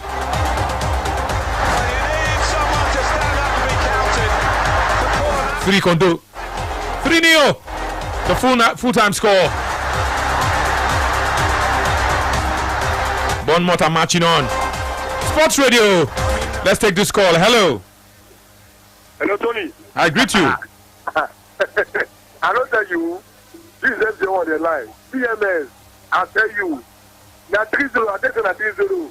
If they are carry charges this season with Man U, PMS, Whoopi, Harry Kane, and Diaz and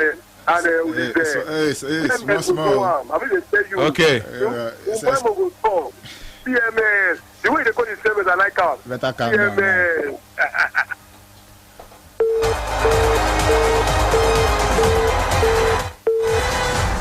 So let's look at the Premier League table as it stands.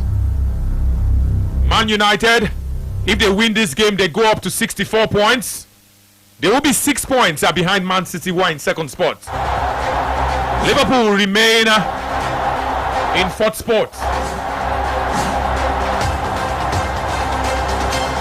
Let's tell you that Man United have come close. Very close, very close.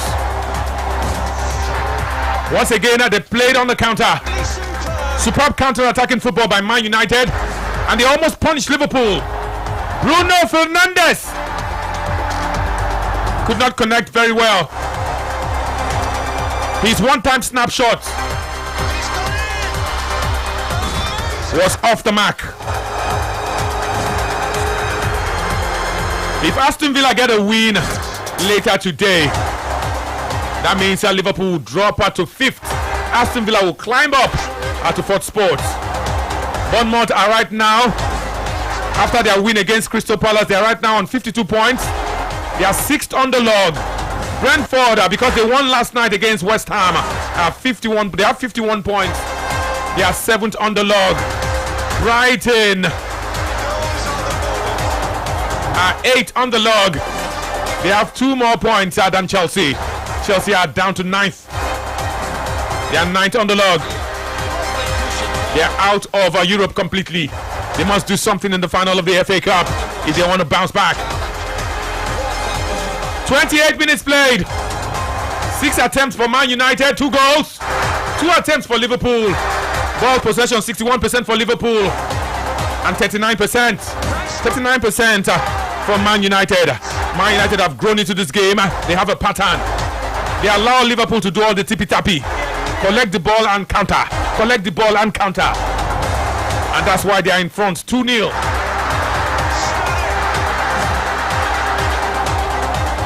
This is Football Live Umbrella.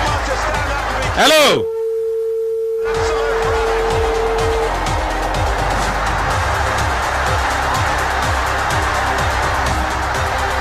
Sports Radio, hello. Hello. Hello, good afternoon, Tony. Good afternoon. What's your name? Yes, this is Subham Badigan, Manchester United Warrior. Okay. Good afternoon to you, Joseph. Go on. Yes, let me talk about the topic we were talking before this match started. We were talking about Arsenal and Manchester City. For me, I'm not counting these 6 points as advantage yet because Man City have not played their 2 matches. But for me, Man City is under pressure now because of the way the pictures go. Because Arsenal has played 2 more. So Man City have to win and they're under pressure. Going to Hilton Chasing Stadium, I think it's advantage Arsenal because Everton is going to be a top match. Yes, this Everton match, Man City might drop points. But because it's Man City and they know how to fight about this Premier League, I still see them winning, but it's going to be tough. So Arsenal is going to believe that they can win because Man City is now under pressure. But when Man City equalize and kicked Arsenal off the top of the table, Man City were with the momentum. But right now, Arsenal is with the momentum, so I don't know what is going to happen. It's awesome that we are having this. This is not a farmers league. Thank you. Okay. 30 minutes played. 30 minutes at Old Trafford. Manchester United 2. Liverpool no goal. Man United scored.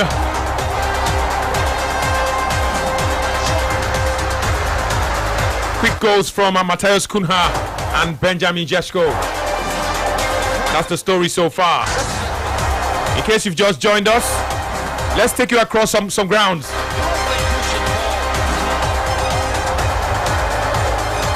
Bournemouth have defeated Crystal Palace by 3-0. Aston Villa will play from 7 against Tottenham Hotspur. Let me tell you that in Germany, Mainz are leading against St. Pauli. 2-0 is the scoreline, 70 minutes played. In Italy, it's a full-time score. Bologna and Cagliari have played out a goalless draw. Sassuolo with Fikayo Tomori getting 2 yellow cards in the first half and ultimately receiving his matching orders from the referee. Sassuolo have profited from that suspension and that expulsion. Sassuolo have defeated AC Milan by 2-0. In Spain, at the Bayados, Celta de Vigo have defeated Elche by 3-1.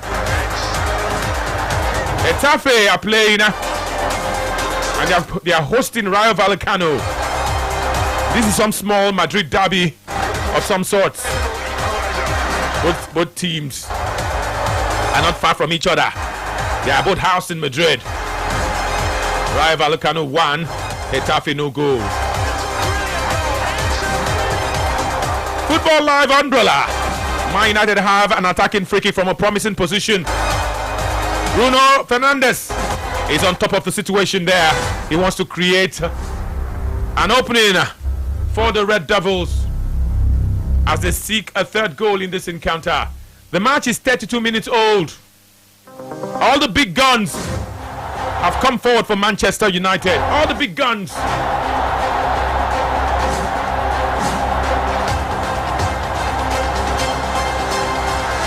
I can tell you that chance has gone a begging. Nothing came of it. It was an attacking free kick near the corner flag of Liverpool, but Bruno could not find a teammate. Instead, he found Virgil van Dijk, and with a towering header, Virgil van Dijk indeed cleared the ball. Diego Dalot recycled possession for Manchester United. Tried to locate Bruno Fernandes, but the pass was overcooked, overheat, and Liverpool will let off the hook. 2-0 is the scoreline.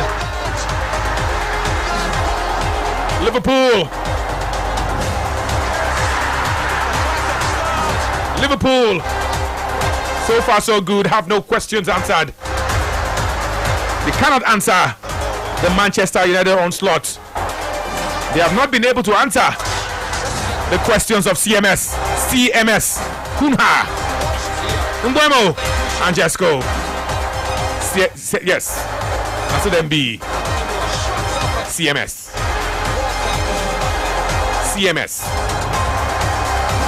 Sports Radio, hello. Yeah, Anthony, good afternoon. Good afternoon to you. Yeah, my name is Yomi. Yomi, go on. I don't know, this Man City outstanding 2 games, I don't know why I'm feeling bad about it. I don't like it. To me, it looks like cheating. How? Yes, because now the Man City, they have 2 outstanding games, and they know that they need just a 4 goal difference to overturn that first division. Okay. So it's like an expo. You are giving them an expo that, okay, this is what you need to do to top the table. I think I need to find solutions to this thing because it's not right. If you are now, they set a target that they need to score 5 goals. I can't make the players simultaneously. So it's a disadvantage to Arsenal. Look at it. People are saying it's an advantage, but I don't buy that idea. It's not. It's not. Okay. And good one for Man U. We can see what Prophet Wenger said during the game when he was calling top 4 in trophy. They were laughing at him because they had our boy with them. Now, see Man U fans are celebrating so that it's now a trophy. Okay. No problem. Thank you. Okay. He say they are celebrating Champions League football like it's a trophy. Who is celebrating? Man, you. Okay. You know, say how you dey jump inside the studio. Because Are you not one of them? No, I'm not celebrating the position. I'm celebrating the win, the goals. Nobody even remembers saying, man, you did third position. Why they paying you? If you easy, why your club no did there? You know, this guy sounded like an Arsenal fan. They are topping the table. You know, it doesn't sound like an Arsenal fan. Because if it's an Arsenal fan, you would not. There's no concern I'm concerned this game. You would have been looking at, okay, Manchester City, maybe Arsenal need to win or something. Not say Man United are celebrating third position. That feels like a Chelsea fan.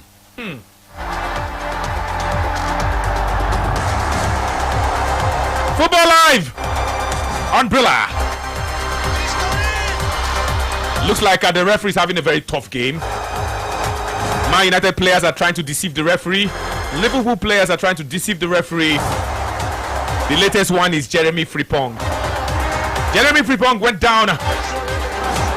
Was trying to win a penalty. Was trying to con the referee. He went down in the danger area of Manchester United. He has slowly gotten himself up. Was trying to win a penalty.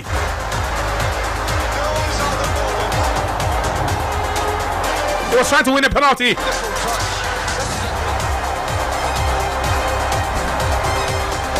But the referee not agree. There was a coming together.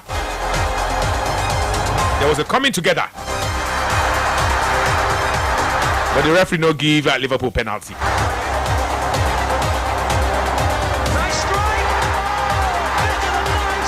Sports Radio Brilla FM. 36 minutes, make it 37. Manchester United 2. Liverpool no goal. It did happen for Old Trafford. Man United give Liverpool possession. Say they're not going to fit and do anything. Give them the possession. Possession does not win football. Now goals they win football. And so far, Man United have 2 goals.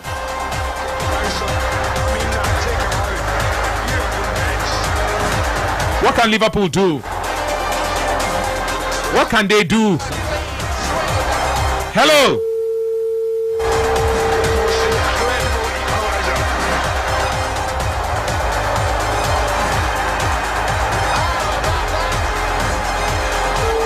Sports Radio.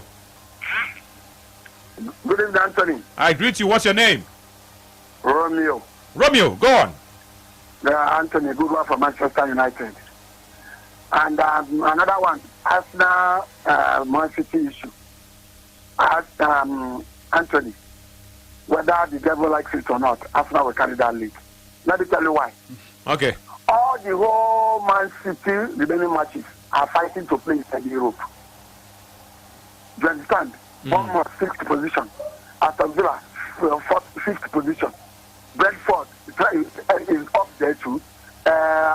Who again? Everton is coming up there too.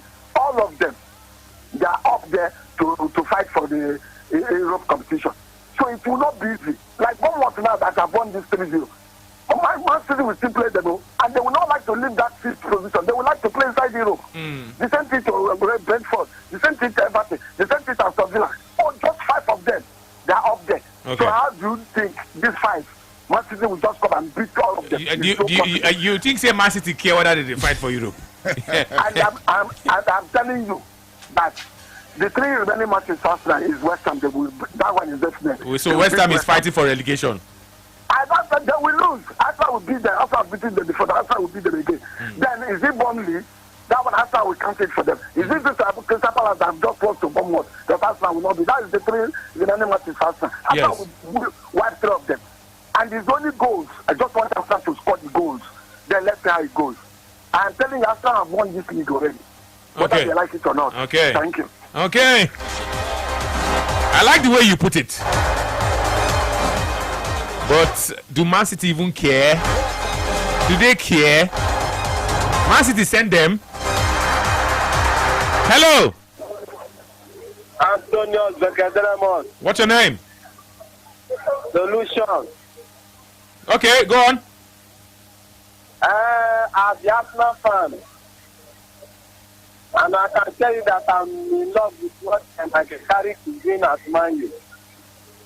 You see, even from the beginning of the season, when Man U were buying players, I was telling people that there was one player I wanted Man U to buy, the Brighton man, Carlos Baleba. If Man U could have gotten that player during that first transfer window, I think Man U would have won this league this season. But unfortunately, Ruben Amorim happened to them. So I don't know. Okay. 41 minutes at Old Trafford. Manchester United 2. Liverpool no goal. If you don't create chances, how do you score goals? Liverpool have not been managing to create these chances.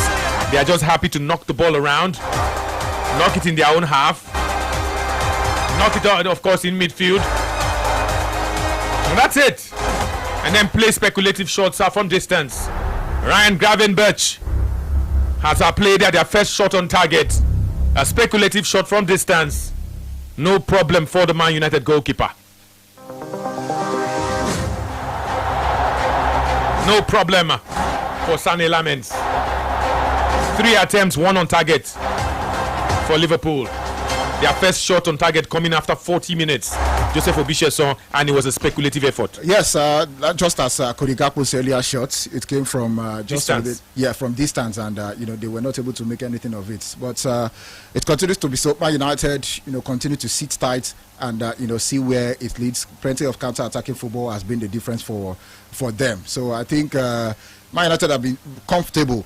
When they are in possession, they'll be comfortable as well. But I think they are just trying to be, careful because Liverpool, anytime they have the ball on transition, they are really good as well. But that is something Man United has not made possible for Liverpool, and it continues to be so. So that's why we have. The first half would still be over, just about 4 minutes, and that's about it. But so far, it's been comfortable, Manchester United.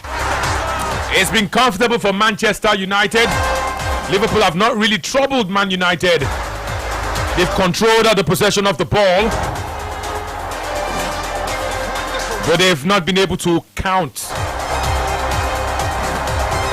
or make it count. Sports Radio. Tonelu. Yes, what's your name? Good evening. Say your name. Mauricio on the line. Go on. Mauricio on the line. Go on. CMS Boston. Okay. I want for CMS Boston. Tony, this is not surprising you. I don't believe 18 minutes ago, Liverpool. Well, I just wanted something before I go. And it's not. I expect that one to be sacked by Liverpool. Never waste time. Thank you.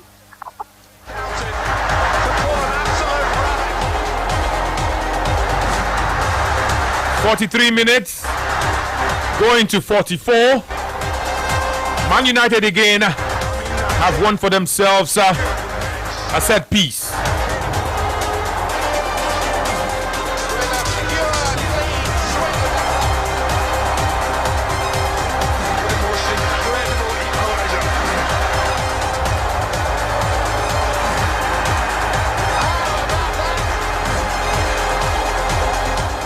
Very close. Man United have come in close. They've come close. Come close.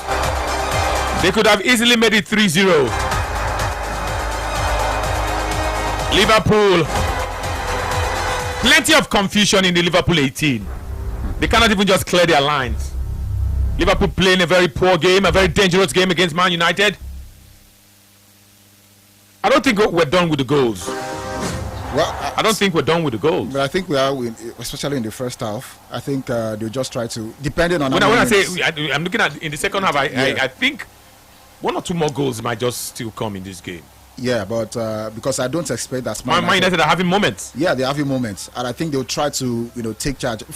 Probably the first 10 minutes of the second half, we should have, it should probably give us a hint of what to expect in the second half. But it feels as if Man United try as much as possible to, try to be more comfortable in attack and gets sustained pressure against this Liverpool will most certainly, concede another one, because their defense is it's shaky. It's extremely shaky at this point in time. Van Dijk is even out of sorts.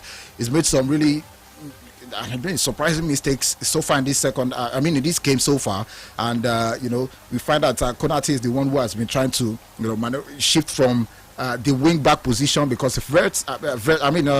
Frimpong and Curtis Jones have been caught out of position many times. So it's been a little bit shaky, and I feel that if Manchester United are able to isolate Van Dijk with any of the attackers, they would concede more goals. There will be 4 minutes of stoppage time to be played in this first half.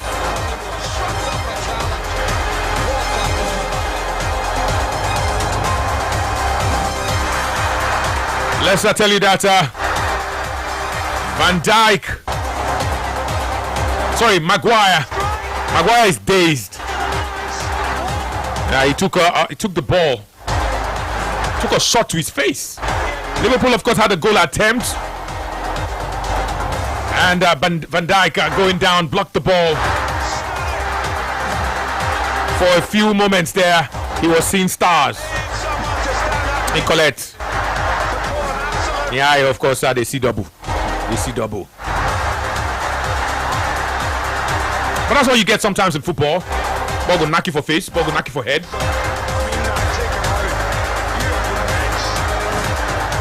They show walk-ins. Not be by mouth, cha.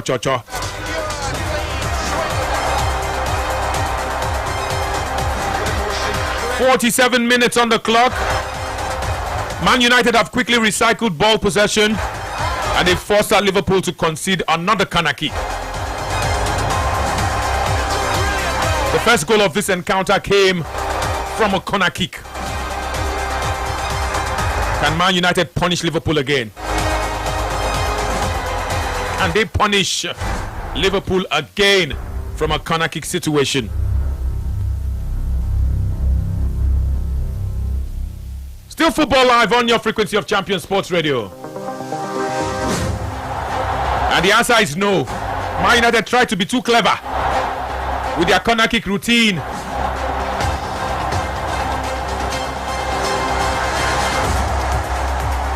And Liverpool have survived the latest onslaught from Manchester United. They tried to be too clever. Too clever.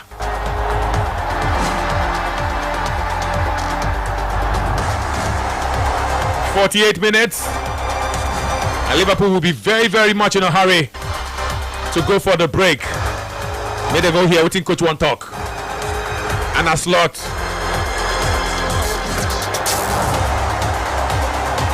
And a slot cannot wait for the referee to sound the whistle so that he could tell the players. And I know they see gap. There's a gap. There's a gap in the Manchester United defense. Exploit it. Take it. What is Anna Slot? Coachito. Coachila. Coachilala. So much, eh? Sports Radio, hello. Hello. Hello. Good afternoon. Good afternoon. What's your name? My name is Vitalis. Vitalis. Go on, please. Yeah. Okay. So I want to talk about this Arsenal and League and this. Okay. Okay. Arsenal have advantage than Man City. Arsenal have an advantage than Man City. So tomorrow, Man City are going to draw points tomorrow. That match against Everton, I don't see Man City win that match. Okay. I don't see Man City win that match. They must draw points. And the match when Man City wants to play this league, I see myself as a champion. I mean, I see myself as a champion of Premier League. So I see myself as a champion then. So I don't see Man City anything. Tomorrow they must start dropping points. Okay. So I see myself as a champion, yes. Okay. Yeah. Halftime at Old Trafford. Just have a vicious song. You know what we'll do at this point in time? We have comments on WhatsApp. Let's clear those comments. And then when we come back, after the comments, we'll take more calls. Let's hear what the fans are saying. May not be like say we'll not read their messages. We get plenty of their messages. I better read them for me. All right, we start from, okay, your name is Comrade Awana Moses. I said Liverpool will not lose today's game by that Liverpool line. are losing already. Okay. Because maybe you sent it before kickoff. Yeah. But we all read them all the same. Good 2-0 half time. Good afternoon, Joseph and Anthony. Manchester United will struggle next season due to involvement in different competitions. Mark my word. Felix from Via Lagos sounds like a Chelsea fan. Top Trident attack, taking cue from fellow caller TBE. Which is TBE? What is Timbu. Who is TBE? What's TBE? Them go destroy any economy in the world. TBE. Is that the acronym of? I have no idea what he's talking about. Anyway, I'm not paying, but you make it. Please make it what? Okay. Somebody is making a case for Chelsea. Said that he's not paying because I said Harry Kane has scored more goals than Chelsea has scored in the Premier League. He says I'm not paying, but you make your show more like a recent argument. Man United has 60, while Chelsea has 53, and the highest 67. I beg, dwell on the topic on hand and not poke rival club fans. That's why I don't listen to your show to show you. I don't listen to show you whether you get paid or not. Harry Kane has more goals than Chelsea have scored in the Premier League this season. It's a fact. What's up, guys? Man City have difficult fixtures. It is advantage Arsenal. Daniel from Satellite Town. Good evening, Anthony and Joseph. My name is Chibwa. I had the wildest dream on the 26th of April. Manchester City slipped. Points dropped, silent. Then out of nowhere, Arsenal held their nerve until the very last day. Who be this one? Chibwa. He says, and won the league by just 1 point. One single point. The kind of title race that will give your heart hypertension. I woke up and just sat there because this doesn't feel like an ordinary dream. This song felt like a prophecy. So I'm putting it out here early, and I have put it on my X profile because when this comes to pass, I expect a VIP invite from Arsenal to the trophy parade. No long talk. So if this your calculation now, it means that Man City and Arsenal dropped points. That's the only way Arsenal win it by 1 point. Because if Arsenal go on to win all their games, they win it by 3 points. If Man City drop, or they win it by 2 points. Do you get?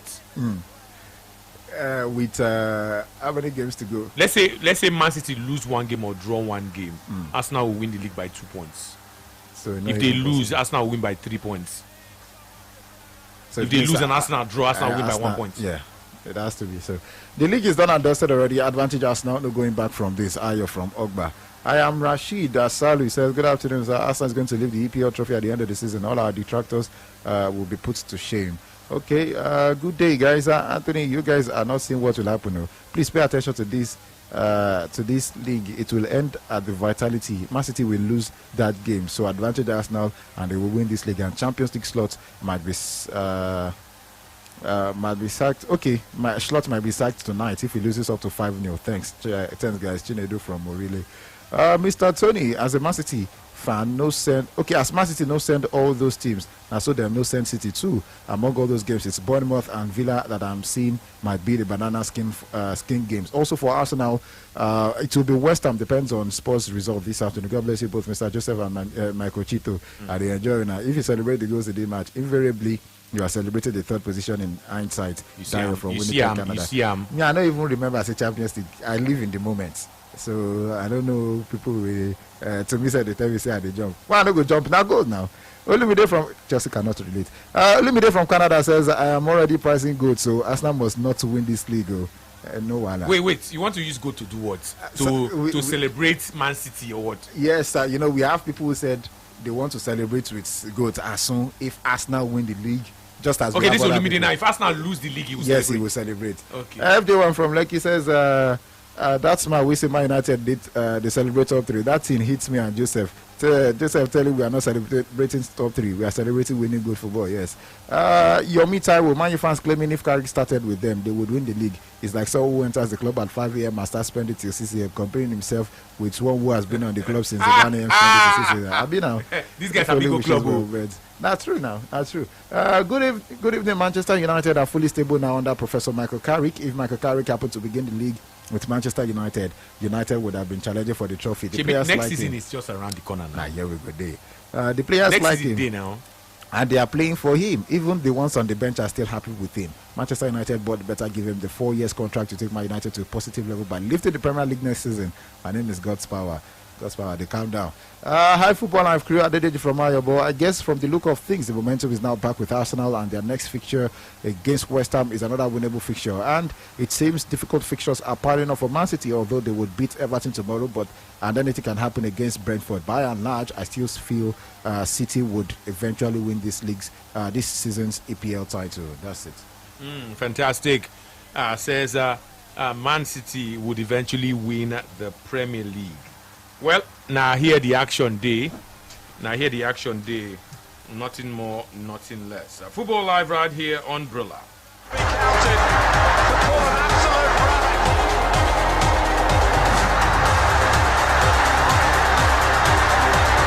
So let's while we await the second half, let's take our time out to talk about Victor Gyökeres. 14 goals in the Premier League and 21 goals across all competitions for the Swede.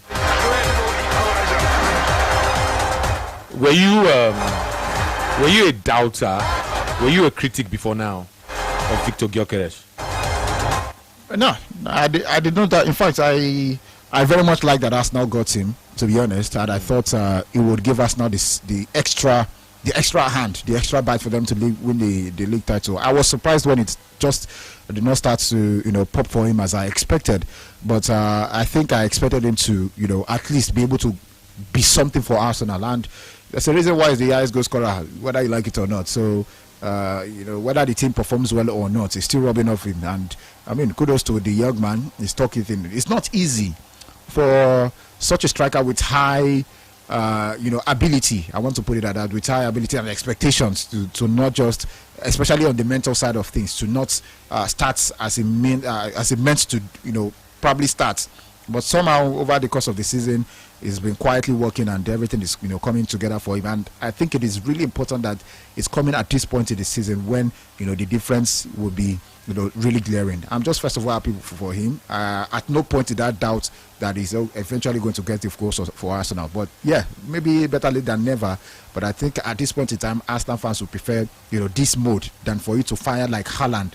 Haaland has scored so many goals before the end at the beginning of the season, and now even though it started to come in bits and pieces, but I mean it would have been better if he was able to spread it around, or maybe when Manchester City need him absolutely the most, him coming. But that's what Gyökeres is doing now, and advantage to Arsenal, from that angle. Erling Haaland leads at the Premier League. He has scored 24 goals for Man City this season. He has assisted 7 times.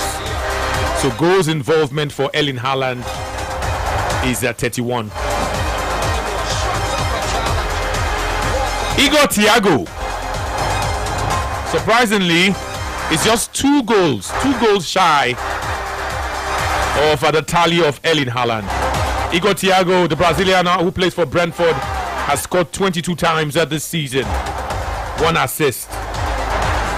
Antoine Semenyo this season scored some goals for Bournemouth, and this season he's scoring goals for Man City. He has 15 of them.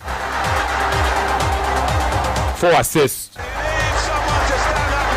João Pedro of Chelsea, 14 goals for the Brazilian and 5 assists. And then completing the top 5 is Victor Gyökeres, 14 goals and 1 assist. So Haaland, Thiago and Semenyo, only those 3 have scored more goals than Victor Gyökeres in the Premier League. In total, he has a total of 21 goals for Arsenal this season. Are you a critic? Are you one of those who called him fat? Called him a flop? What say you now? He has more goals than Morgan Gibbs-White, Danny Welbeck, Dominic Calvert-Lewin. He has more goals than Junior Krupi.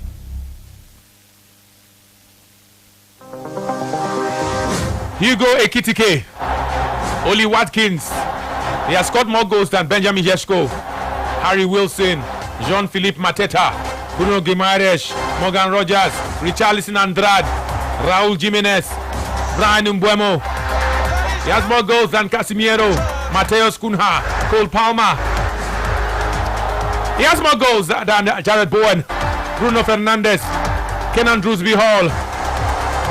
He has more goals than Beto, Noah Okafor. He has more goals than Mo Salah. He has more goals than Bukayo Saka, Phil Foden, Kevin Chada, Nick Watermada, Ismail Assar, Cody Gakpo, Iliman Ndiaye, Brian Bobby, Evan Nielsen, Lucas Nmecha. He scored past all of them. Only 3 people now actually score past Victor Gyökeres. What's your rating of this striker? 14 in the Premier League, 21 across all competitions. Hello. Hello, yeah. Hello, yeah. What's your name? Good day. Yeah. I'm the guy speaking. Okay, Falabi, go on. So, see, Anthony, now, Arsenal fans are making me vex now. Why did they make you vex? What happened? What happened? They're making me angry. What happened? What happened? Okay. I don't, because I think that Man City, see, Anthony, they don't know that Man City have experience in this league. Neither Arsenal fans only. That's why they make you vex. Chop rice leaves stone. Okay, so Man City, all Arsenal fans should just calm down. Tomorrow they should calm down. Man City, I know calm down. If I win my 2 games tomorrow, if I win everything tomorrow, I'm Brentford, and I win my game in hand, I know that I need the God that I serve will make Man City win. The God that I serve, by the grace of God. Okay. That's it. Okay. That's how it goes. Okay. If my auntie get this thing, if my auntie get that thing, she for be my uncle. You know, Joseph. If my auntie get this thing, he for be my uncle. Now uncle she for be, but he not get. Sports Radio, Chop Rice Lipstone. Hello. Anthony, I greet you once again. I greet you too. Joseph from Bishop. Yeah, welcome. Romeo the Gunners Bullet. Anthony. Yes. I heard what you said. I think we are proud of Victor Gyökeres for now. What I wanted to know is, in all competitions, those people that are more than him, in all competitions, how many have they scored? I wanted to know. Okay. That is not true. Thank you. So this thing is very simple. Oh. I don't know why you did drag him far. I said Igor Thiago has 22 goals. 22 goals. Haaland has 24. Gyökeres has 14. And if you add all the goals that he has scored this season for Arsenal, 21. And that in the Premier League, 3 people they lead them for Premier League goals. Erling Haaland 24, Igor Thiago 22, Antoine Semenyo 15. Let's even leave Antoine Semenyo out. Igor Thiago 22, Premier League alone. Gyökeres 21, all competitions. What is the debate again? He passed Gyökeres now. He passed him. Chop Rice Lipstone. Oh. He pass him.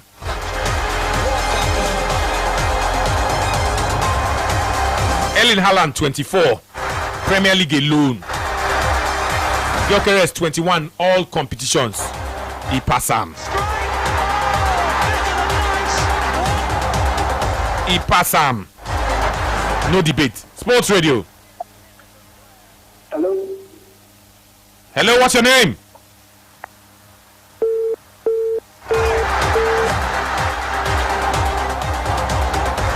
Would you say he has approved his critics wrong, Victor Gyökeres?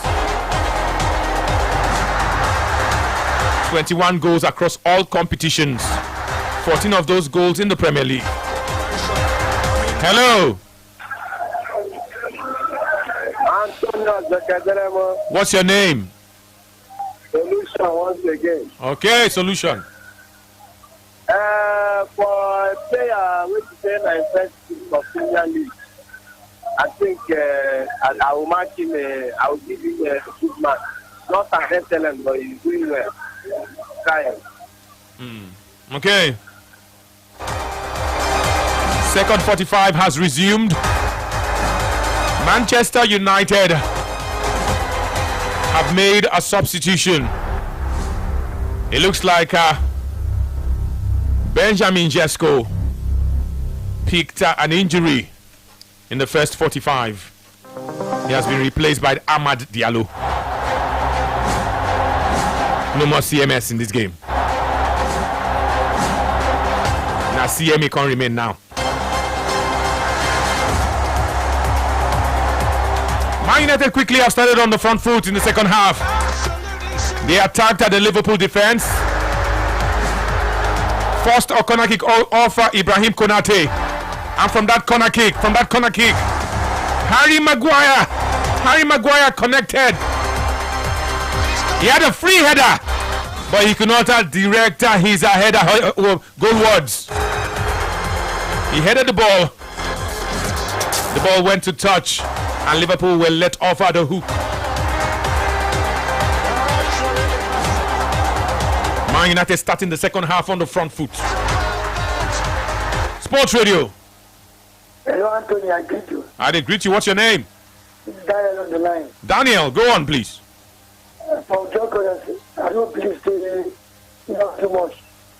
I don't believe because I need a call from Portugal. Now I don't based on the goal. I think they will score more goals for this. He hasn't go compete more. But the highest goal scorer.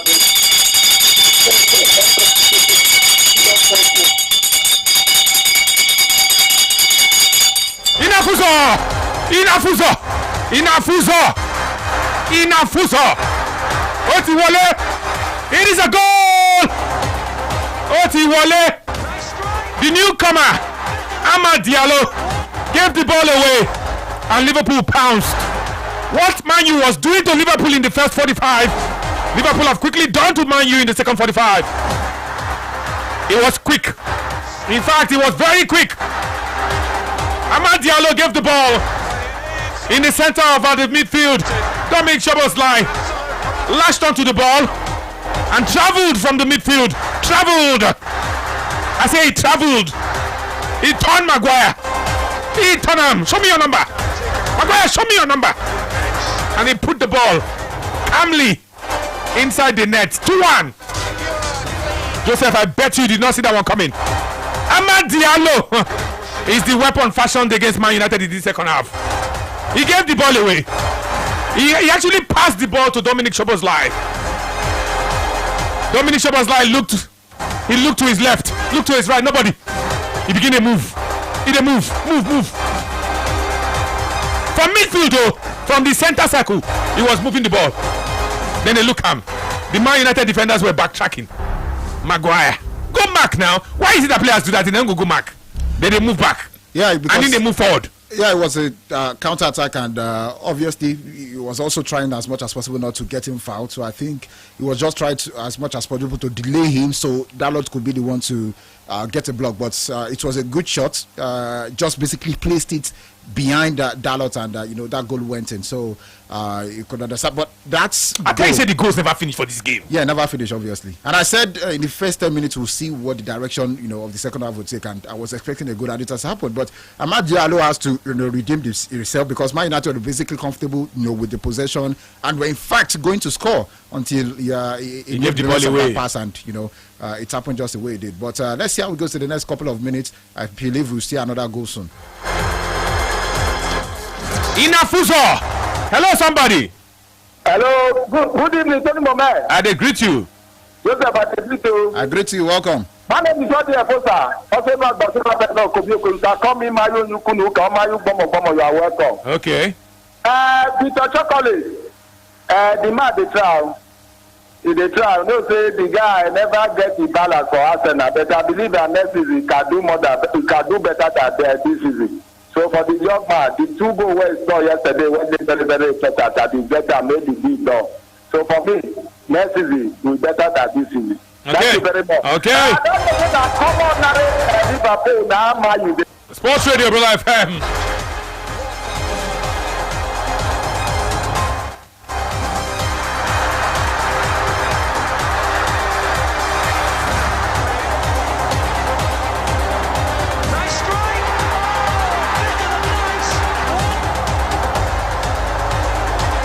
Liverpool are looking sharper in this second 45. Looking sharper.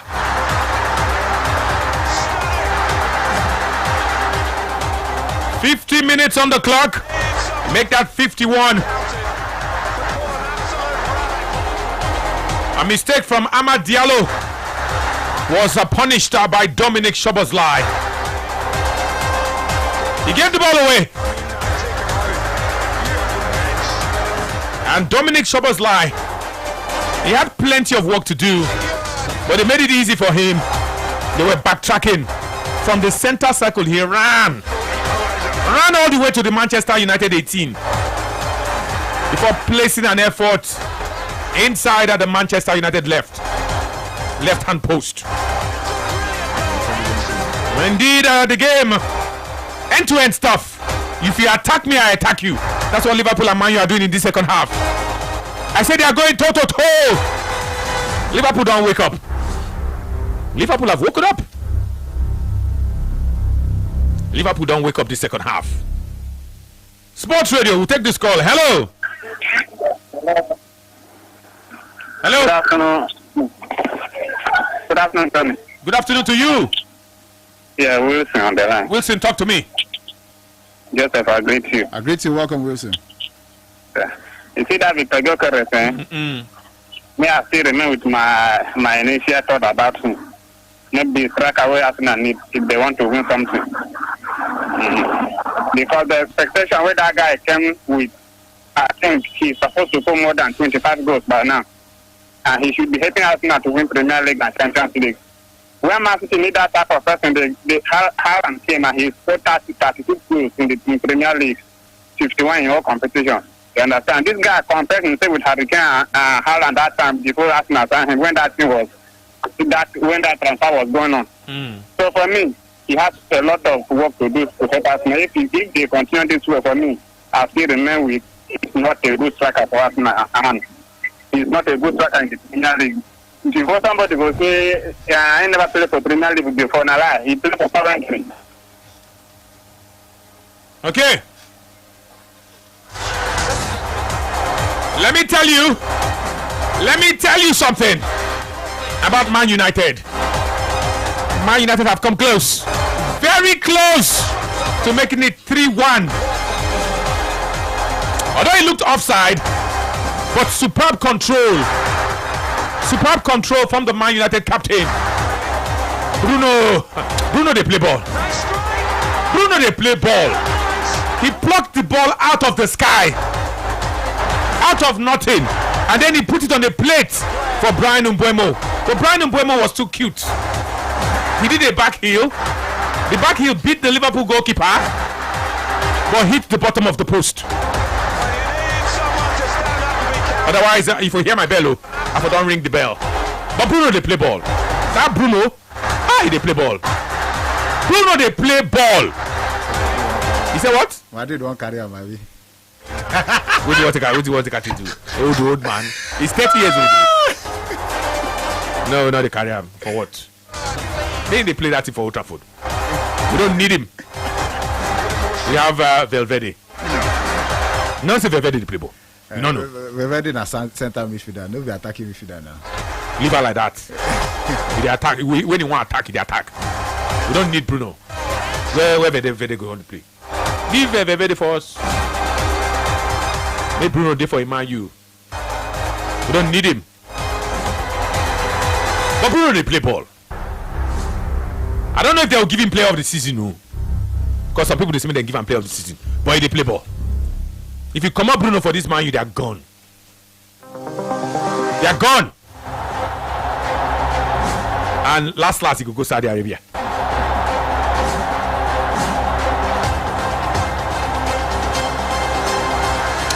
they play with fire for this game, oh. Liverpool have come close. Florian Wirtz. He collected a pass midway in the Man United half, and his one-time shot was not far. From the target. Florian Wirtz. That's how the Germans call him, Wirtz. Let me go sit down. Hello. Anthony. I greet you. Good evening once again. Romeo the Gunners Bullet. Anthony, I want this match to be a draw.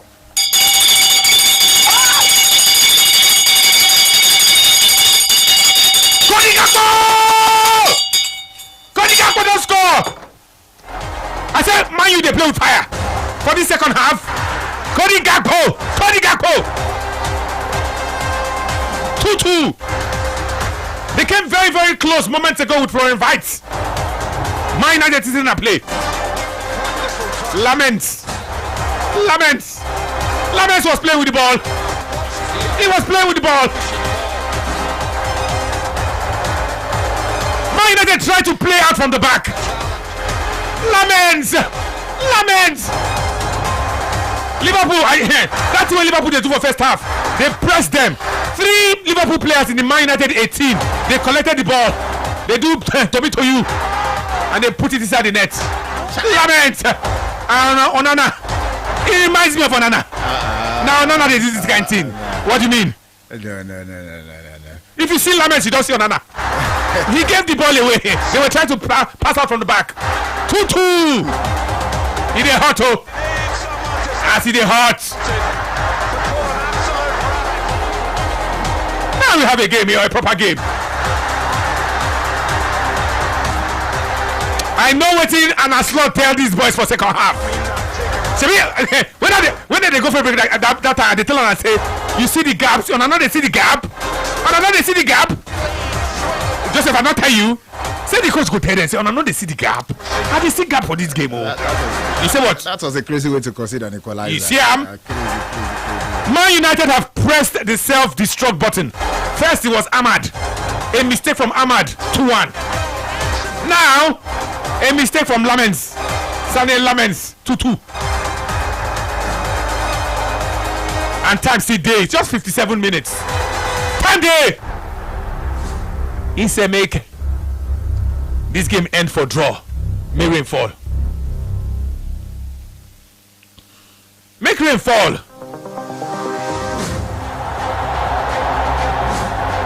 Hello. Hello, what's your name? My name is Tsuburu. I'm calling from Canada. Okay, oh yeah. Talk to me. Yeah, so firstly, I'll talk about the Arsenal, the chances because of where they are right now. I think Man City has smelled blood, and if history should take us along the path, it's still not over yet. It's not in any way. I'm an Arsenal fan, but I just have to be frank. Man City still has all it takes to win this league because what has happened in the past has shown us that they don't give up when they have smelled blood. And I know you guys don't like us commenting on what other commenters have said, but when people talk about the God of my God that I serve and all that, it's a joke because we Arsenal fans we still serve God, and who we God now work out for, in the end.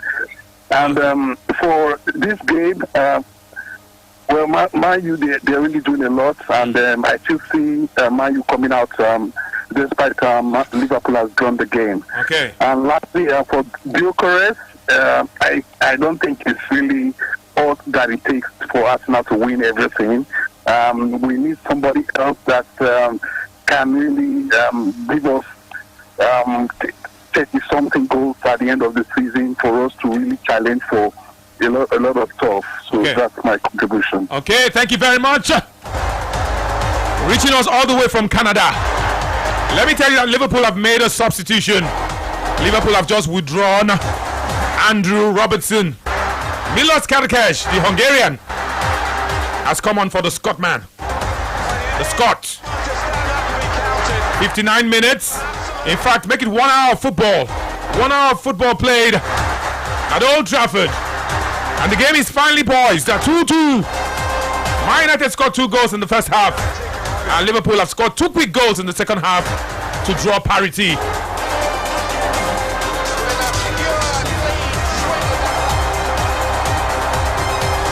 Two mistakes,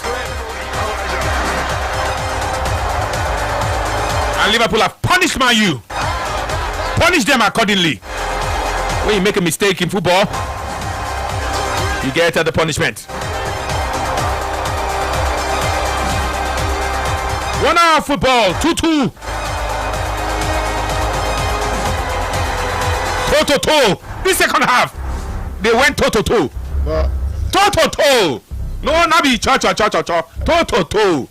You say what? So far, the quality of play from both teams have actually not been too different, because mine basically have been more comfortable. But the self-destruct button, as you mentioned earlier, has been the total difference, because it feels as if first half. You see, words are beginning to fail, Joseph. No, not self. They talk. You don't know. You don't know. He's here. He was jumping up and down.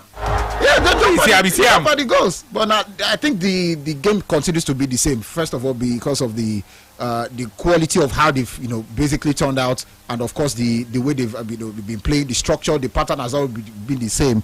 But the fact is, if Manchester United are actually going to get anything out of this game in terms of a win, they have to be more positive. They've had more possession so far, and it seems, I think, more time on the ball like this, they'll grow further in belief, because the Liverpool defense feels as if it's still not sure of what to do. So at critical moments, but let's see. I feel like Man United have more of this in the next 5 minutes.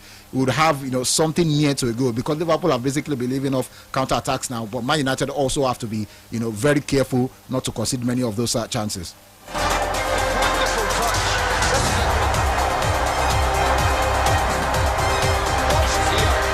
Liverpool, of course, have created another opening in the Manchester United defense. Brilliant work from Jeremy Frimpong. A crossfield ball found out Florian Wirtz. Florian Wirtz had knocked down the ball for Cody Gakpo, but his left-footed effort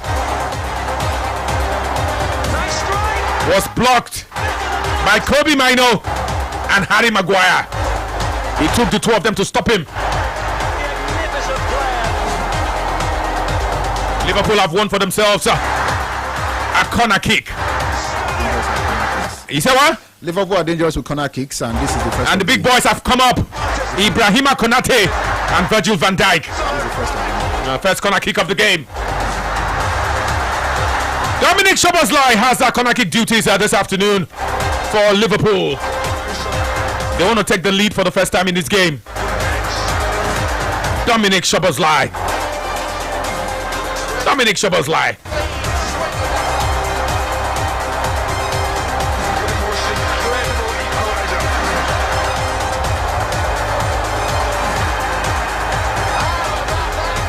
Well defended by Manchester United. Nothing came out of that corner kick. I have, of course, the Cochito doing some coaching in the studio. Cochito. Cochila. Cochito. Cochila. Joseph Obicheson. Unrepentant Man United fan. Sports Radio, hello somebody. Yeah, Mr. Tony, I'm back again. What's your name? Good evening. Yeah. What's your name? The game is so exciting. It's so interesting. What's your name? My name remains Chinedu Ronaldo. Okay. Calling all the way from Navy. Okay, go on. Yeah, the game is so exciting, explosive. That's what one could expect of the game actually. But on the concerning the Gatorade you mentioned, I think. Hello. Hello. Yeah, go on. No time. Go on. Okay. It looks like. Hello. Yeah, go on. I said concerning Gatorade, I think it will have a beautiful career with Arsenal. Next season is going to be what Alan Haaland is to Man City. With the kind of midfield he had in Arsenal. But for this season, I think it's quite so well. 21 goals in all goal contributions. and 13 or 14 goals for the league. Okay. It says that next season, Gyökeres will be very lethal for Arsenal. 65 minutes played. Liverpool 2, Manchester United 2. Action. Match day 35 in the Premier League.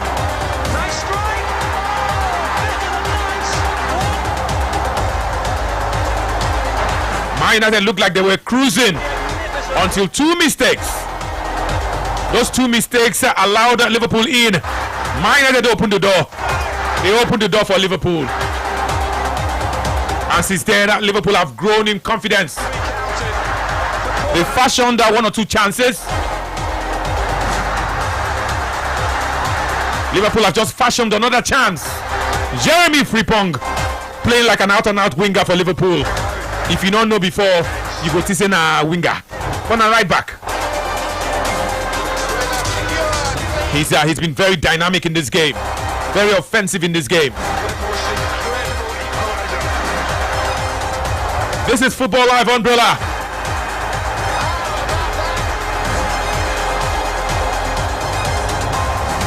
Liverpool with key absentees, key injuries to key players. They are holding their own at Old Trafford.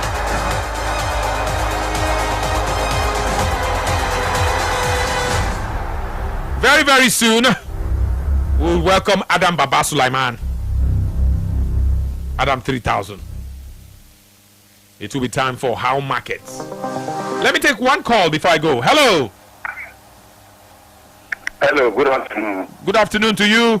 Good afternoon, Anthony Bakadere. Good afternoon. What's your name? My name is Charles. Okay. First, I want to comment on the United and Liverpool game. Okay. That man we end in the scoremate 3-3. Then concerning Gyökeres, I think it is not easy with the expectation and the level of Premier League, how difficult it is for a striker coming from Sweden.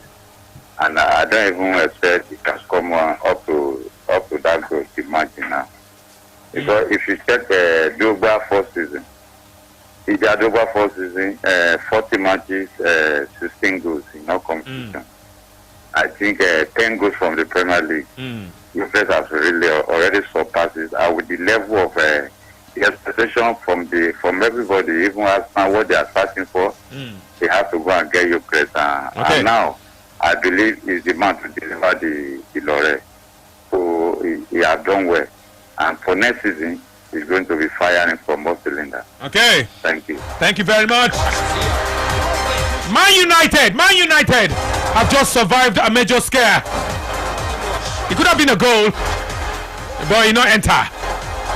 The referee's wristwatch did not send him a goal alert. He did not cross the line. That was how close.